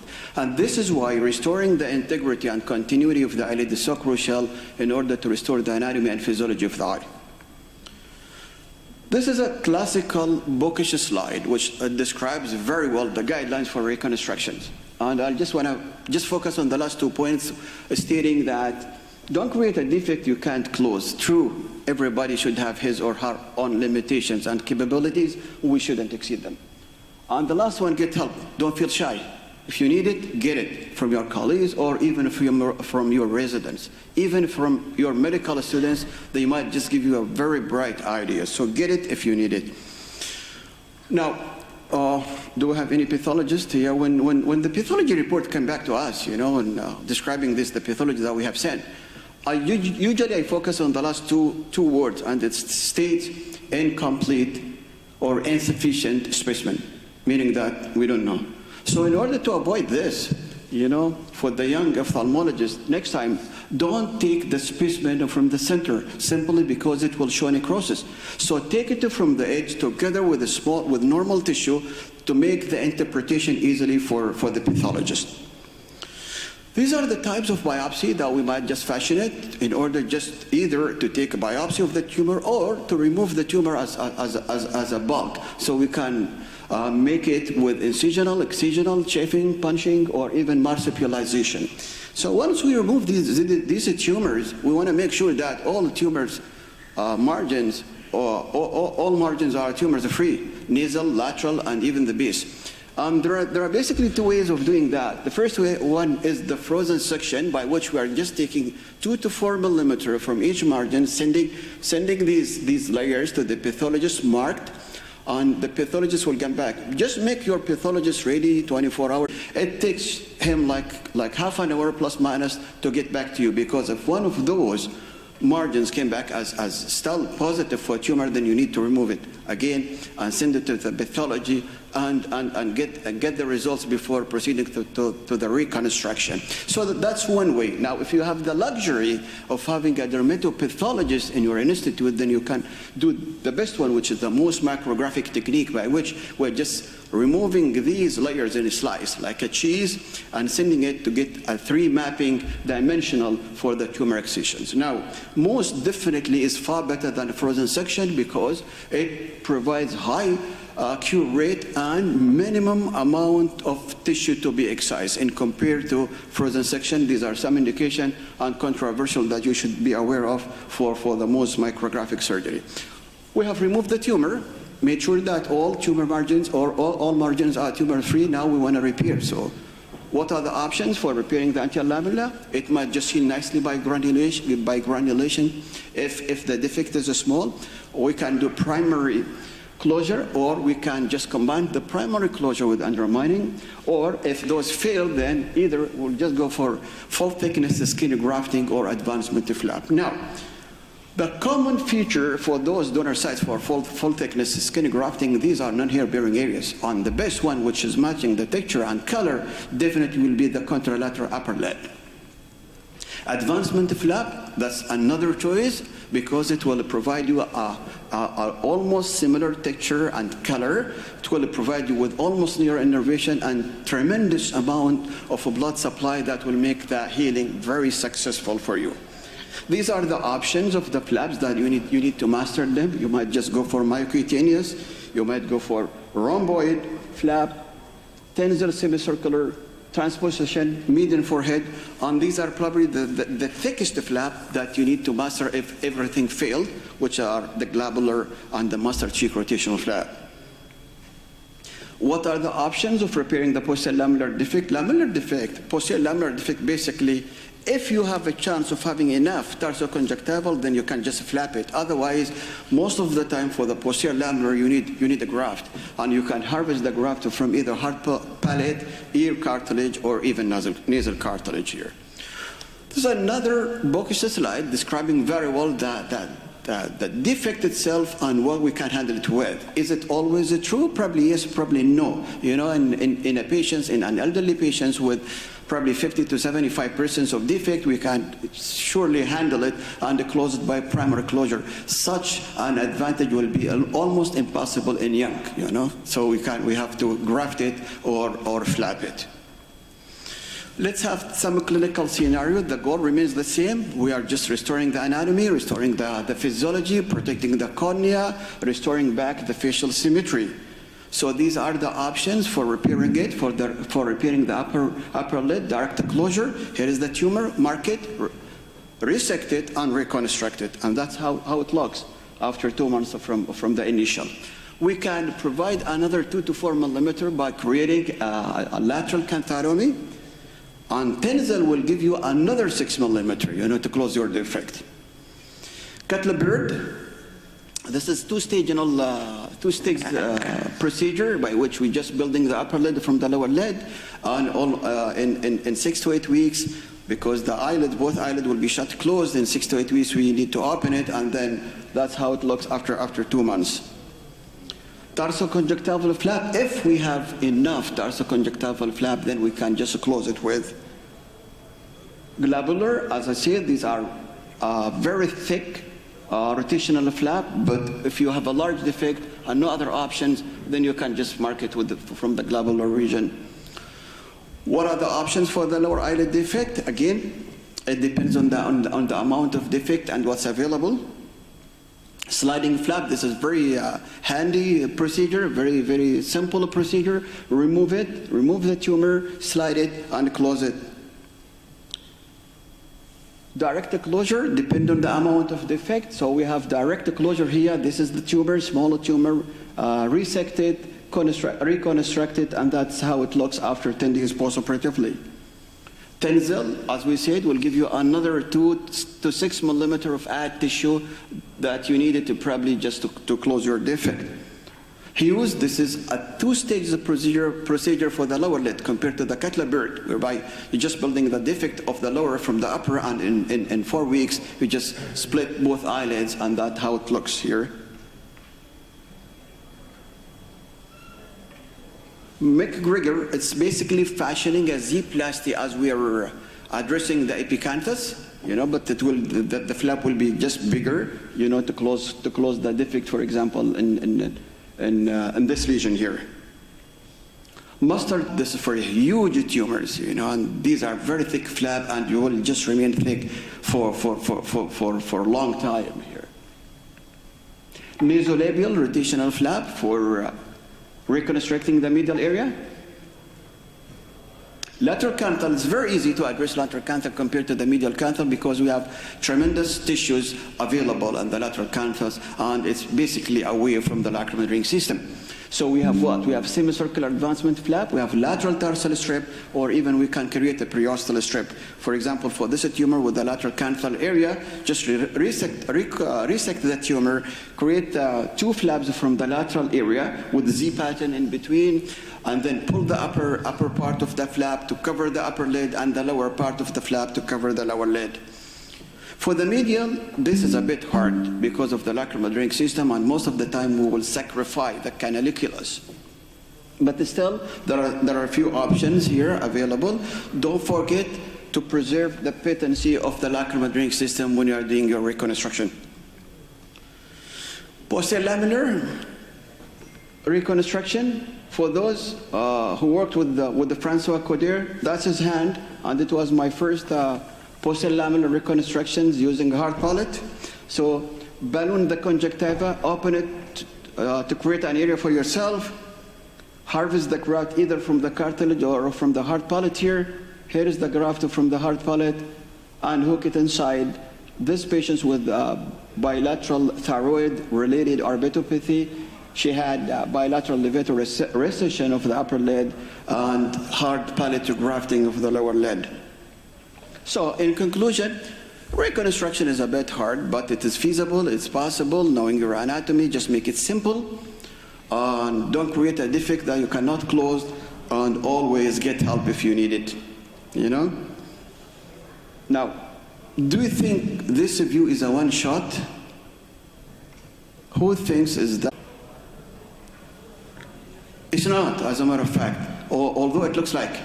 Here is the posterior laminar. That's a natural leak. Here is the anterior lamella. This is a swimming pool. And here is a tarsal plate, which is a glacé barrier. This is called an infinite pool, which is located somewhere, belongs to a hotel in Sri Lanka in the middle of nowhere, and they call it infinite pool. And the reason why I brought this, because when you do a reconstruction, make it in a way that nobody can differentiate between the lake and the pool. Thank you.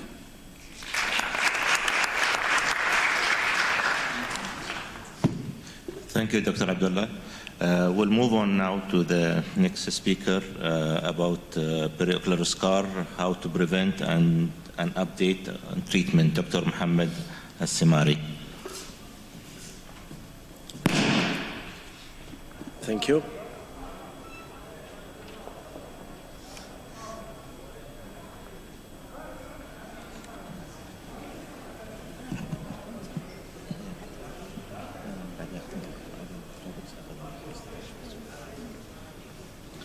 Okay, so my second talk for today is periocular scar, how to prevent and updated management. My objectives for today: healing process, types of scar, scar scale, treatment options, and conclusion. So as all of you know that the wound healing goes into 3 common phases: inflammatory phase, which usually develop and last for 5 days, marked by edema, erythema, and then followed by proliferative phase, which usually lasts for around 1 month, in which there is a granulation tissue fills in the wound and fibroblast. and then the maturation phase, which usually lasts up to 2 years. And the length depends on the patients and wound-related factors. Okay, the types of the scar. Conventional scar is usually flat and present early after injury. Hypertrophic scar is raised but confined to the border of the wound and usually present early after injury.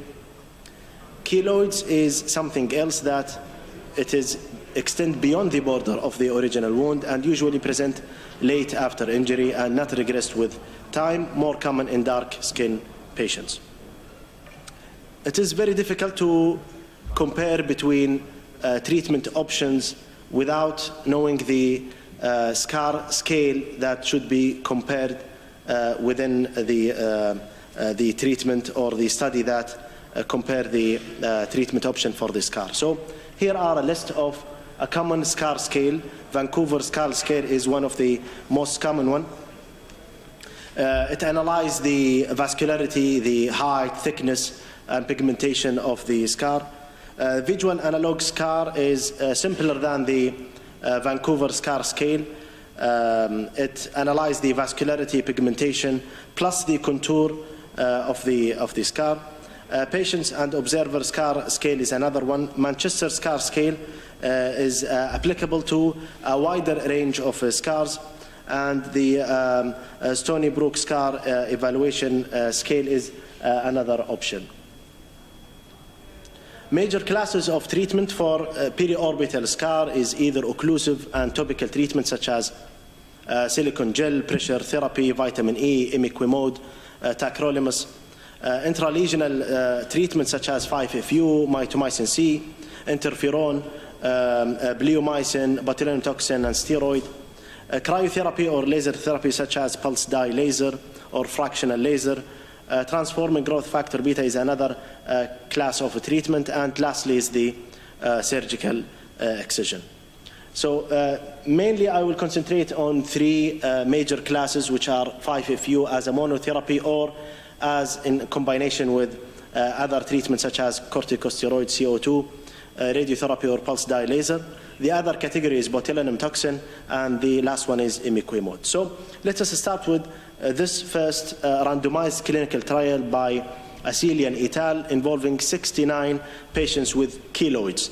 They divide the patients into three groups, 5-FU with triamcinolone, acetonide, or the second group, 5-FU with triamcinolone plus PDL laser, and the third group is steroid alone. So in conclusion, 5-FU had a significantly greater effect on scar size reduction and the degree of erythema compared with steroid alone. Combined treatment were comparable. The additional of PDL laser had higher patient satisfaction on self-assessment. This is in patients with keloids. Darové et al. In 40 patients with 5-FU plus steroid versus triamcinolone acetonide alone in double-blind randomized clinical trial. Patients were injected weekly for 8 weeks with similar dosage as in the previous study. The conclusion was combination of 5-FU plus steroid had a significantly greater effect on scar dimension, erythema, pliability at follow-up of 12 weeks. Steroid alone was associated with more adverse side effects such as skin atrophy and telangiectasia. Khan et al. In randomized clinical trial of 150 patients with hypertrophic scar or keloids throughout the body. They divided the patients into two groups. The first group, 5-FU with steroid. The second group, steroid alone with different dosage. 8 injections once weekly. The conclusion, combination of 5-FU with steroid had a significantly greater effect on scar height and less frequent complication at 12 weeks. Another study of 40 patients in double-blind randomized clinical trial, efficacy of 5-FU as a monotherapy delivered as a micropuncture. After that, they inject 5-FU alone. This is one category. The second category is triamcinolone acetonide alone. So their conclusion, the 5FU tattooing, they categorize it as tattooing, demonstrates significantly greater improvement in scar dimension, erythema, and pruritus compared with intralesional steroid for keloid scar treatment. Okay, so as a summary of outcome of 5FU treatment, it is overall safe and associated with favorable outcome. Scar height reduction ranged from 60 to 80% in all studies and was significantly greater than sham treatment or treatments without 5FU. The current literature demonstrates a high variability in 5FU delivery mechanism, timing, dosage, and concomitant therapies. Side effects are usually few and self-limiting, including pain, hyperpigmentation, skin irritation, telangiectasia, but severe adverse events can occur like ulceration, necrosis, and a local infection. 5FU, as you know, it is contraindicated in pregnancy. Moving to another class of treatment for the scar is intralesional botulinum toxin in hypertrophic scar. So we have these two studies, one in 2009 and another in 2016. No side effects were documented. It has a different dosage between the two. Actually, in these two studies, almost similar, but maybe the next slides will have different dosage. Out of 19 patients in the first study, 12 had a favorable outcome and 7 patients had 76 to 100% improvement. They didn't specify the details or they categorize how much improvement, but they label it as a percentage. The second category is the intralesional botulinum toxin in keloids.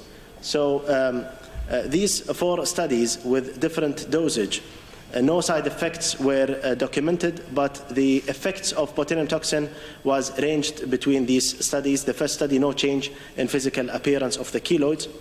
But the second one, out of the 12, 3 patients have excellent result. The third study completely flattened keloids at different times and significantly volume reduction in the last study. What about intralesional botulinum toxin in prevention? If you have patients with high risk factor, for example, patients with have keloids in their body or previous ugly scar or dark pigmented patients. So intralesional botulinum toxin can help in a prevention. So different dosage as well, and given in different timing. Some they give within 5 days post suture or 24 hours post suture. No side effects were documented except for, I do believe, asymmetrical smile on the 7th day. This is on the this is by Zayadi et al. In the 4th study. Other than this, no significant side effects. The effect of botulinum toxin, this is as a prevention, so we don't know the no scar before, no ugly scar before that, so we don't have a comparison study to compare, but as an outcome, it has a favorable outcome for a prevention of ugly scar. This is a comparative study among corticosteroids and botulinum toxin in hypertrophic scar and keloids. This meta-analysis includes randomized controlled trials and prospective controlled trials of 14 articles. A result comparison of intralesional botulinum toxin type A and corticosteroid showed significant differences in visual analog scale. So injection of intralesional botulinum toxin type A was more effective in treatment of hypertrophic scar and keloid than injection of intralesional steroid or placebo. A summary of outcome of botulinum toxin treatment: near completely absence of side effects such as skin atrophy and telangiectasia, which may occur in other treatments such as a steroid. More effective in hypertrophic scar compared to keloids. It is effective as a prevention post-suture compared to control group in regard to cosmetic appearance, likely to be more effective than intralesional steroid in hypertrophic scar and keloids. The last category of this presentation is about the imiquimod use in scar scale, in the scar skin scar. So Behrman et al. Evaluated 11 keloids after application of imiquimod 5% cream for 8 weeks following surgical excision. So they excise the keloids and then they apply the imiquimod 5% cream. 2 cases have mild irritation and superficial erosions, and then temporary discontinuation of imiquimod have done. No recurrence was found at 24 weeks. Another 8 large keloids were studied and treated with imiquimod 5% daily for 6 weeks following shave excision. The result showed good cosmesis with no recurrence again. So a summary of this medication, it has a limited actually in the literature, but it is promising for preventing keloid recurrences. So this is a summary that the use of 5% cream after surgery for the treatment of keloids safe and effective in prevent recurrences. High quality controlled studies specific to oculofacial scars may be indicated to assess the efficacy of imiquimod and to establish the best protocol for administering this medications. I will share with you one case experience with this young lady, 24 years old, presented after road traffic accident with cicatricial ectropion medially. Then she underwent skin graft, and at 3 months, unfortunately, she developed an ugly keloids. So we decided to go for intralesional 5-FU plus steroids weekly for 6 weeks, then to reassess. We use a mixture of 90% of 5-FU and 10% of steroid in a total of 1 ml. After second injection, we noticed a good improvement in overall scar dimension, but skin hyperpigmentation was noticed over the area. So for the residual doses, we inject her only with 5-FU. At 4 weeks follow-up, the lesion showed generalized reduction in overall dimension. And she is here after the final result. So as a conclusion, oculofacial hypertrophic scar and keloid can be ugly and affect patients' lifestyle and psychology. Scar scale assessments are many. It is difficult to compare between treatment options unless all compared to the same scar scale. There are a wide variety of oculofacial scar treatment. Selecting the appropriate option should be tailored to the patients and type of scar assessed. Intralesional 5-FU and triamcinolone acetonide combination is overall safe and associated with favorable outcome. Botulinum toxin can be effective as a prevention method in post-suture, especially in high-risk patients. Use of imiquimod 5% cream appears to be effective in preventing keloid recurrences after surgery. Thank you. Thank you, Dr. Mohammed. I think we'll move on to the next subject by Dr. Mohammed Samari, deep superior sulcus and causes and treatment. Thank you.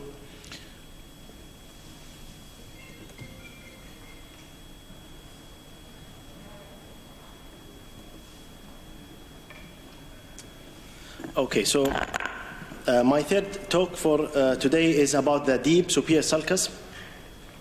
I have a deep or sunken upper eyelid, we call it superior sulcus deformity, is one of the main signs of aging that may occur in young patients, which gives less desirable cosmetic appearance.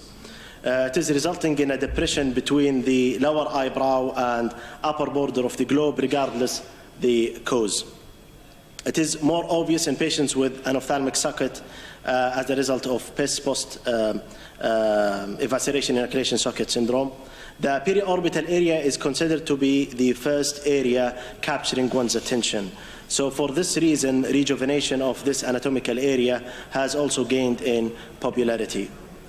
Causes of superior sulcus deformity. The most common that I usually see as a cause of superior sulcus deformity in young patients is a prominent frontal bone. Loss of orbital volume secondary to significant loss of weight is another cause. Aging, either due to fat atrophy or weakening of the Lockwood ligaments in the lower lid, which can lead to protrusion of the lower lid fats, and that lead to superior-posterior movements of the upper lid and lead to deep superior sulcus. Post-upper blepharoplasty is another common presentation, usually after overcorrection. Trauma, either due to floor fracture that lead to inferior dystropia or orbital fat atrophy.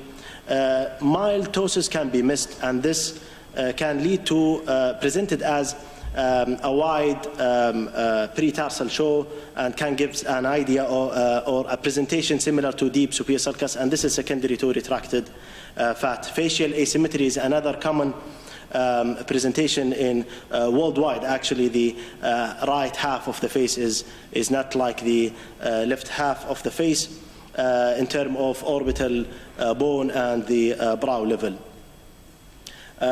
One of the most common also cause of superior sulcus deformity is, as we discussed, is the post-evisceration inoculation socket syndrome, which is out of my scope for today.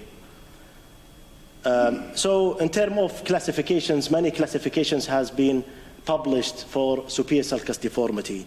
Park et al. Consider the depth of the depression with a numerical value. Morley et al. Classified the type of sunken deformity based on the extent of depression and skin redundancy. Jung et al. Clinically divide the group according to the absence or presence of a need of combined surgical treatments. But, however, these classifications criteria seems heterogeneous and rather subjective, which lacks a numerical value or have not fully considered both ptosis and skin excess. So the aim of the treatment is to identify the exact cause and to replace the volume deficiency in superior sulcus. Several reports for the treatment of sunken upper lids have been described in the medical literature. Autologous fat and hyaluronic acid filler injection, in addition to the surgical option, are the most common methods used. I have summarized the type of treatment in deep superior sulcus based on non-surgical or surgical technique. And non-surgical, what do I mean by autologous fat or hyaluronic acid injection? Surgical technique, either fat graft or fat reposition.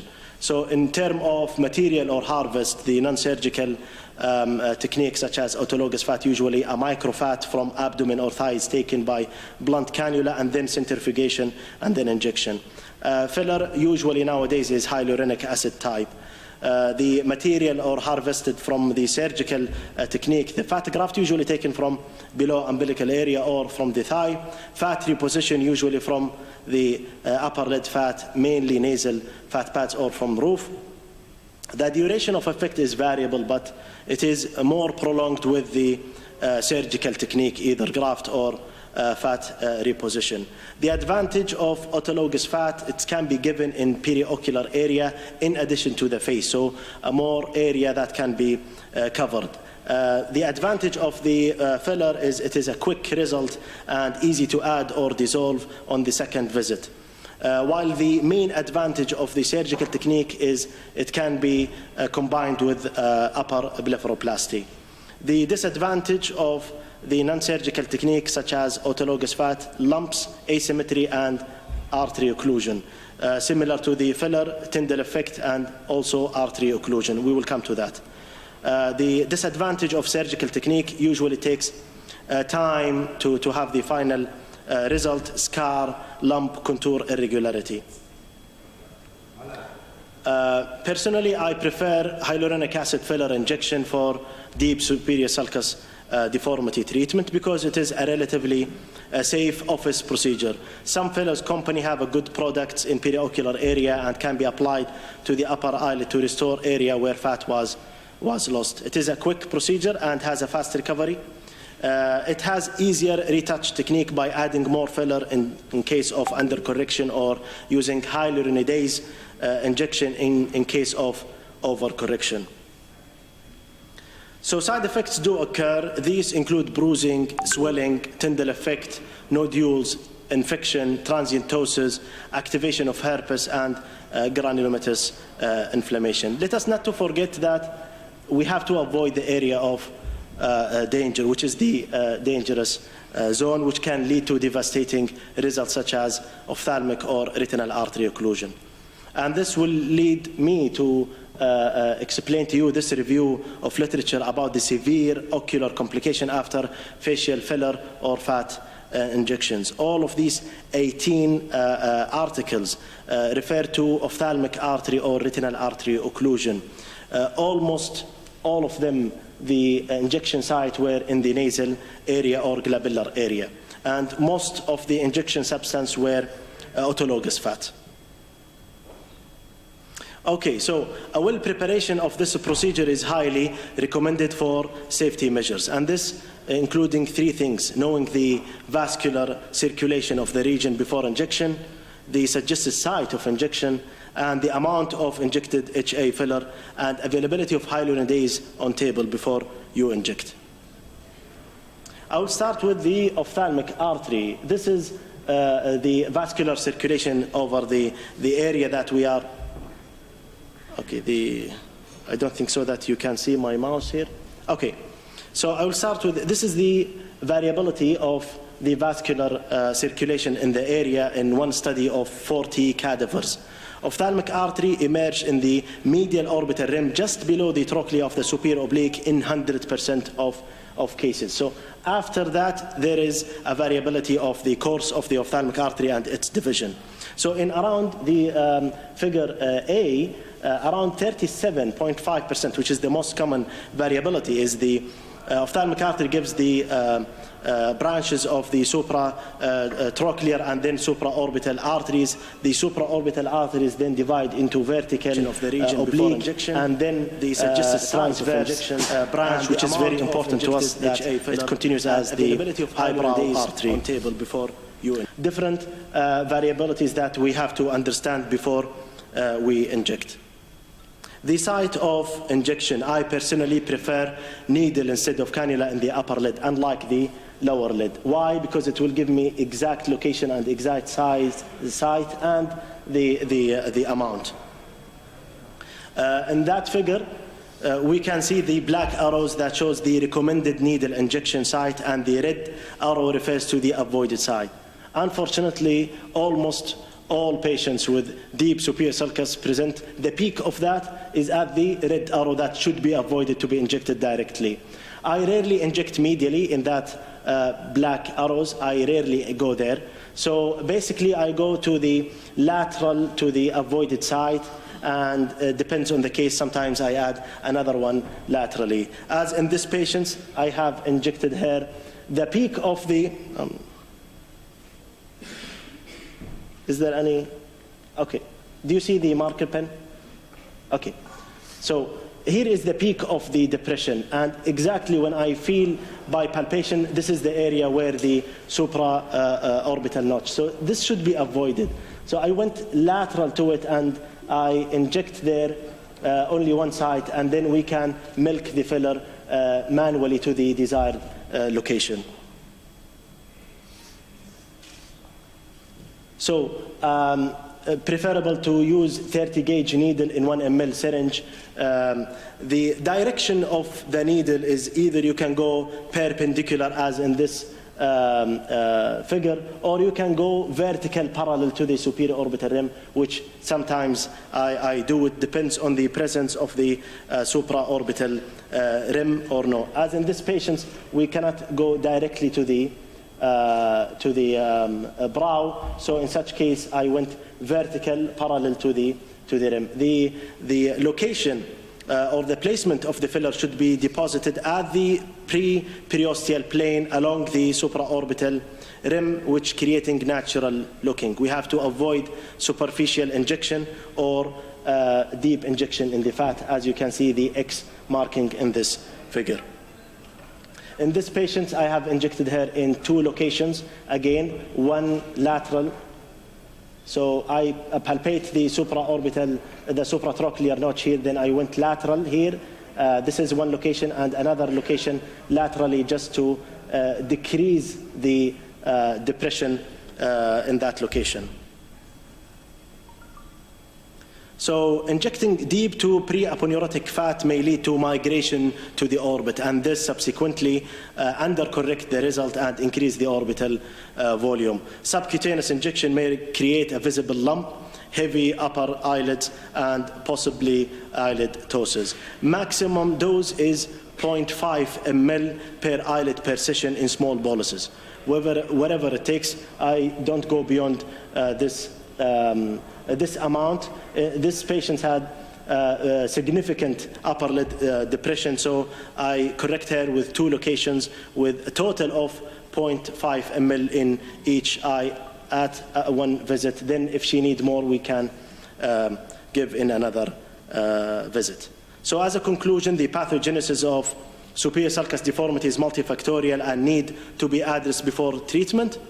Optimal treatment depends on each case. Understanding the anatomy of the region and injection technique is crucial to avoid serious complications. Hyaluronic acid filler is a relatively safe office procedure with favorable outcome. Surgical options such as fat reposition can be ideal for elderly patients with prominent nasal fat pads in addition to upper eyelid blepharoplasty. Thank you. Thank you, Dr. Mohammed, for this nice presentation. And we'll move on again to Dr. Abdullah Mujani to speak about tearing in children, evaluation and management.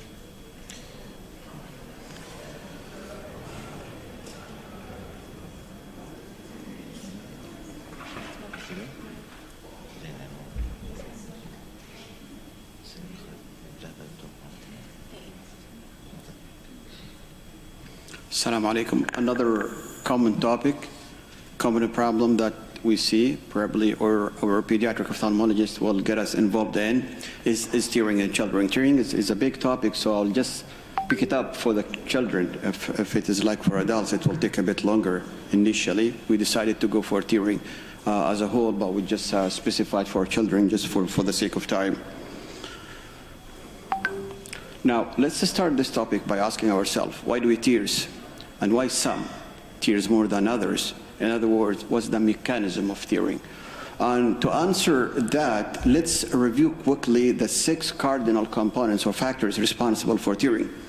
First of which is the site of secretion, the lacrimal gland itself, which is divided by the lateral horn of the aponeurosis into a bigger portion, which is the orbital, and a bit smaller, which is the palpebral. Now, the lacrimal gland secretes tears at a rate of 0.9 to 2.2 microliter per minute, making a total of almost 2 cc per 24 hours. Once secreted, these small ductules will take the tears all the way to the collecting site, which is the cul sac, with a maximum capacity of 30 microliter per minute. Now, with the help of involuntary blinking, which will distribute the tears over the globe, and it will force the tears then to move to the drain site, which is the lacrimal drainage system. Now, with the gravity, we know that the maximum will just pass through the lower rather than the upper. Now, the involuntary blinking, as we said, it will just distribute the tears over the globe and will force the tears nasally towards the lacrimal lake. Now, after the lacrimal lake, again, closing and opening the eyelid will force the tears to the lacrimal drainage system by creating a negative and positive pressure in the system. On the 5th component is the stability of the precorneal tear film. We know that the bulk of the precorneal tear film is made up of the aqueous, which is secreted mainly by the lacrimal gland in about 90 to 95%, and the remainder will be secreted by the accessory gland of Krauss and Wolfering's. And the last one is the rate of secretion of evaporation. Now, 96 to 98% of tears is just water, and thus it will just be evaporated. So under normal condition, when the precorneal tear film is intact, almost 0.85 microliter per minute will be evaporated, and the rest will pass through the lacrimal drainage system. Now, from those 6 components or factors, what we make out that there are basically 3 etiologies of tearings: medical, surgical, and physiological. And look to those six components here. Only one component representing the surgical, which is number 3. The rest purely medical. Physiological is the diagnosis of exclusion, and it should be listed at the bottom of the list. And according to the literature, 69% of tearing is caused by non-obstructions. The message here, don't refer every single tearing patient or child to the oculoplastic because that's obstruction. Okay? Think about other causes. Now, this figure demonstrates the diagram for the lacrimal drainage system in normal adult, which is like 30 to 35 millimeter. Please be noted that the children is not a copy and paste of adult. You know, first of all, it's shorter. It's like 20 millimeter long. It's immature, especially early life, and it's more fragile. So when you cannulate or irrigate or you probe the kid's lacrimal drainage system, be careful. Easily you can just create a false negative. Again, like any other pathology, we can classify the problem into congenital and acquired, and we'll just focus here on the congenital component, basically the surgical component of the congenital parameters. These are the congenital nasolacrimal duct obstruction, diacroseal, punctal or canalicular agenesis or dysgenesis on the lacrimal cutaneous fistula. And probably we'll just spend more time on congenital nasolacrimal duct obstruction because out of 4 it's the most common. Now, remember, these are kids, you know. The historian most of the time will be the parents, basically the mom. So your history, your clinical assessment, even your workup are limited and probably incomplete. So try your best just to get as much as possible when it comes to the history. You want to know about the problem, when to start, the progression, assess the symptoms. When you just assess these kids clinically, you want to just observe increased tear meniscus and redness and discharge. And you want to palpate for the punctum basically to check if there is any diacroseal. Your workup will be even limited. You can't lacrimate or irrigate these kids. And if it's possible, if they will allow you, you can just test for the dye disappearing test, and if you have the luxury in your hospital, you might just go for a diacrosentinograph to visualize the lacrimal drainage system radiologically. Now let's go for our main topic, which is the congenital nasolacrimal duct obstruction. It's a pretty common problem, and according to the literature, it represents like 50% of the newborn infants. Such a problem becomes evident only in 6% at around 4 weeks of gestation. And if you look to the natural progression history of this problem, almost 50% will regress spontaneously by 4 to 6 months of life, and 90% will regress by 12 months of age. So what does that mean? It means basically await. These are the algorithmic options of treating this problem, starting from nothing, basically from nothing, just wait and see to all the aggressive form, which is this DCR, and we'll just highlight on these a bit in more details. So a wait and see approach is probably the best options for kids below 12 months of age. We know that the natural history, 90% will just regress spontaneously, will resolve completely by 12 months of age. So don't do anything. You might just add some medical regimens on top of the observations. If there's any sign of infection, you might just add topical antibiotics, and if it's needed, with careful monitoring, because systemic antibiotics is not indicated in kids. But if you need it, you might just add it with careful monitoring. Now, that is the order of remissions with medical management, just adding some topical antibiotic to the observations. It seems that very helpful. So if you look to the prior to 3 months of age, if the obstruction happened, almost 93% will resolve spontaneously by 12 months of age. So just observation, adding just topical antibiotics. It will improve the situations. Even if the obstruction happens within 12 months, but at a 3 months interval, still the resolution and resolving the problem is really pretty good. What about the probing? I just want to focus on 2 things. There are basically 2 types of probing here, and office of probing, and the reason why I put it to tell you that it exists, but it's torturing. I don't do it because it's a torture for the child, but it exists, and it's only therapeutic options. It's not an office of probing, is not a diagnostic option. The other one is the diagnostic probing, which should be done under GA, so you will have a better control to test the lacrimal drainage system and see what's going on. Now, there are basically 2 points here when we have discussed the probing. First of all, is there an optimal timing for the probing? And the answer is not. There is no optimal timing of the probing, and we'll just review that in the literature.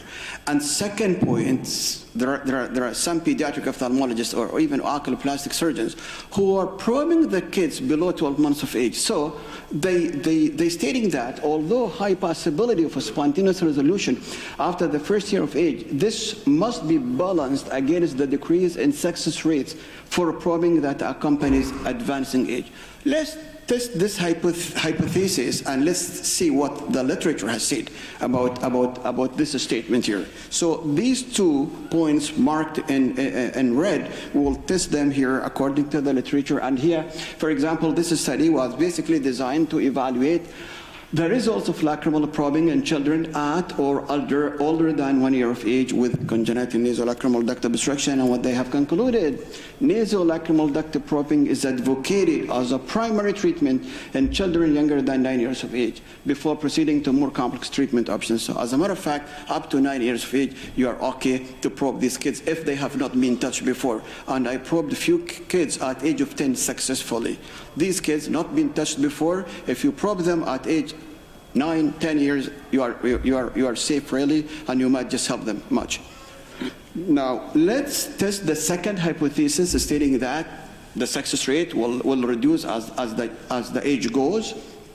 And this is a study designed basically to determine the success rate of probing for congenital nasolacrimal duct obstruction after 1 year of age. And what they have concluded is basically probing for congenital nasolacrimal duct obstruction beyond 1 year of age is highly successful, and the cure rate does not vary significantly at intervals of increasing age. So that hypothesis set by some surgeon, pediatric ophthalmologists, whom they probed before 12 months of age, the literature proved that they were wrong, basically. What about inferior turbinate fracturing combining with the probing? Don't forget, when we are fracturing the inferior turbinate, basically we are widening the space, especially for those who are using endoscopic DCR, for example, or endoscopic to view the nasal area. It will give them a wide space for viewing. But is it really helpful if you combine it with the probing to increase the success rate? And according to the literature here in this report, for example, where they divided the kids into groups, the case group and the control group. So the case group, those kids who received the probing combining with inferior, with the fracturing turbinate, and the control group is only probing, simple probing alone, and this is the success rate here. So the success rate was 91% in case group, and it was 82% in the control group, meaning that there is no difference. So the fracturing of inferior turbinate will not increase the success rate compared to the simple probing alone. Right, what about primary balloon dacryloplasty? There are two major problems, there are two major issues with balloon dacryloplasty. First of all, it's a bit expensive, and this is why it's not that popular in the hospitals. And the second, the success rate of balloon dacryloplasty will dramatically reduce after 36 months of age. So, and this is why it is not widely used and not widely popular. What about intubation? Another way of improving the success rate with an intubation, and if you follow, up to 45 months, the success rate is still high. And the good thing is that 84% of failed, these are failed cases from already treated with something else. So they have improved. The intubations has a success rate of 84% for those already failed from other interventions. So it has a high success rate, as a matter of fact. DCR, once everything failed, then DCR will be the viable option. And just remember that you can't do it before 3 years of age, because you need to give a time to come for bone to grow. And if you did it before 3 years of age, the bone are not thick enough or mature enough to be cut or to be operated on.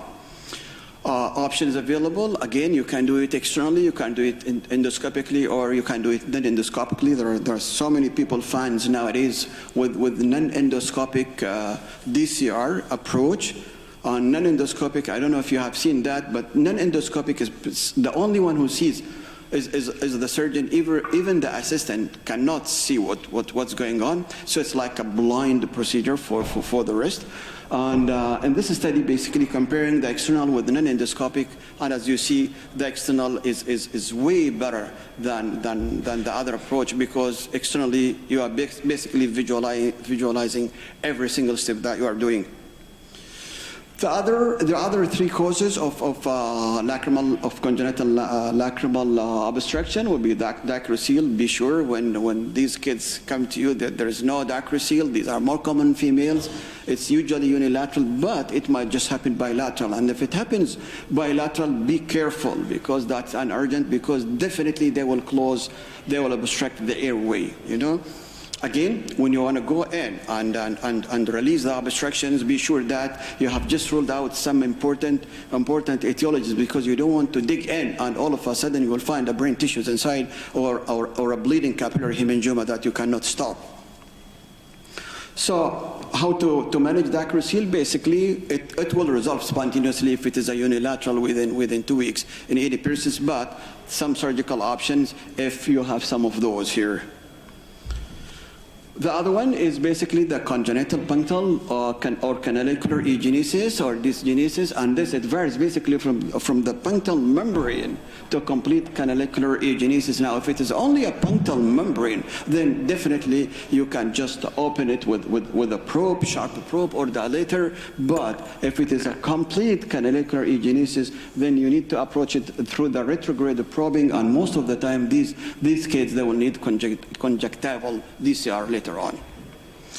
The last one will be the congenital lacrimal cutaneous fistula, whereby you will just have a direct communication between the skin and common canaliculus, or between the skin and the lacrimal sac. In about a third of those patients, you might get nasolacrimal duct obstruction, and this is why when you treat these, you want to do a fistulectomy, complete removal of the fistula, and resuture the area, or if there is any obstruction, then you can do an intubation or probably DCR for these kids. Now, and to conclude here, as we mentioned, tearing in kids is a common problem. Majority will resolve spontaneously in the first 12 months of life. Beyond 30 months, start with less aggressive therapeutic options and evaluate. Probing is a viable option up to age of 9 years. Success of probing does not vary significantly at intervals of increasing age and reserve more aggressive to more refractory case. Here, for example, that's this photo is taken at sunset, and don't look to the darkness induced by the sunset on Earth, but look to the colors in the sky induced by the sunset itself. This is exactly what you want to do when you face a problem with tearing. You know, when you see a child or adult with tearing, don't squeeze yourself, put yourself in the corner and think inside the box and think everything is about obstruction. No, think outside the box and explore other etiologies. There are tons of them. Thank you so much. I think this is my last talk. Thank you so much for your kind invitation and for your generous hospitality. Thank you so much. Thank you, Dr. Abdullah, and thank you, Dr. Mohammed, for a nice presentation and being on time. And we'll move on. I don't know if the next speaker is here. We'll welcome the next speaker. She's Dr. Zainab Akbar. She's a senior pediatric dermatologist. So for a change, we'll have dermatologists with us today, not all ophthalmologists. And she's working in Jabir Hospital, Kuwait, Board of Dermatology, and she specialized in laser and cosmetic surgery, fellowship and qualification from McGill University, Canada. Thank you for attending with us, Dr. Zainab, and you can start your talk, please.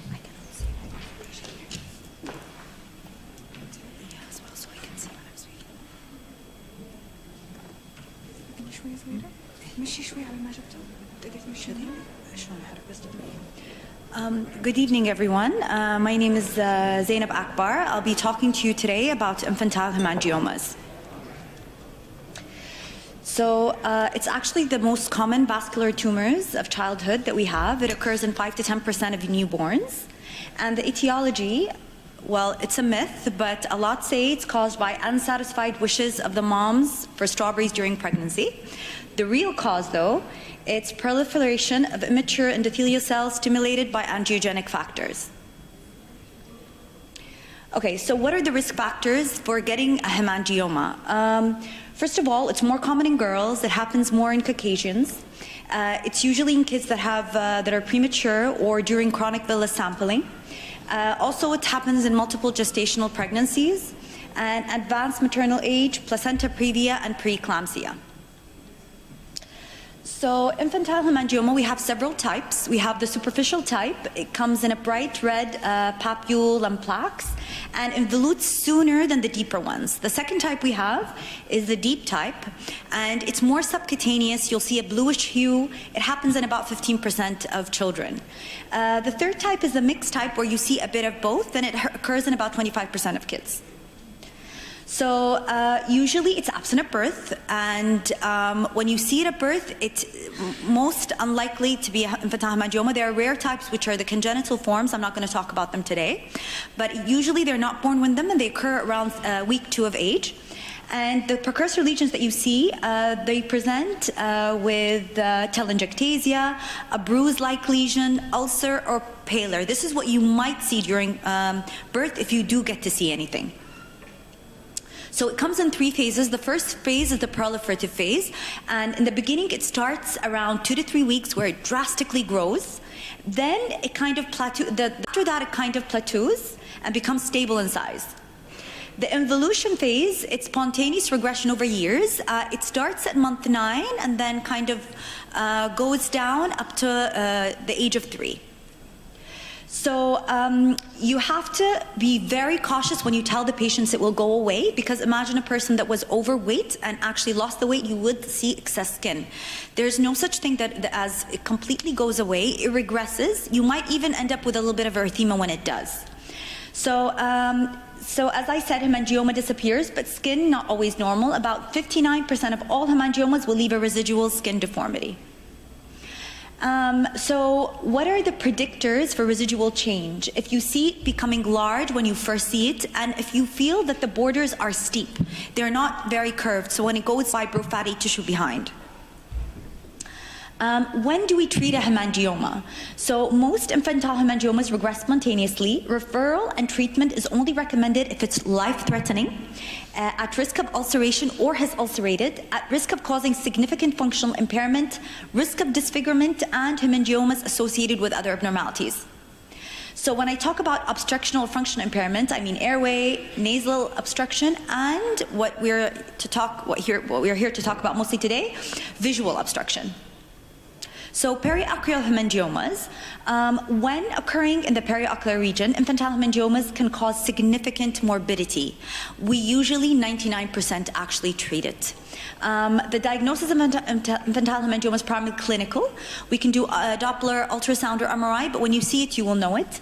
12% of infantile hemangiomas are found in the periocular region, and they pose risk of obstructive amblyopia as they appear during the critical period of visual axis development. Now, reports of ophthalmic obstructions go up to 60% of cases. Hemangioma may cause the following sequelae: obstruction of the visual axis, astigmatic error leading to a refractive amblyopia, globe displacement leading to strabismus, and proptosis leading to exposure and keratopathy, rarely compressive optic neuropathy. In these cases, early intervention. When I mean early as week 2 or at birth if the weight permits. So these are the complications and the percent at which they occur at. The visual axis obstruction occurs in 60%, and astigmatism in 32% of patients. You can see bleeding, nasolacrimal duct obstruction, ulceration, ptosis, amblyopia, strabismus, and infection. So many infantile hemangiomas in the periocular region are small and they don't require treatment. The 3 clinical features that were found to be most associated, according to recent studies, with ocular complications were infantile hemangioma more than 1 centimeter in diameter, and infantile hemangioma with a deep component, which we talked about being mixed, involvement of the upper eyelid. You'd expect them to get complications when you see these. It was found that the parameters that mostly strongly predicted amblyogenic astigmatism in the first visit at any clinic time during follow-up were upper eyelid involvement and infantile hemangioma size larger than 1 centimeter. Hemangioma size was also the strongest predictor of development of amblyopia. Patients with infantile hemangioma larger than 1 centimeter were 21 times more likely to get it. Ulceration, this is another complication that I mentioned. It happens in the lip, in the nose, and in the genital area, most likely, if it does. And disfigurement, as you can see, any patient that comes with a lip hemangioma, nasal hemangioma, or periocular, also breast tissue, we treat straight away. This is a breast, because it actually interferes with the breast tissue of the patient. Large exophytic hemangiomas are also warranted for treatment. Now, associated with systemic problems, we also treat. I'm only going to talk about Facey syndrome here, because this is where it's relevant in your regards. So this is the diagnostic criteria for Facey's. I'm not going to go into it. It's more for us to kind of diagnose. But what's important for the ophthalmologist to realize is the complications that it comes with. So ocular anomalies have been reported in 10% of patients with Facey's. The most reported anomaly was microphthalmia, optic nerve hypoplasia, persistent fetal vasculature, and morning glory disc anomaly. Patients with Face syndrome and infantile hemangioma distributed over the periocular region are at high risk for complications secondary to the location of the hemangioma, melitosis, astigmatism, and amblyopia, which we discussed before, rather than the ocular complications of Facey's syndrome itself. So patients with a periocular distribution of their infantile hemangioma merit a routine eye exam to rule out Facey's specific and non-specific ocular complications. Routine eye exam in patients with Facey's syndrome who lack periocular infantile hemangioma distribution is probably of low yield. So routine MRI is actually done automatically for these patients. Now, treatment. So, first of all, there are patients that come to us. We just do strict follow-up where I just see them on a regular basis, but that's unlikely when we talk about periocular hemangioma. So previously, these are the actual options that we have available. Corticosteroids, systemic. We can give oral pred between 2 to 4 milligram per kg. Topical clobetasol, intralesional. Beta blockers, propranolol, topical timolol, and excision or PDL laser. I'm going to go into each. So discovery propranolol, how was it first discovered? A 9-week-old baby had a segmental facial hemangioma and actually had heart failure at the time. And when they gave the patient the propranolol, they noticed the hemangioma kind of disappear. And so after that, it's been labeled the first-line systemic treatment for infantile hemangioma. So this was a 9-week baby who was given oral propranolol. You can see how he looked at 10 weeks and 6 months, and you can see how he looked at 9 months. So how does it act? It's a beta-1 and beta-2 androgenic receptor blocker. It's a beta blockade-mediated vasoconstriction. So keep in mind, when we deal with ulcerated hemangiomas, we actually don't go to the typical dose, because in an ulcerated hemangioma, we still want better perfusion. Decreased vascular endothelial growth factor expression, endothelial cell apoptosis. This is how the beta blockers work. And timing, very, very critical. I can't emphasize this enough. Potentially problematic infantile hemangioma should be identified within the first 2 to 3 weeks. So they can be treated while in the early stage to get a better response. As it is difficult to predict which lesion will proliferate significantly, close clinical monitoring during the proliferative phase may be required. I'm going to give an example of a patient I'm treating now, actually, later on. Treatment should really be started by 3 months of age, ideally before 1 month of age, so week 2 if possible. Steps. First of all, we take thorough history and physical examination. Key elements in history: is the baby feeding well? Does he have any dyspnea, any diaphoresis, wheezing, heart murmur, family history of any heart block or arrhythmias? Physical exam, and you don't really need to do ECG or Holter now. So what are the contraindications? You don't want to give it to a baby that already has bradycardia, hypotension, asthma, as you know, it can worsen it, AV block, heart failure, or prone to hypoglycemia. And these are the blood pressure range that you would like them to be in. No, so I'm going to talk about pathology, which is the dosing. It's 2 to 3 milligram per kg. Until 2 years ago, we actually started at 0.5. The dosing have recently changed, and you can go up to 3 milligram per kg. Propranolol should be given during or after the night feed because of the theory of hypoglycemia. So you tell the patient you feed, and then you take it half an hour after. I like to do the 6 and 6 method because there are, as you know, that propranolol can cross the blood-brain barrier, and it causes increased chances of night terrors for the child. So I like to do the 6 and 6 timing. And theory should be started as an outpatient medication at a dose of 1 milligram per kg divided into 2 doses. So the way we do it, before we used to kind of admit the patient, now we don't. I give the patient an outpatient paper and ask them to go to their polyclinic, get a BP and heart rate, and then they communicate with me after. If both are normal, they start their first dosing. I keep them on 1 week of 1 milligram per kg and tell them to go to the polyclinic again. We do not check blood sugar anymore, and we do it strictly as outpatient. They check the BP and heart rate everything's fine, they take the 3 milligram per kg or 2 milligram, depending on how I'm going. Young age, I go 1, 2, 3 milligram per kg. A good age, sometimes they come up to me at month 2, I start at 2 and then go up to 3 the week after. Inpatients, who do we treat as inpatients? Inpatients less than 2 months of corrected age, so premature. Babies weighing less than 2 kg. Life-threatening subglottic hemangioma, because they will have compromised breathing at the time. Children with significant comorbidity affecting the cardiovascular respiratory system, and who have issues with maintaining their blood sugar since they are small or their weight is very low. And obviously children with inadequate social support. You really need to see your patients. You need to know the education level. Would they be looking for the signs and symptoms of hypoglycemia if it ever occurs? Will they be strict with the dosing? It's a commitment, so you need to be sure that they are willing to take it. Sorry. Okay, duration of treatment, 6 months is considered the standard duration of therapy. However, sometimes treatment may be needed for more than a year. Honestly, I keep them up to 18 months because I worry about the rebound growth. Monthly dose adjustments according to weight. You bring them every month, you check their weight and adjust the dose according to their weight. At the end of the therapy, half the dose for 1 month and then stop the next visit. Follow-up examination is 3 and 6 months after discontinuation, and that's it. You don't need to see them again. Side effect, you can get wheezing, it's less than 10%. Change in sleep pattern, as I discussed. You can get GI side effects, diarrhea or vomiting may happen. Cold or mottled extremities, that's when you worry about blood sugar. And hypoglycemia, bradycardia, and hypotension. All your patients, anytime they get vomiting or diarrhea, you tell them to stop the dose. They don't make up for a missed dose. That's very important, and you try to tell them it has nothing to do with their vaccinations. So hypoglycemia is a rare but serious side effect. Routine serum glucose, we don't do this again. Infants less than 6 weeks should be fed at least every 4 hours. You keep in mind, this is what I mean by commitment. They have to wake them every 4 hours to take their milk, even at night.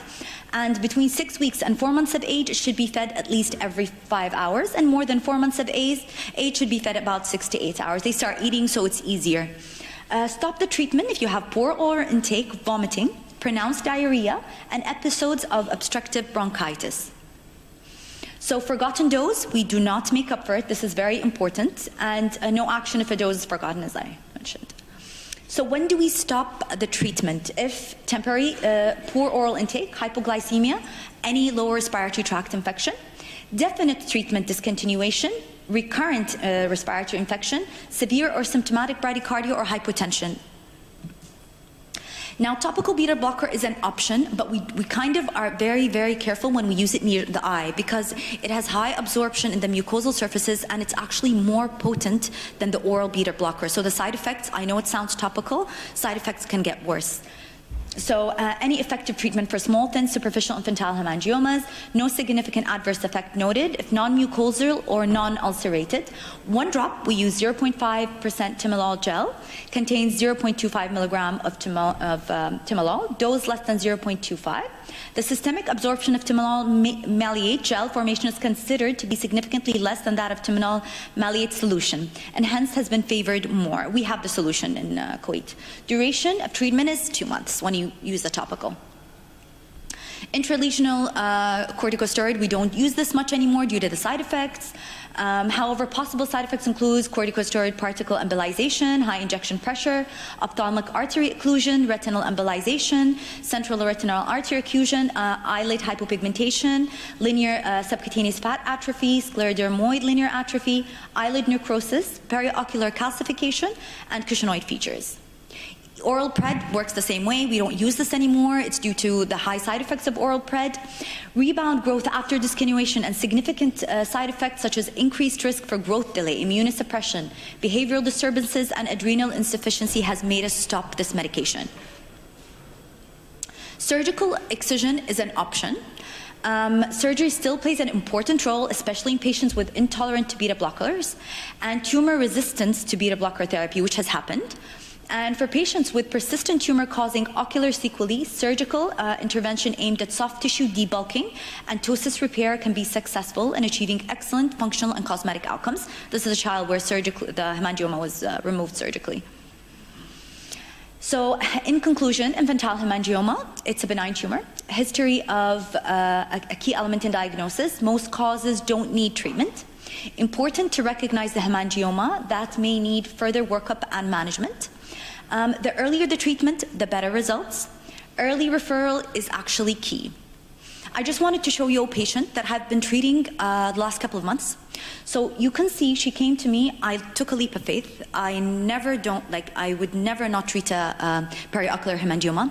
For something about this patient, the way it was growing made me to kind of stop and just do watchful thinking, watchful waiting. So first week she came to me, she was 1 month old, and she had this small red lesion in the lower inner canthus kind of pop.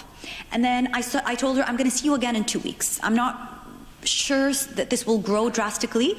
It was a hunch, and I saw her at November 16. Saw her again on November 27, December, and the last photo is about 2 weeks ago.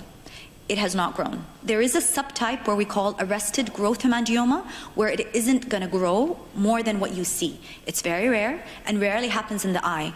And apparently she fell into the category, so she's not using the medication now. She's about 3 months old, and we're fine. If by month 4 it doesn't grow, it's not going to grow, and probably will just disappear at age 3 completely. Thank you. Thank you, Dr. Zainab Akbar, for this nice presentation. And this is the last talk. But we'll go now for controversies in the OR. As oculoplastic, we have a lot of controversies among ourselves in the OR. For example, as mentioned by Dr. Abdullah Mujani, suturing with Vicryl versus Proline. But the problem sometimes you are used to whatever it's available in the OR to use. So what your impressions, Dr. Abdullah, about Proline and Vicryl for suturing?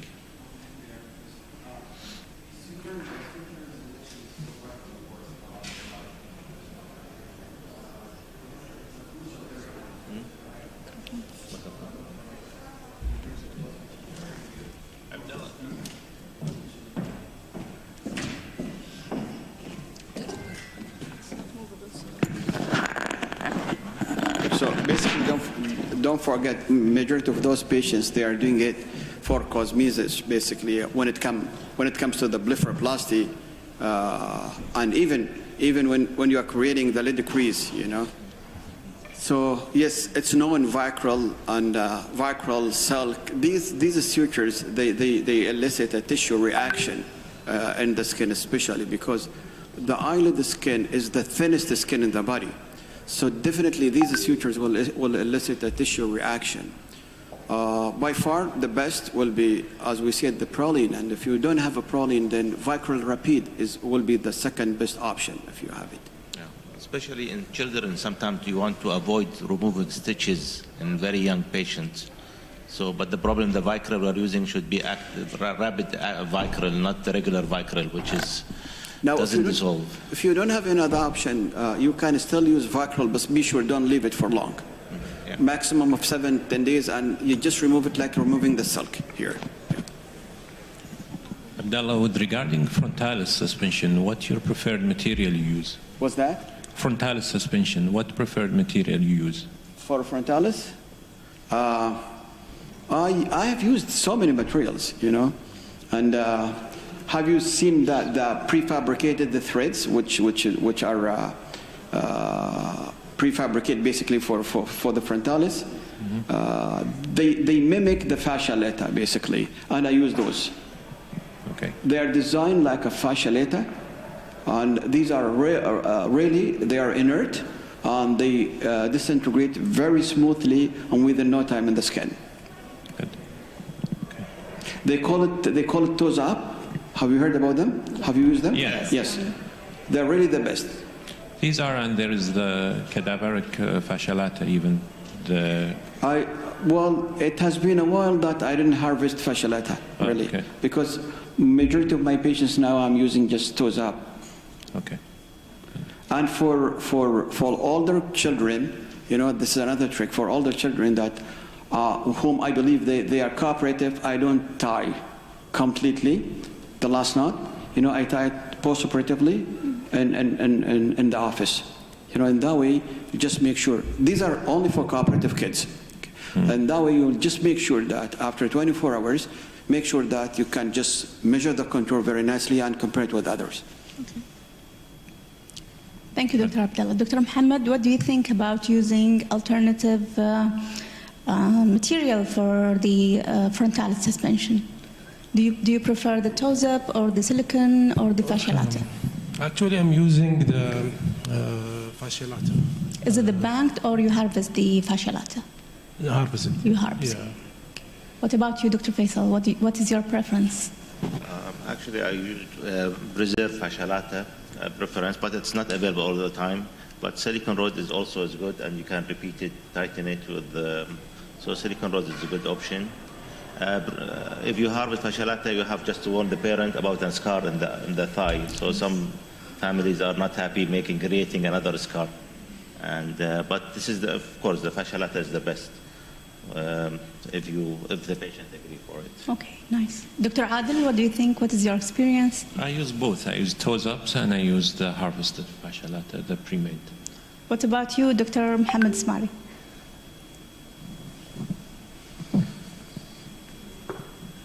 Thank you for this question. Most of my patients I use silicone rod, and recently in the last 1.5 years I'm starting using frontalis flap muscle for the congenital ptosis. Nice. Thank you very much. Our next point to discuss about is treating patients with epiphora. Would you prefer doing the external DCR or the endoscopic DCR? Dr. Abdallah, would you like to start? Oh, you mean the option available for treating those patients? I mean, whatever, it depends on the surgeon experience, basically. Yeah. And I used both initially when I started. So I was using endoscopic DCR versus external DCR. Don't forget the external DCR will be still the gold standard because you are basically visualizing every single step that you are doing. And probably in 1 or 2 cases, I just recalled, I converted the endoscopic to external DCR because of tremendous amount of bleeding. Probably the major drawback of the endoscopic, especially for us as an ophthalmologist, we are not that good in endoscopic DCR. So when the bleeding happened aggressively, we cannot control it like ENT people who train to be endoscopic surgeons. So definitely, I still prefer external DCR over others. Okay. Dr. Mohammed? Yeah, I started long back with only external DCR, and now since 2016 only endoscopic DCR. Okay. And do you do it alone or with an ENT surgeon? No, alone. Do you need to be those patients? What? Do you put in a tube? Yeah, all patients should have tube, yeah. Personally, yeah. I have one patient, he's like OCD patient, obsessive compulsive. He removed the tube second day, was playing with the tube and removed it. Then I got failure with that patient. But once if you keep the tube for like 2 to 6 months, success rate is high. So what's the maximum time you are keeping the tube in? 6 months. 6 months? Yeah. Oh, really? And Adil, Faisal? 2 months. For me, 2 months. Adil? Usually I put it 2 to 3 months maximum, but in some cases I leave it longer. I just keep it for a month, and unless there are really indications like some anatomical variations, so the maximum I don't exceed 3 months. Yeah.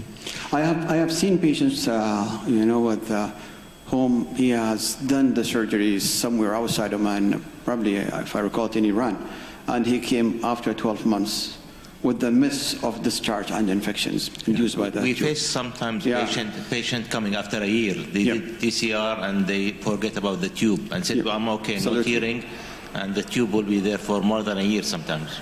Although these tubes are inert, but don't forget, by end of the day, they are foreign body, and they just might rotate and elicit bad infections if you leave them for long laceration of the puncti also. Dr. Abdallah, with regard to the epiphora for children who are more than 2 to 3 years old, when you do probing, which I agree with you, I always start with probing. Do you intubate or you only do probing? If it was the first time he presented to you like child at 4 years of age? At age of 3? Let's see, 3 or 4 years of age, first time presented with epiphora for you. Not been probed before? No. No. I mean, still you can't probe them? Yeah, no problem, but do you intubate in the same setting or No. As a matter of fact, I do have like a few kids whom I have probed by age of 10 successfully with no intubation. The intubation basically, according to the literature, will improve the success rate for those patients, those kids who have been treated or intervened surgically by one method or another before. But if the lacrimal drainage system is virgin, not being touched before, probing with no other thing will be the ideal as a first attempt. Okay. What about you, Dr. Mohammed?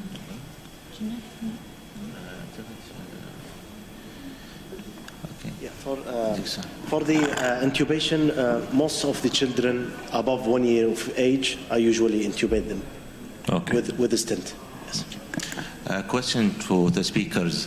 Is Tabiza available in Oman or Saudi Arabia? Because it's showing a lot of promising results, and unfortunately we don't have it here in Kuwait. Is it available now or still? For Saudi Arabia, it is under process of Saudi FDA approval, so it may take around 6 months, 1 year. Okay. After approval, then we But the process initiated already? Yes, sir. By the company itself. Well, for Oman, I think Capitamab, this is the only approved medication so far for ophthalmic cases in patients with thyroid-related orbitopathy, and it shows a tremendous improvement. I guess the only drawback of this medication is highly expensive medications, you know. And in Oman, for example, we did not receive any approval to get it, you know, for public, but there are a few patients whom they can purchase this medication directly through our pharmacy. May I ask a question about the use of mitomycin C in DCRs? So is it used as recurrent cases, or do you use it as a first time to patients with nasolacrimal ductal? I started using it only for recurrent cases with failure. Then when I started doing the endoscopic DCR, I started using it for all patients, which improved the result. Now I shifted to 5-FU and steroid. I see. The result is better. Okay. Yeah. In my personal experience, I used to do whatever Dr. Mohammed was doing, but nowadays I do the mitomycin C only for recurrent cases, or if I find that there is a different anatomy or strange pathology in the nose. What is good in my institution that sometimes I have the access to an ENT surgeon, and at that time we decide whether to take biopsies or do extra things. But the, let's say the basic or the routine practice is not to use mitomycin unless there is a recurrence rate.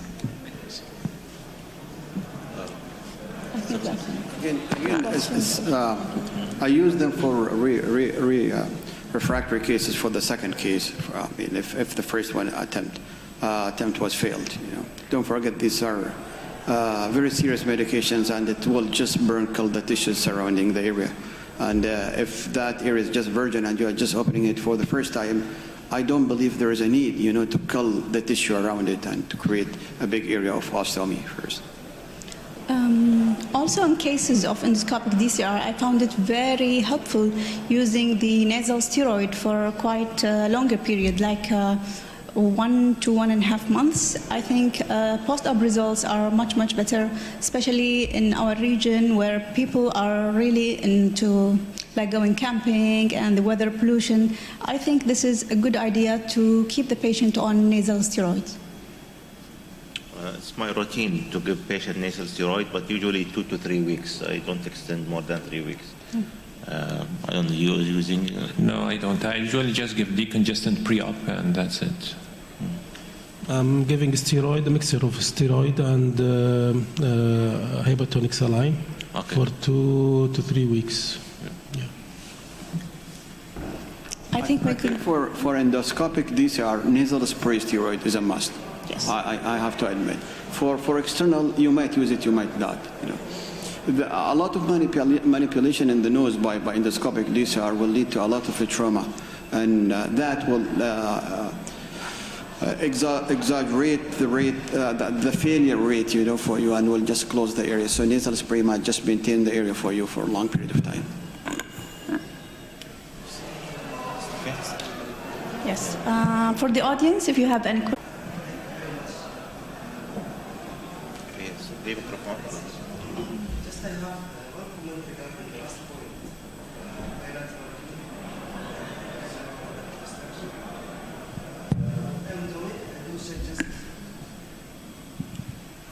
Assalamu alaikum. I'm Dr. Saif Dosri from Saudi Arabia, consultant oculoplasty.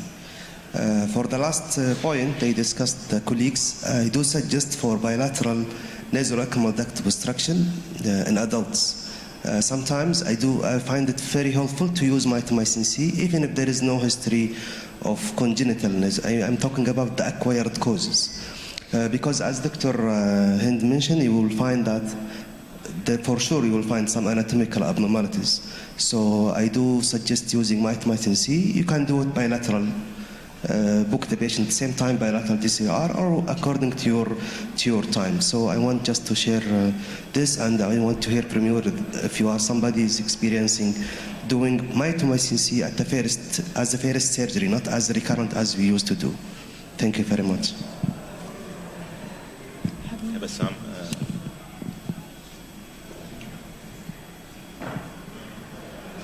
I'm Bassam from Oculoplasty here in Kuwait.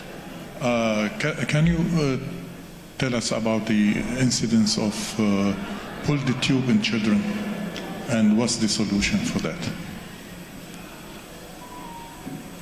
You mean after intubation? Of course, yes. Well, definitely I have no clue about the incidence of pulling the tube because there is no such a report in the literature. You know? And what's the solution for that? What's the solution? If the child will come with a pulled tube, what do you do? Well, do you suggest a solution for that? Well, we to minimize pulling the tube. Yeah, we experience some patients. I don't have exact incident number, but when a child or hyperactive child presented with pulling tube, so depends on the degree. Sometimes patients we can just put it back in the ER to put the tube back into locations if what you mean is prolapse, right? Yeah. But in some patients that we need to cut it and remove it to avoid further injury, especially even if the patient presents 1 or 2 weeks after the surgery. I personally usually put the tube for 3 to 6 months after surgery. So after we remove it, we assess in the clinic and see. Some of the patients went fine, even if the prolapse is few days after the procedure. Yes. Yeah. Yeah. Because. Yeah, I'm answering about the kids. Yes. Actually, when the tube is pulled, it's most of the time, if it's excessive, it will be in the sac, because this is it will disappear from the nasal cavity and it's pulled. So even if you try to push it back, it will recoil.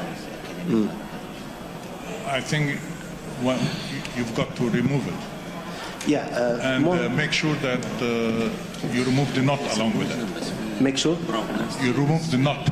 Yeah, definitely. On if the you cut it patient, we have without to removing remove the the knot, knots you're in with it. trouble.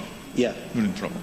I have some. I do believe once the tube has a prolapse, then there is no way to bring it back to its normal place. Yes. So you need to remove it. You have to remove. But I don't have really the incidence of a prolapse in kids because that's very hard. I would like to share with you one point. I have a special need child. I intubated with a Crawford tube 3 times, and he pulled the tube. At the end, I have to resort to Master Ka, and it worked. You know what Master Ka? And it worked. He's fine now. I removed the Master Ka, and he's doing fine. Thank you. And what do you think, guys, of patients with bilateral obstruction? Do you want to do DCR simultaneously or one after another? I did a few bilateral, but my preference is do one side at a time is much better. I do bilateral. If it's bilateral obstruction and patient is bothered, so I do it bilateral. I'll do bilateral simultaneously. If it is external, yes, bilateral. Yeah.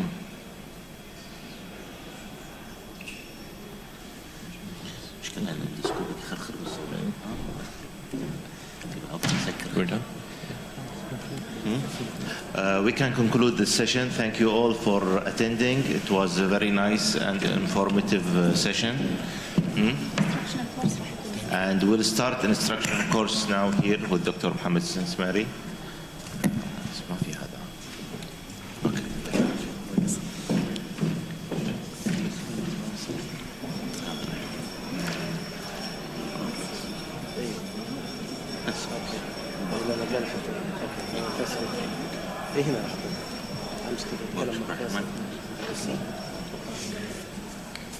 فوق بتكون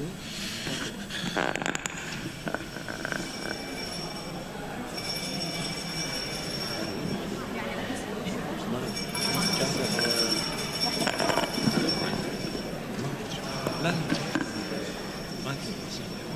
محمد وين تفكر في البرايفت؟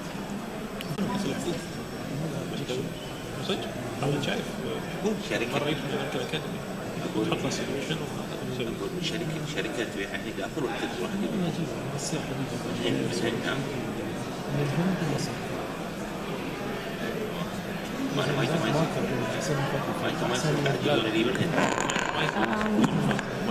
دكتور عبد الوهاب يتمرن من الامريكان اكاديمي حق جمال بس هذا رد لي تحرير لان القطاع تصادس ولا سالفه والله ولا يدرون تجيب واحده الانبوله فيها 20 ممكن تعطي البيشنت 1 ملي تكفيك 20 كم قيمتها هذه الانبوله؟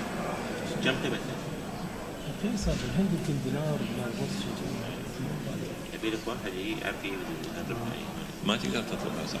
لا ما توصل جمارك ياخذونها الا اذا قلت سامبل سامبل قال على اساس سامبل انت ترخصها وش هو؟ كل 3 اشهر بتجيب سامبل كل شوي تجيب سامبل انت تجيب بوكس زي فيه 5 6 زي هذا سامبل ما يقدر ما في بريك صدق؟ المفروض عندنا بريك في بريك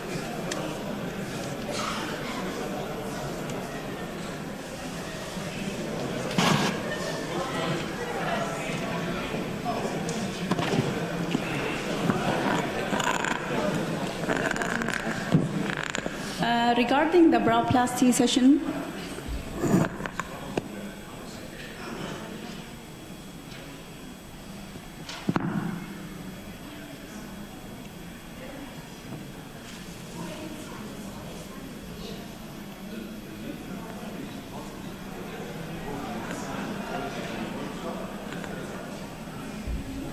ناخذها تقريبا 45 minutes.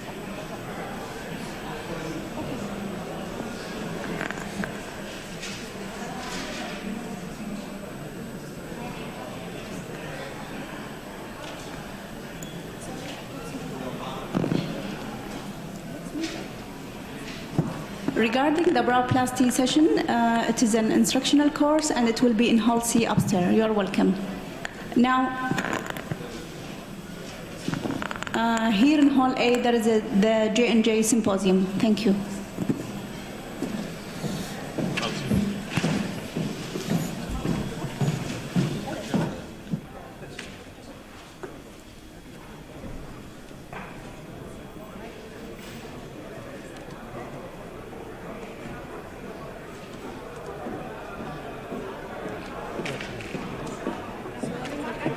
لا لا عادي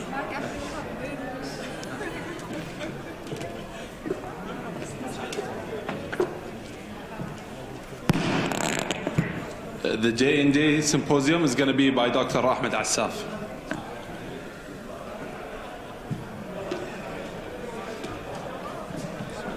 Do you want to see what the... No, no, it's okay.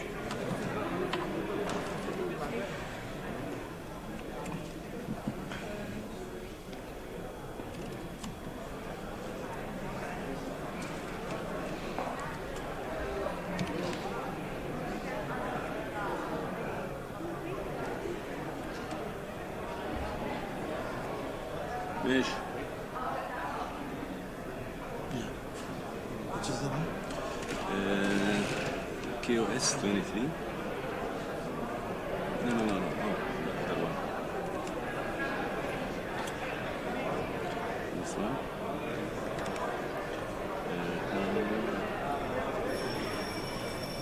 That's easy. Back again, sorry. Back again. Not.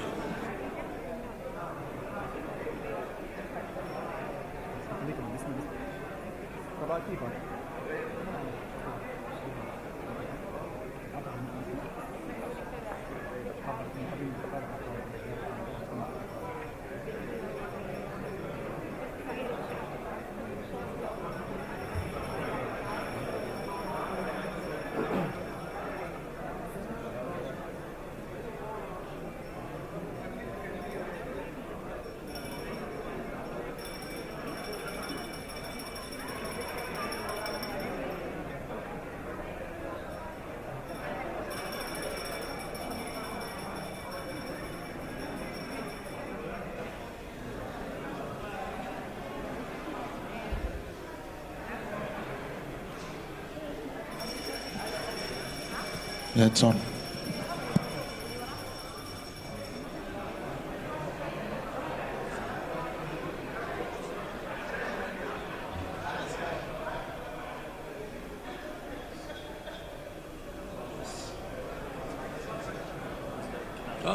مفيش مشكلة، انا قاعد اهو مستني شوية.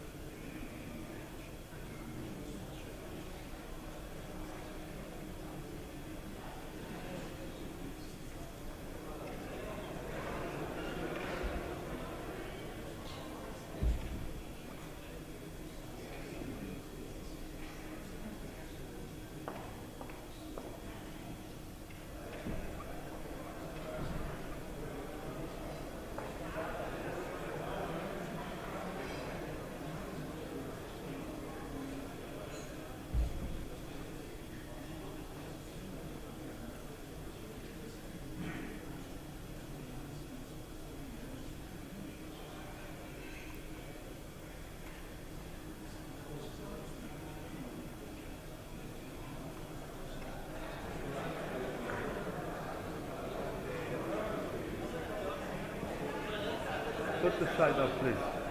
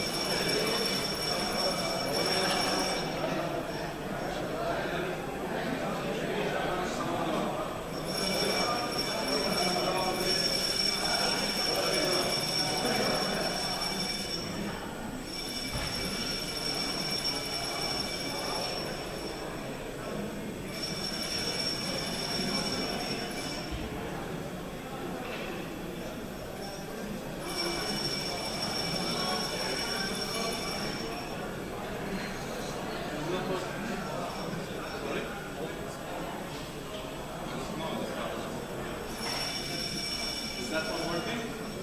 Is that working?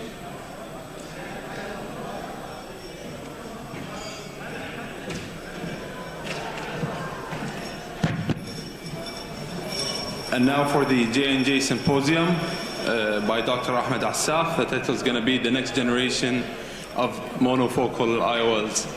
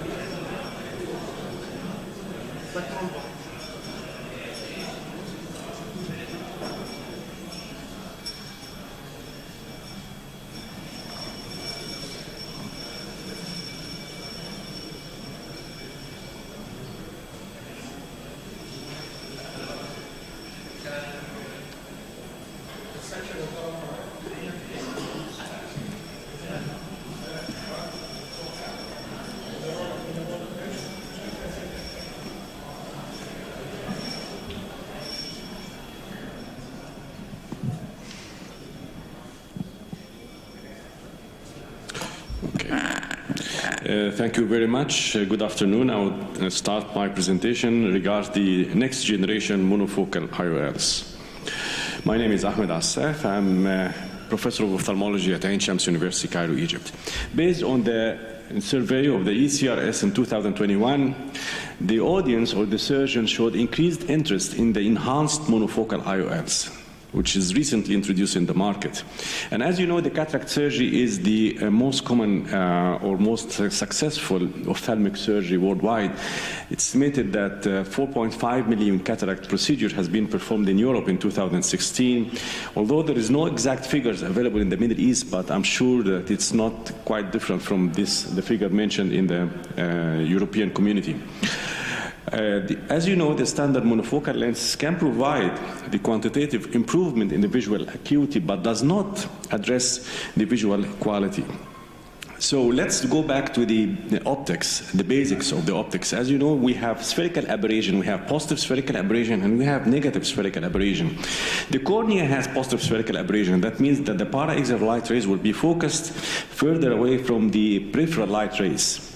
So this is positive spherical aberration. It's estimated to be 0.27 microns. If we implant a spherical lens, the spherical lens still have positive spherical aberration, quite similar to the cornea. So the peripheral rays will be focused nearer to the lens compared to the para-axial light rays. So if we implant a spherical lens inside the eye with positive corneal spherical aberration, as this is the normal eye, we do not address the quality of vision. We compromise the visual quality of this patient. That's why the aspheric lens appears in the market. So this is the case of we have implanted a spherical lens. For the aspheric lenses, similar to the crystalline lens, it has negative spherical aberration. That means that the peripheral light rays is focused further away from the lens compared to the para-axial light rays. So we have now aspheric IOLs to compensate for the positive spherical aberration. These aspheric IOLs has negative spherical aberration to compensate for the positive corneal spherical aberration. And combining both in the same eye, we can have a crisp visual acuity and visual quality as for the patients. So we have now spherical lenses and we have aspheric lenses. The aspheric lenses target zero spherical aberration for the eye after implantation, and this provide excellent visual quality, but on the expense of the reduced depth of focus. So those patients implanted with the aspheric lens are happy. They can see quite good with excellent visual quality, crisp vision at night. There is no halos, no glare, and they are accepted to use reading glasses and mobile phones as well. However, in the modern life, we should not use reading glasses in everyday life. For example, switching the channels on the remote control of the TV, or sometimes eating. Sometimes the patient can complain that they cannot see what they are eating because of the reduced depth of focus with this kind of lens. Although the quality of vision for the distance, especially at night, is excellent, but they are complaining that the reduced depth of focus preventing them to see things clearly at least 50 or maybe 60 centimeters from the face. So in an attempt to improve the near vision, we have, as you know, we have the, doesn't move. Okay. We have the, we have the trifocal lenses. And as you know that most of the trifocal lenses present in the market is diffractive optics, that splitting of the light rays cause reduced contrast sensitivity, and of course nighttime halos and glare, and as we know all experience with our patients. So in an attempt to improve further the visual quality, we have the extended depth of focus. So the same refractive optics has been used not to split the light rays into distance and near foci, but rather to provide an elongated focus across the retina, and this somehow reduces the halos of the patient, but still the patient might complain of some glare because of the refractive optics, as well as, of course, because of the loss of the light energy inside the eye, we have reduced contrast sensitivity. So still, for the struggle between the visual acuity and visual quality and the spectacle independence, we have on opposite extremes, we have the monofocal lens, aspheric monofocal lens that provide excellent visual acuity, and we have the multifocal lenses that can provide functional vision for distance and near, but still the patient might complain of nighttime halos and glare. So in an attempt with the improve the near vision, we have the diffractive EDOF lenses, although it can provide some spectral independence, but still there are some reported complaints of halos and glare with this kind of lens. So we are missing a monofocal lens that provide an excellent visual acuity for distance with improved depth of focus. So we need another monofocal lens that provide a very high quality of vision, and the patient doesn't mind to have reading glasses, but just for reading and mobile phones, but we have improved depth of focus so the patient can enjoy everyday life. The modern life can do video chat without reading glasses, can do his or her hobbies, or can appreciate the uneven surface on the roads. So this is the aim of this modern monofocal IOLs. The idea is to increase the curvature in the central part of the lens and increase the spherical abrasion or the power in the central part of the lens. And this comes not on the expense of the thickness, increased thickness of the lens, but rather than just increase the curvature, but they reduce the thickness in the periphery of the lens. So we have here the thickness IHANS, which is quite similar to the thickness IOL. The ZCB IOL, now we have the thickness IHANS, but here we have the power of the lens is more, the increased power of the lens in the central part.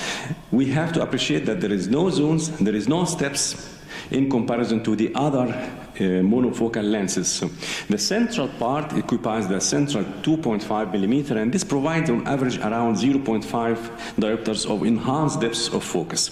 This is one of the patients implanted with the thickness IHANS. As you can see here, this is the eye trace, which studied the aberrations and the power of the lens. This is the refractive power of the lens of the eye after implantation of the lens. If we put the cursor in the central part, the very central part of the lens or the pupil, you can see that the central power of the eye is minus 0.67. This is slightly toward the myopic side. But if we move the cursor slightly further away, it's almost toward the hyperopic side. This is the way we can appreciate the increased power in the central part of the lens compared to the rest of the lens optic. So in the lab study, it's improved that it has improved depth of focus, not without compromising the visual quality. How they could do this? By redistribution of the depth of focus of the thickness 1 lens. So we reduce the light energy for the distance, as you can see, and increase the depth of focus with the thickness IHANS lens. So there is slight reduction of the visual quality, but this is not clinically significant. Why it's not clinically significant? Because we use 100% of the light rays. There is no splitting of the light rays, no diffraction, and no energy loss with this kind of lenses. The lens is quite similar to the thickness 1-piece lens, and you cannot appreciate the difference by the naked eye, but if you apply the best fit sphere, you can appreciate that there is a hump in the central part of the lens optic, which represents the increased power of the lens. The spherical aberration, the overall spherical aberration of the lens is minus 0.27, quite similar to the thickness 1-piece lens, but the central part is has some increased spherical aberration more than the more than 0.27. As you can see, this is the implantation of the lens in the OPD. You can see the central part of the lens, we have minus 0.62 of spherical aberration in comparison to the rest of the lens optic, which is minus, on average, minus 0.27. So I'm going to address the 10 frequently asked questions regarding this lens. How much depth of focus this lens can provide, the visual outcomes, effect of visual quality, effect of decentration of the lens, post-operative refractive target, level of spectacle independence, post-operative astigmatism, monovision, post-laser vision correction, and finally, if there is any contraindication with this lens. So we'll start with the first question, how much depth of focus this lens? Actually, this lens provides on average on lab studies 0.5 diopters of depth of focus, but in real life, it's more than 0.5 diopters. As you can see, this is the depth of focus with the eye trace. It provides 0.8 diopters. With a neural summation or binocular summation, even more. We can expect even more of depth of focus after implantation of this lens. Regarding the visual outcomes, we conducted a study presented in ECRS in Amsterdam, and we found it compared to the thickness 1 lens, there is no statistical significant difference regarding the distant visual acuity. However, the uncorrected intermediate vision was statistically significant better with the thickness IHANS, and the distance corrected intermediate visual acuity was again better with the thickness IHANS compared to the thickness 1-piece lens. What about the effect on the visual quality? Does this a small hump in the central part might affect the higher order abrasions and increase the higher order abrasions and might affect the visual quality? We studied again this with our study, and you can see there is no the ocular abrasions of the eye after implantation of the lens is within the normal values.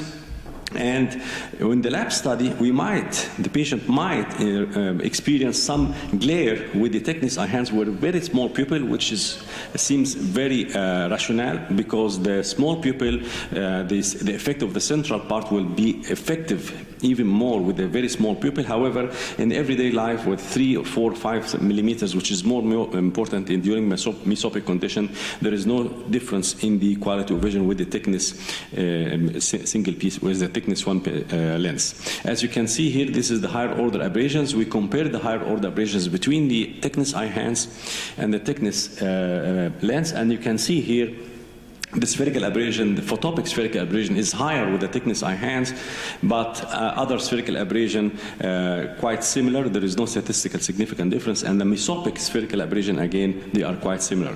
We studied subjective contrastivity, photopic, mesopic, and with glare, we found no statistical significant difference. So there is no substantial or clinical effect on the visual quality with the thickness eye hands lens. What about the decentration? Does this increase curvature in the central part? Might make the lens more sensitive for decentration compared to the thickness lens or other spherical lenses. We found no statistical significant difference. What about the postoperative refractive target? Should target slight hyperopia, emmetropia, or myopia? I prefer to target slight myopia. So if you target postoperative emmetropia, you will leave the patient with only non-significant hyperopia in the mesopic condition, but during reading, the patient is left only with depth of focus of 0.5, which is not sufficient, of course, for reading or doing near activity. But if we target slight postoperative myopia, maybe 0.5 diopters or even less, so in photopic condition, there will be slight myopia in photopic condition, which is not clinically significant, as we studied in our study. And here, with the mesopic condition, the peripheral light rays will focus on the retina, so the eye will be almost emmetropic, so there is no contrast sensitivity loss, or there is no halos and glare, and the quality of vision is still maintained good.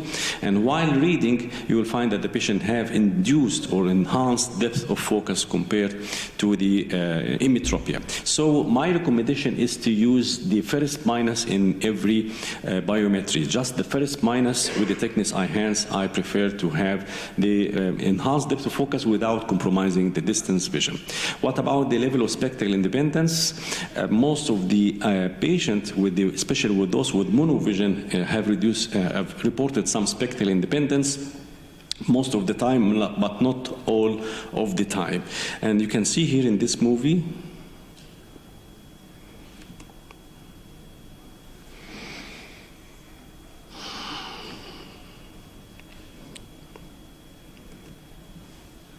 the patient can extend his arm to read with only one eye, and again, with the binocular summation, the patient can read Jaeger 4 and sometimes Jaeger 3. This is not a presbyopia correcting IOL. This is a monofocal lens with enhanced depth of focus.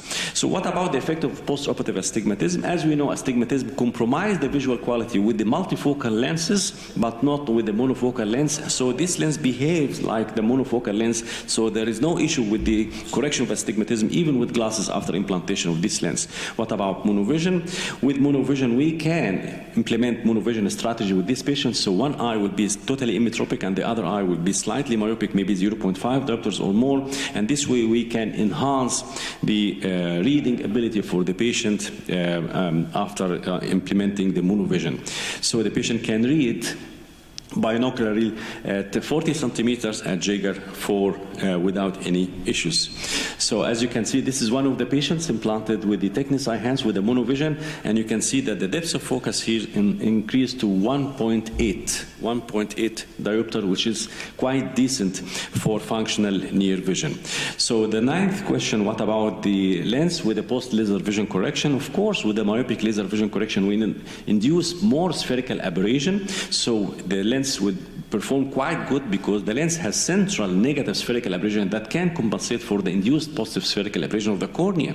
But what about the hyperopic laser vision correction? I think there is no issue as long as the spherical aberration after hyperopic laser vision correction is within normal. We know that with hyperopic laser vision correction, we induce negative spherical aberration on the level of the cornea, but sometimes not necessarily that the positive spherical aberration of the cornea has been turned toward the negative side. It moves toward the negative negative side, but still has some positive value. So as long as there is no negative spherical aberration after hyperopic laser vision correction, we still can implant this lens without any issues.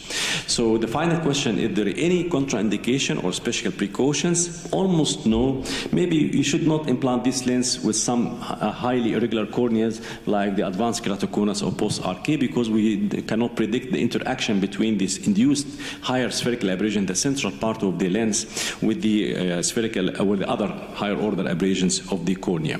So as you can see, this is a case study. 49 years old businessman asked for cataract surgery, and he's interested in spectacle independence, but because of the cornea, I was very skeptical to implant a multifocal lens with this kind of cornea because of some irregularities. And you can see here we have a higher, slightly coma higher than normal, 0.5, and for the both eyes. So, and you can see here, this is the tear film analysis. You can see that the patient has dry eye, more evident in the right side. So I was skeptical to implant this lens, so, the trifocal lens, and I implanted the thickness eye-enhanced lens, and the patient was quite happy with the results. He can read with each eye Jaeger 4 and both eye Jaeger 3, and the uncorrected distant visual acuity is 1 without any issues like halos and glare.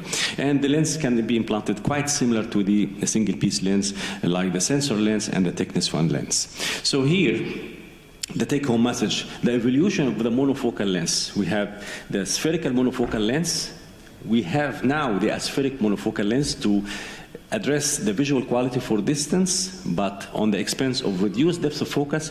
And now we have the aspheric monofocal plus. Plus means thickness eye-enhanced, plus what? Plus enhanced depth of focus without compromising the distant vision, enhanced functional activities in everyday life. And what about the price? The price is free. You do not compromise the visual quality for those patients without any glare on halos or without shear time. Just go and implant this lens as a monofocal lens, and you will add value for your patients regarding the everyday life. Thank you very much for your attention. Thank you very much, Dr. Ahmed, for the talk. Now we will go to VSY Biotechnology Symposium by Dr. Khalid Abdurrahman.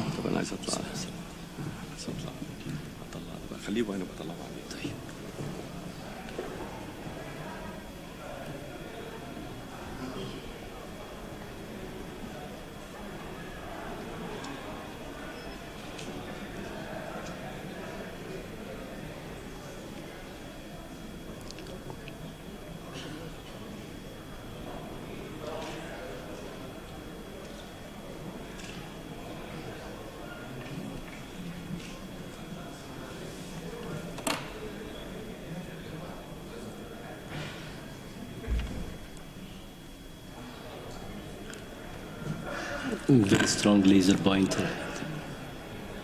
Okay, thank you, Asaf, for giving me the opportunity to speak after you, and you give me some highlights regarding my topic.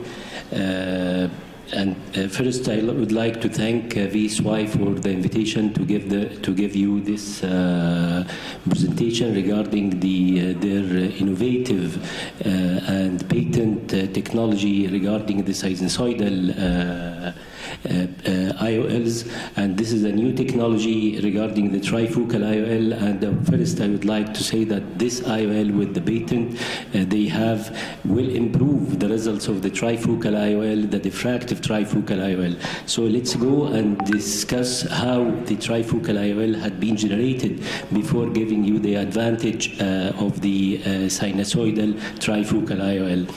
The Acriva Trinova Pro C Pupil Adaptive IOL is a new IOL in the market. First, this is my disclosure.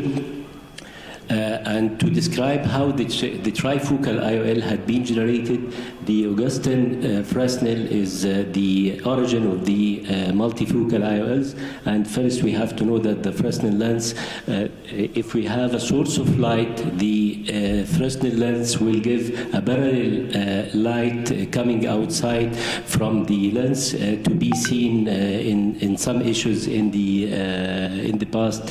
And from this, the multifocal concept had been generated where the parallel light will be focused into one point. With the Fresnel lens and Fresnel press, we overcome the major part of the lens into a thin film where all the criteria of the lens had been generated to give you the image. And this is the origin of the trifocal lenses. First was the bifocal lens, and all bifocal lenses had been generated from a monofocal part where the IOL power had been generated, and then a thin diffractive element will be embedded whether on the anterior surface or the posterior surface of the monofocal lens, and the monofocal lens may be non-toric or toric lens. With this, you can get the multifocality in an IOL, but we have to know that if this ridges of the diffractive element is equal to the wavelength of light, so that most of the light will go into near, and if it is half the wavelength of light, 40% will go into far and 40% into near, and 20% will be lost. And this is the main problem of the trifocal IOLs in the market, that there is some lost light passing through this IOL, so that it will reduce the contrast sensitivity and it will generate halos and glare. And if the ridge is less than half of the wavelength, so that most of the light will go into far, and if it is flat ridges, so that this will be a monofocal IOL and all the light will go into far. So how to switch from bifocal lenses, what we discussed is a bifocal lens, and how to go into a trifocal lens. We know if we have a bifocal lens like the first one with the add power is 3.3, this will give you a far focus and a near focus. And if the power of this ridges is 1.6, so that there will be a far focus and intermediate focus. And to have a trifocal lens, we have to combine both together into a trifocal lens. Like this figure, this is a trifocal lens, and most of the trifocal lenses is the addition of two elements together to give you the trifocal lens. If this trifocal lens have the same height for all ridges, so that this is non-apodized, and if this ridges is decreasing in height whenever we go into the periphery of the lens, this will be a apodized trifocal lens.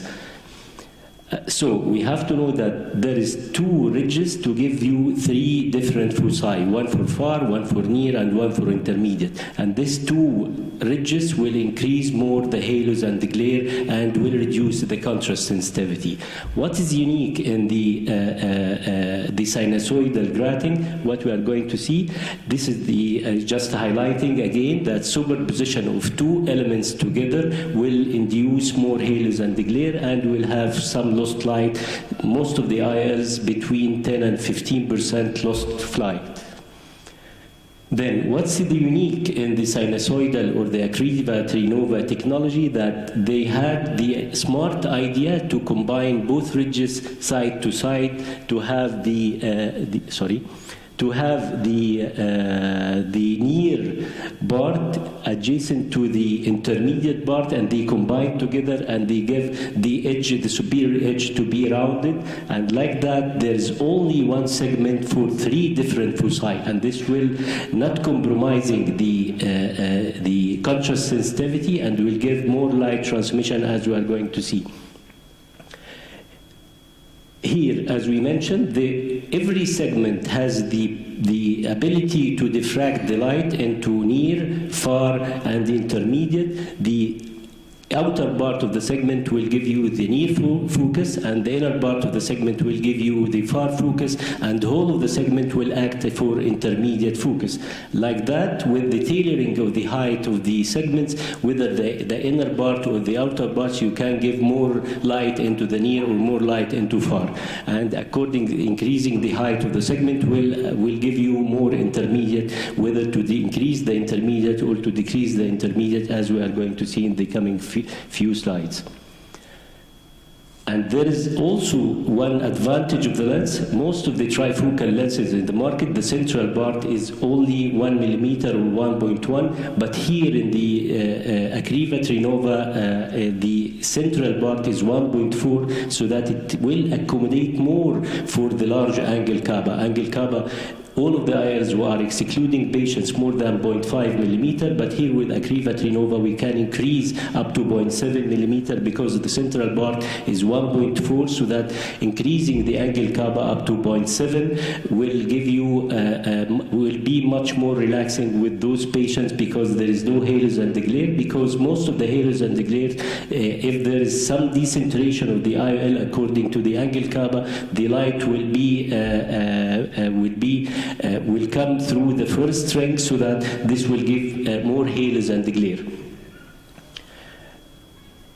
In the studies published, there were 93% transmission of light with the Acriva Trinova IOL, and this is in comparison to the previous trifocal or the trifocal IOLs available in the market. The best one will give you 88% transmission of light, so that there is increase in the light transmission. This will give you much more contrast sensitivity. And put in mind that the human lens, the human crystalline lens, the light transmission through the human crystalline lens is 95% transmission. And here with the energy transfer efficiency, if we look into the place diffraction, which is the traditional trifocal IOLs, there is only 2 foci will come through one ridge or one segment, but with the sinusoidal diffraction, every segment will give 3 focal points.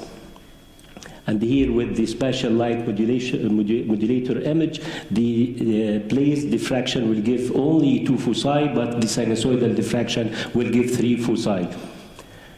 Also, the addition of this IOL is 3.6 for near and 1.8 for intermediate, so that the range of vision will be much more than the other commercially available trifocal IOLs, to give the patients flexibility and functional vision between the 33 centimeter and 75 centimeter in comparison with the other available IOLs in the market.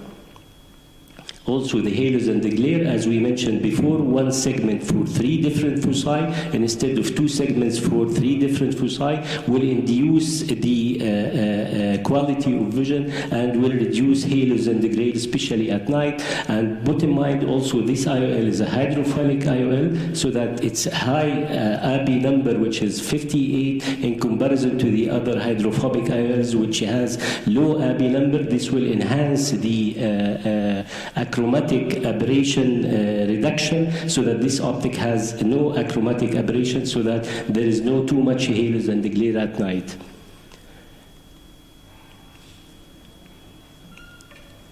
So if we have the defocus curve of this IOL, we'll see that the defocus curve for far vision is excellent, around 20/20. For intermediate is almost 20/20. For near it is almost 20/30. And by this, you will have a very good contrast sensitivity, photopic contrast sensitivity with the pupil 4 millimeter. So this IOL gives a defocus curve and enhanced defocus curve. This is for single eye. If it is combined, both eyes, the binocular defocus curve will give you almost a steady defocus curve. There is no fluctuation upside and down in the defocus curve, so that this will enhance the quality and the contrast sensitivity.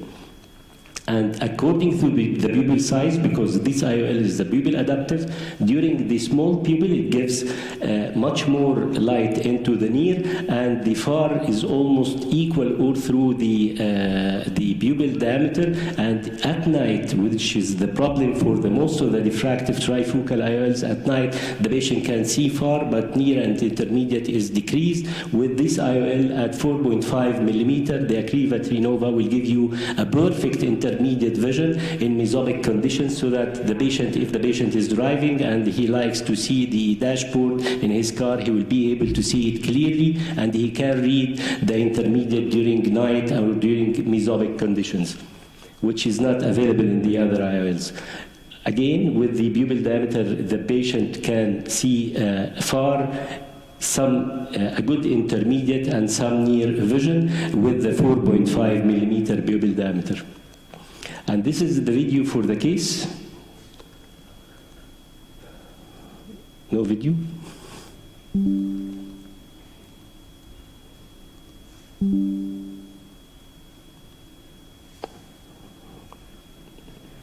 Can you click, please? It is not on the screen.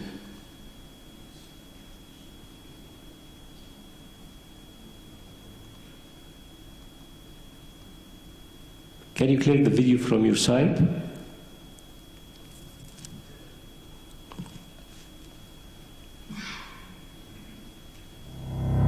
Yes. Lower the sound. Yes.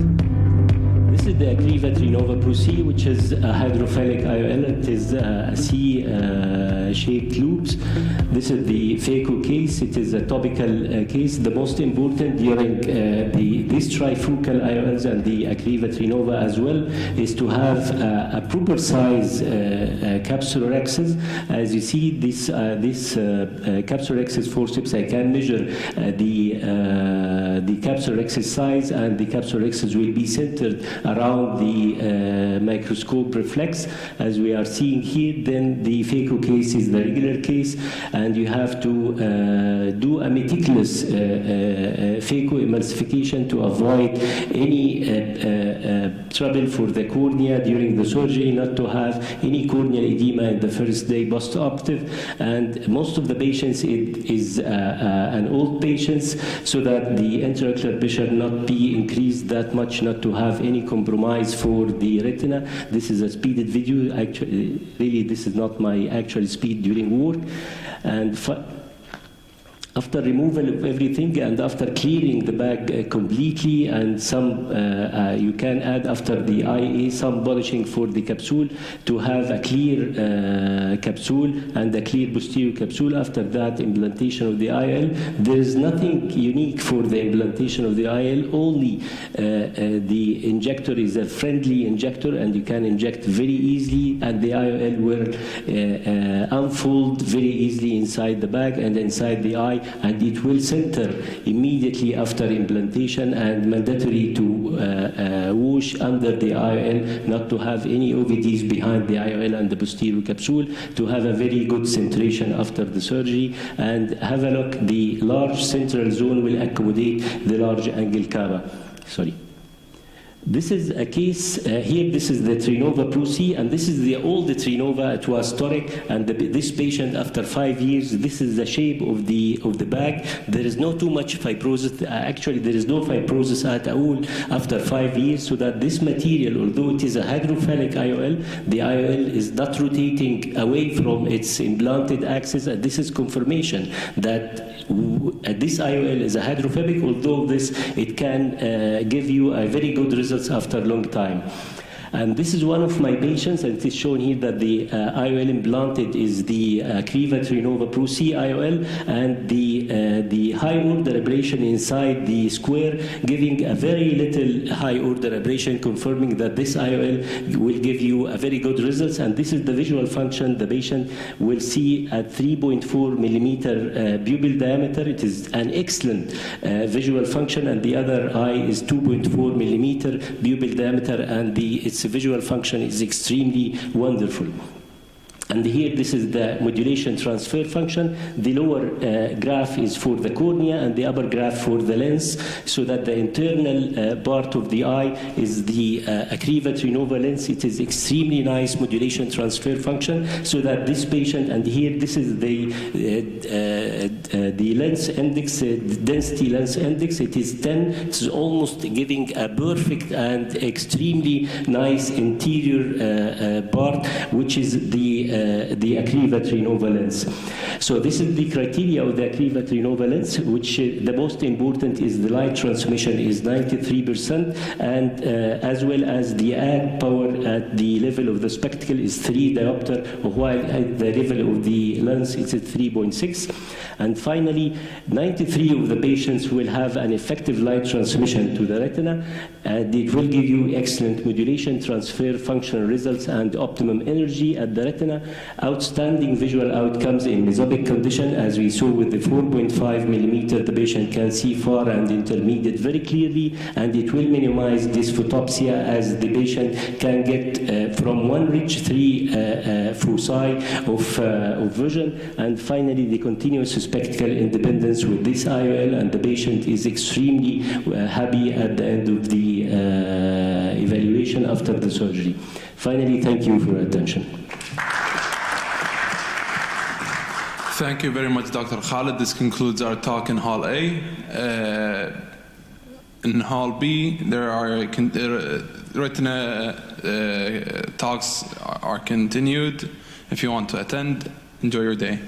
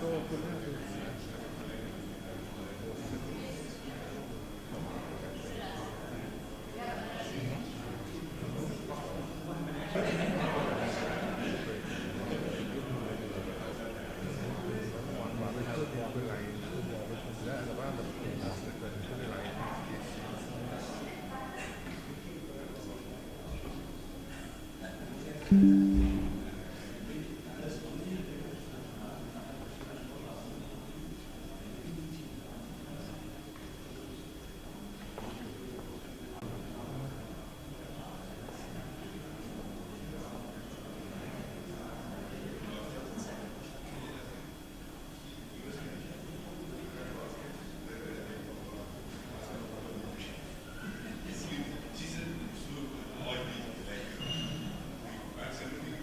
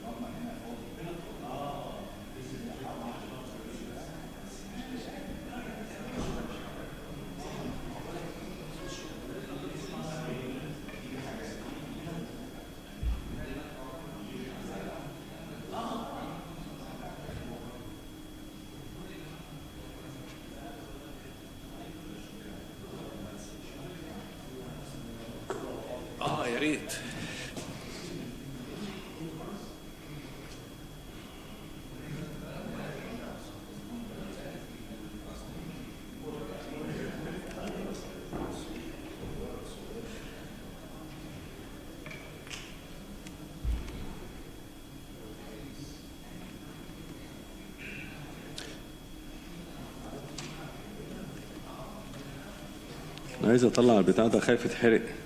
اهو اجكت. اطلع بس. بص.